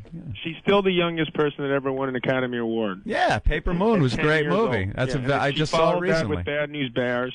Yeah. And, she actually had some pretty good run there for a while. Little Darlings was a good one. Little Oh, there you go. Christy McNichol and the always right. good Armand Desante, who never overacts. Matt Dillon. Right, Matt Dillon in that one, sure. And then she went into her teenage years, and then I have to take some responsibility because when we met, she was only 20, and when we had our first kid, she was 22. So it was there was also a mistake on my part that at 27 years of age, which is what I was, and she was 22, that we could handle that and be able to combine being parents at that age and also try to be the best tennis player in the world and figure out how to have a good marriage. And have her acting or something. As much as That's I'd love her, a little much. she actually didn't want to act. Oh, really? Yeah, she didn't want to act. She said she asked me if I would still love her if she didn't act. Wow. Yeah. Well, she wasn't And I really... said, of course I would. Yeah. Of course I will. Was she really acting a lot at that age? No. Yeah, I didn't Yeah, think she so. didn't really act at all from about 16 to 20, and she had just finished a movie when we started going out that didn't stay in the theaters too long. And you're talking about Tatum a lot today, man. I'll tell you, man, you guys have gotten it out of me. How bad did you want to smash that judge in the face for, did you see obviously what happened to one of the Williams sisters? Say that again? You saw what happened to, which Williams sister was it? I mean, who knows, Venus or the other one? What happened to him? The one that got fucked by the line judge? Oh, it was Serena, yeah. Oh, all right. How bad did you want to smash that guy's face? Let's put it this way, I could relate. Yeah, I I bet. could definitely relate. I could feel what she was going through, and Should have thrown a temper tantrum. she should have actually. It would have been cool. She actually kept her cool very well, and then they act like it's okay. But that's a hell of a lot better than I would have done. Occasionally they play some old clips of you, and they're just hysterical to watch, man. Thank you. You just unload on them. It's the and they're best. sitting there trying to be all prim, proper, and judgely, and you're just lambasting. You made tennis interesting. Nobody wanted to watch tennis, really, until you came along, because Yeah. you made it interesting. You were like a rock star in tennis. Just Thank you. Screaming at judges. That's what everybody should do. I try to make tennis like the other sports. If you watch a baseball game, they're out there screaming and yelling, and people love that and going crazy. And on a hockey rink, they're yelling each other. Yeah, but they're saying on a football field isn't pretty or printable. Right. Yeah, but it pissed off some of the tennis purists. They're like, what is this guy doing? He's out here screaming. He's supposed to be all dignified. With all due respect, who gives a shit about that? All right. Exactly. Tennis needs to get into the 21st century. So I think that's something that I try to do, and sadly, I think I failed on some level because they actually tightened the rules because of myself and Nastasi and Connors, and so now it's gone this other way where they're like, God, I wish it was like when McEnroe, Connors, and Nastasi were playing. Yeah, you just want brawls. Yeah, that's we don't hit anyone in tennis, so that's frustrating. Even if I had lost a couple fights, it would have been nice to sort of mix it up a little bit. But So John, where's the anger come from? That's a good question. I don't have an answer for that. Or is it just? I was going to say, or is it kind of like fake anger? But no, it has to come from somewhere. It was real anger, but it wasn't like I grew up in a family. My parents are still together to this day, and It was just that you were that competitive and just would get frustrated. I guess so. calls? And it was also a situation where I learned early on that the better I got, the more I could get away with. So it's an incentive to. Oh my get God, better. you're talking. It's like you guys. Yeah, The better- no, you're talking about something we can completely relate to. Yeah, I mean, because with our radio show, that's how we felt at the old place. Like, the better we got, the higher ratings we were getting. No one was telling us no, and we were literally getting away with murder until that fate full you day. You took it a step, and I think you guys would even agree, a step too far. Right? Of course. Well, yeah, that's So what happened is if I had gone out there and actually like punched out an umpire, which I never did, I never touched But any you umpire. thought it. You thought, how far can I take this? I took it to about as far as it could be without hurting my career. Was there ever an incident where you just did it for the hell of it and you really weren't that pissed off? I do that all the time now because the irony is that I say to people, they used to find me when I cursed at umpires. Now in the senior store that I play, they find me if I don't curse at them. Yeah, they want to see it. And towards the end of my career, I guess when I had kids, it didn't seem quite as intense or sincere because it seemed like it was more important. When you see all of my kids, I have 6 kids. And one stepdaughter, but the other 5 I was in the delivery room, and you see this, and then you think, well, hey, maybe a tennis match isn't that intense. You guys have kids? No. Well, not that we know of. That old gag. The old joke, yeah. This is the type of jokes you're going to get today, by the way. I know, that's deep, I'll tell you. and realizing that I lost a little bit of that intensity. I'm still pretty intense, but it made it say, like, because I used to think tennis is the end-all and be-all, and I've got to change this sport. I'm going to do whatever it takes. And you lose a little bit. So I did find myself at times, maybe at the end of my career, wondering why I was doing this. If it was just for the act, sort of a caricature of myself. Yeah, right on. Cool. Someone is saying that you're Ozzy's neighbor. Is that true? Like, you guys got Ozzy? No, he was there temporarily, I think, in Malibu, where I used to live. But I'm just asking because Jim Norton's a huge Ozzy fan. That's all. I'm a big Ozzy fan too, but I saw him one time or a couple times on the beach where a friend of mine is, but he's not. I'm a few miles away from him. Did you guys hang out at all? No. Actually, I've never hung out. And I saw Metallica once, ironically enough, or I saw him a couple times. But once was in the Meadowlands with Lars Ulrich, the drummer from Metallica. So, of course, we got the first-class treatment right to the side of the stage, and I was about 8 feet from Ozzy, and it was very intense, and it was very cool to see it. But then he couldn't talk after the show. He was saving his voice. Maybe you got the first-class treatment because you're John McEnroe. Well, that helped a little bit. To be with Lars Ulrich, the drummer from Metallica, didn't hurt either. So it was a nice combination. So it was very cool to see. And I've become somewhat friends with the Tony Iommi, who's a left-handed guitar player, which is what I am. Of course he's left. He's missing 3 fingertips. I know all about Iommi. Is he in New York now? Okay, here's a trivia question then. What was the band he was in before Black Sabbath? Well, Sabbath was originally called Rare Earth, and before that it was the Polka Talk Blues Band. I'm not exactly sure of what band Iommi was in, though. He was in Jethro Tull's band. I did not know that. Did you see that Rock and Roll Circus at Stones, old Stones thing where the Who played with him? No. You got to pick that up because it was one of the all-time shows. They had John Lennon in the audience, and they had the Stones play. They didn't release it because supposedly the Who were so great. I don't know if you ever heard about that. No. The opening for the Who, before the Who and the Stones, was Jethro Tull with Tony Iommi on guitar. So when are you going to see Tony Iommi again? I don't know. I saw he actually called me when he was around, and he said he got a new guitar that they're being made for him, and he wanted to make one for me. So I was pumped up. I was supposed to see him in London when I did this tennis thing that I played in the Wembley Arena about 3 weeks ago. He was supposed to come down with, here's a name-dropping, Robert Plant. Wow. You met Robert Plant? My favorite all-time band. Led Zeppelin, baby. Come on.